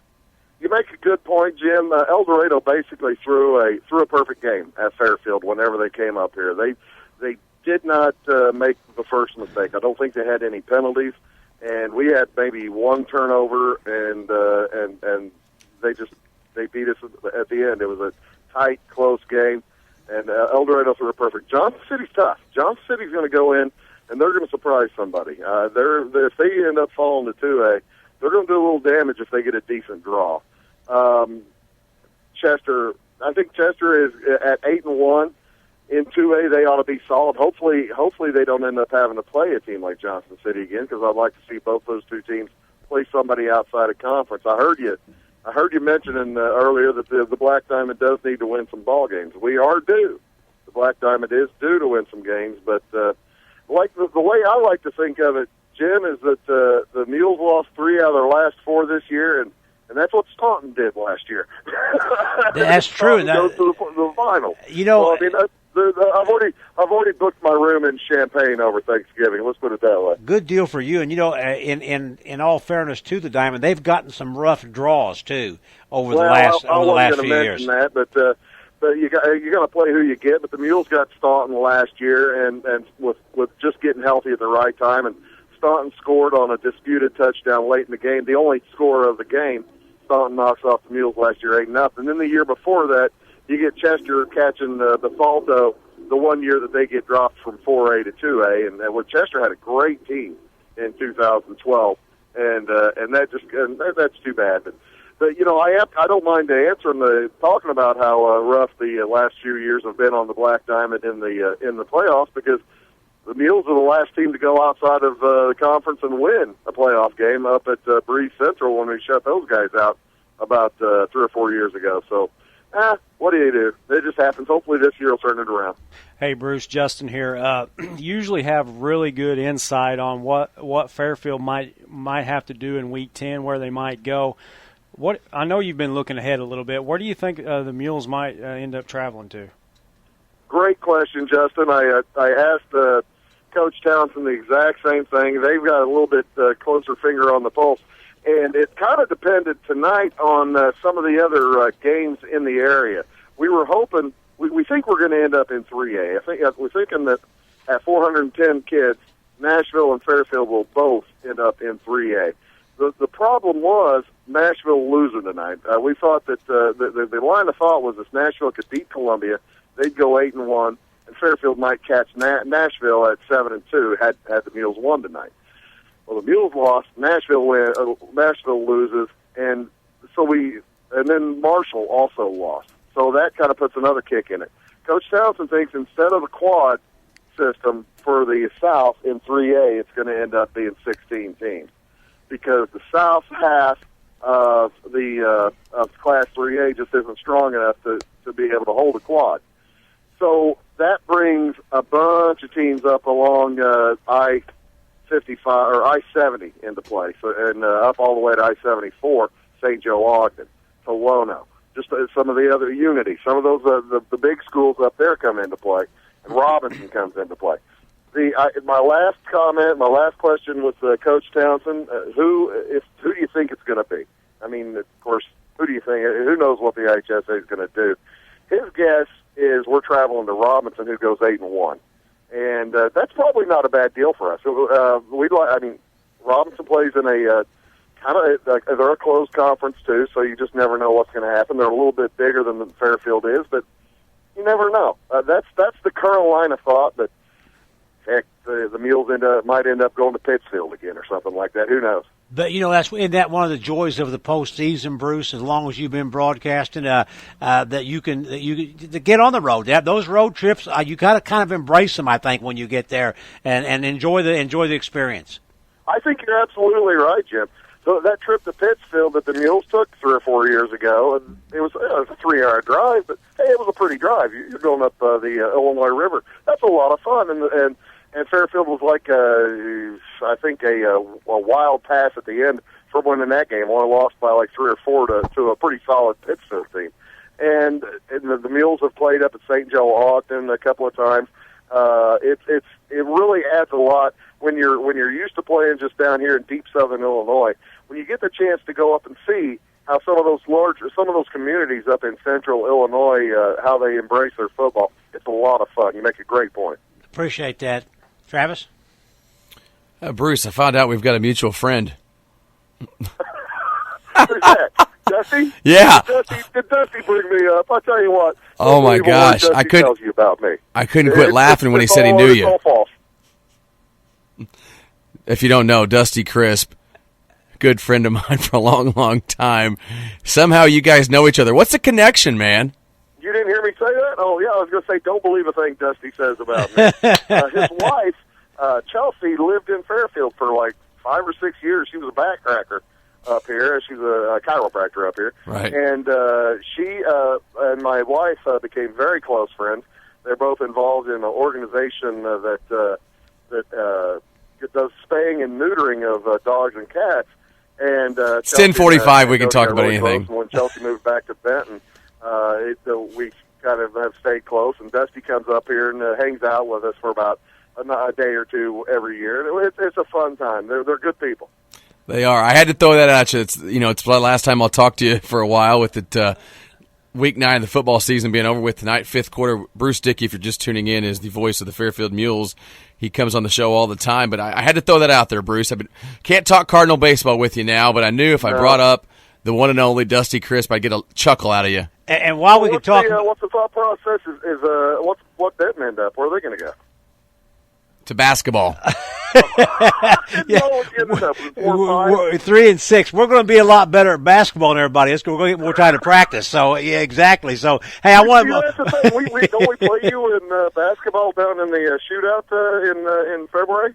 Didn't the Mules get the Rangers? I know we played you last year. I have no idea. I don't know about that yet. Trying to focus on this right now. We'll shift gears to basketball next week for sure. But, hey, one final thought, and I was thinking about this while we've been talking. Travis mentioned about you and your mutual friend. I miss our old friend Stan David. What a great guy he was, and a longtime broadcaster for Fairfield Sports. Don't we all? I tell you what, that the win that I mentioned up at Breeze Central was his last win to broadcast, and then we had the game down here where we lost to Greenville in a tight one in the second round, and that was Stan's last game. He passed away on Veterans Day. I want to say, well, that was 2009. That you mentioned it, 5 years ago. So yeah, Marty. Of course, Marty David works with me on the broadcasts every week and does just a great job. Stan's boy, and he doesn't sound a lot like Stan. He's not quite as He can occasionally turn it up and get as loud as Stan gets, but he doesn't do it all the time like Stan did. And it's been a pleasure for me to be able to work with Marty after having worked with Stan for so many years. And it makes you miss Stan a bit, but it really does make you appreciate the friendship you had with him. And I know, Jim, you and Stan were friends for years, and I appreciate you bringing Stan up. He's still missed in town. He'll always will be missed. My best Stan Davis story was we had him on our Saturday morning show one time, and we were interviewing him, and he talked about somebody. And he said they didn't have the cojones to. And then he stopped and he said, "Can I say that?" I said, "You already have, Stan." I said, "There's no point in going back now. Just keep on going." And then of course the story where when Matt Malkovich was doing games with me. And Stan and I made a bet on a regional championship, Benton and Fairfield, and the bet was I bet a Burton's white pie, and he bet that he'd come over and cook us breakfast before the Saturday morning show. He was going to cook some kind of sausage burgers or something for us. Pork burger. And Benton won the game, and we pulled in that morning to do the show, and Stan set up out here in the parking lot with a grill going. Never will forget that. Those were great times. Wayne County and Edwards County treat up here. It's like, some places have their specialty. It's pork burgers in Wayne County. And Absolutely. I'm sure they were pretty good, too. He was a good man. We missed him. So, hey, Bruce, as always, great talking to you. Hey, my pleasure, fellas. Best of luck to you in basketball, and we'll see you down the road. Thank you. All right, this is the fifth quarter. We're going to almost call it fourth quarter. It's been long. It's 10:48. It's been a long day. We're going almost on the 11 o'clock hour for the first time this year. We're going to take our last break. We got to get that in, Dylan, so we did one more break to get in. We'll come back and wrap things up tonight on the fifth quarter. Had a good show. Had Mike Murphy on the night. We've had Darren Kennard on the night. We've had Scott Meese. We've had Bruce Dickey. We've had Ron Ellis, who just called in out of the blue. So we've had a lot of people called in. Jim and Justin here. Dylan's He's earning his stripes tonight. No, you're not talking. But he's been pointing at that microphone tonight. He asked me, he said, if Jim and Justin don't show up, I said, no, they'll be here, bud. You're laying off that mic. But he's getting excited about it up there. He did take my picture a minute ago, but just don't put that on Instagram or anything. I'm wanted in 7 states. But we're going to take our last break. We'll come back and we'll wrap it up and talk about Jim Muir's got his Saturday morning Talking Sports show tomorrow morning. We've got the playoff preview show tomorrow night. Q106 is going to be like sports crazy for the next 24 hours. This is the fifth quarter. We'll be back to wrap it up right after this. In Broadridge, plaques or trophy. You're the big man, Big Dave a call at All Stars and Stitches in Benton, Illinois. 435-555-555. All Stars and Stitches located at 418 East Main Street here in Benton. We're located a half a block from the Benton High School. Our regular hours are Monday through Friday from 10 to 5. We're located a half a block from the Benton High School. What was that number again, Coach? 435-555-555. Hi, I'm Travis Severin, sales manager for U.S. Bank Home Mortgage in Southern Illinois. We all know how important it is in football to have great coverage in your secondary, and we feel the same with U.S. Bank Home Mortgage. In Southern Illinois, if you're buying your first home or anything in between, we've got you covered. If you live in Southern Illinois, our team has you covered with Becky Clifton in Centralia, Karen Pelker in Mount Vernon, Nani Moore in Benton, and Kathy Lober and Carla Grant in Marion. With the variety of loan programs we offer, coverage is our specialty. U.S. Bank Home Mortgage is an equal housing lender, member FDIC. Leffler Polson Funeral Home on East Main in Benton continues to make positive changes to accommodate you during your time of grief and need. Wheelchair ramps begin at the main entrance and the chapel is completely handicap accessible. There's a coffee lounge providing a comfortable place for the family to gather and an outdoor garden for those that need to step outside for a break. The chapel has been enlarged and since purchasing the home, the Leffler family has made many decorative updates throughout. For more information, call 438-0021 or visit lpfuneralhome.com. Renly College's Adult Volunteer Literacy Program is looking for volunteers to help stop adult illiteracy. Give the gift of reading and be a hero forever. Renly College will provide you with training and materials to help adults develop the basic reading ability needed to excel. You can work one-on-one, tutor a small group, or work with students in an adult education classroom. Experience the joy of helping others and change a life. Call Renly College's Volunteer Partnership toll-free at 800-369-5321, extension 1342. Back to the fifth quarter show on Q106. Welcome back to the fifth quarter program here. Travis Severin in studio. Jim Wyatt. Justin Muir and Jim Wyatt. Wow. It's 10:51, guys. It's past my bedtime. No. I've been called worse. It's okay. Jim Muir, Justin Wyatt, Travis Severin, the big DS here, Dylan Schneider in the studio with us. Hey, it's been fun. Our first show in the studio together. It's a different makeup, but it's nice. I can see you guys.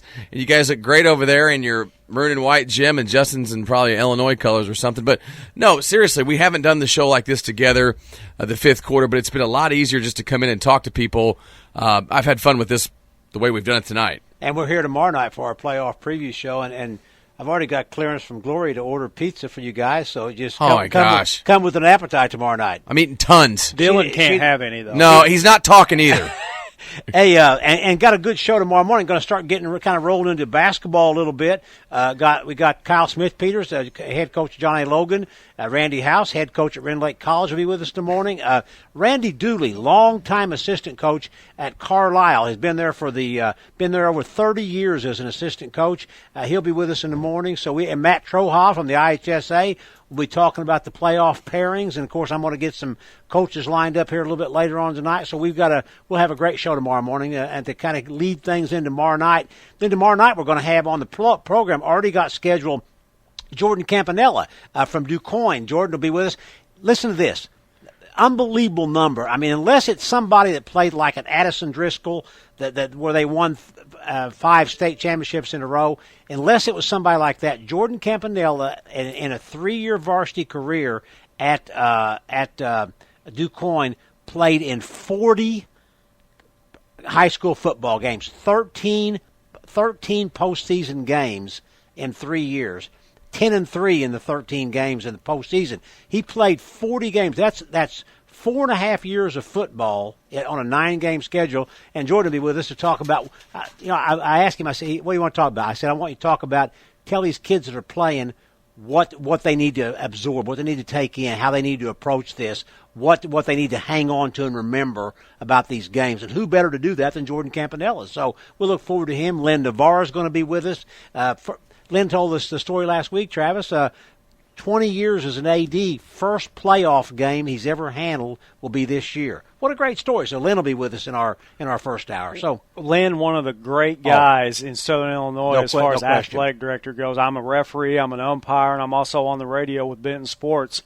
Just one of the class acts in Southern Illinois. Glad to see that he's got a playoff football team there, maybe going to get a home game. Travis, last time Murfreesboro was in the playoffs, your senior year. That's how old that's been. And, Travis, we said it last week, and no disrespect to any AD in Southern Illinois, it's Len Navarro, then it's a race for second. That there's no question about that. I mean that. I mean, no disrespect to anybody. He's just on top of his game, and he does a great job there. He'll be with us tomorrow night. So should have a great day tomorrow at high school sports here on WQRL.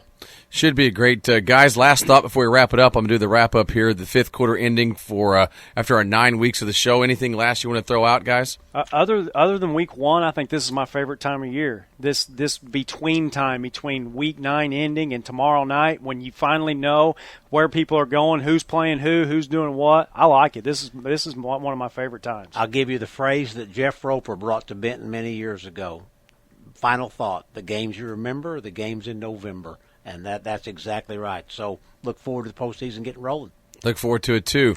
We're going to wrap things up here in the fifth quarter. Thanks to all of our sponsors. Thanks so much to all the sponsors. If they don't sponsor the show, we don't have the fifth quarter. So we appreciate them very, very much. I want to thank so much to Justin Wyatt and Jim Muir, to all of our guests that called in tonight. Had a lot of people call in tonight to the show. And to Dylan. Dylan just told me a minute ago, if I keep bugging him, he can turn us all off. He said, I can turn you guys all off. So I was pretty happy with that. But no, seriously, I want to thank all of our sponsors and thank Dylan and Ashley, who was here earlier. Ashley Bites, who does a great job. To WQRL, Q106 here. They allow us to do this program. You know, it's late at night. We enjoy what we get to do here. Very thankful to Jim Muir allowing us to be on the sports broadcast with him. It's late. With him. I've had a lot of fun with that. You know, Justin and I, we're out of the picture now. We won't call any more games. Football is done.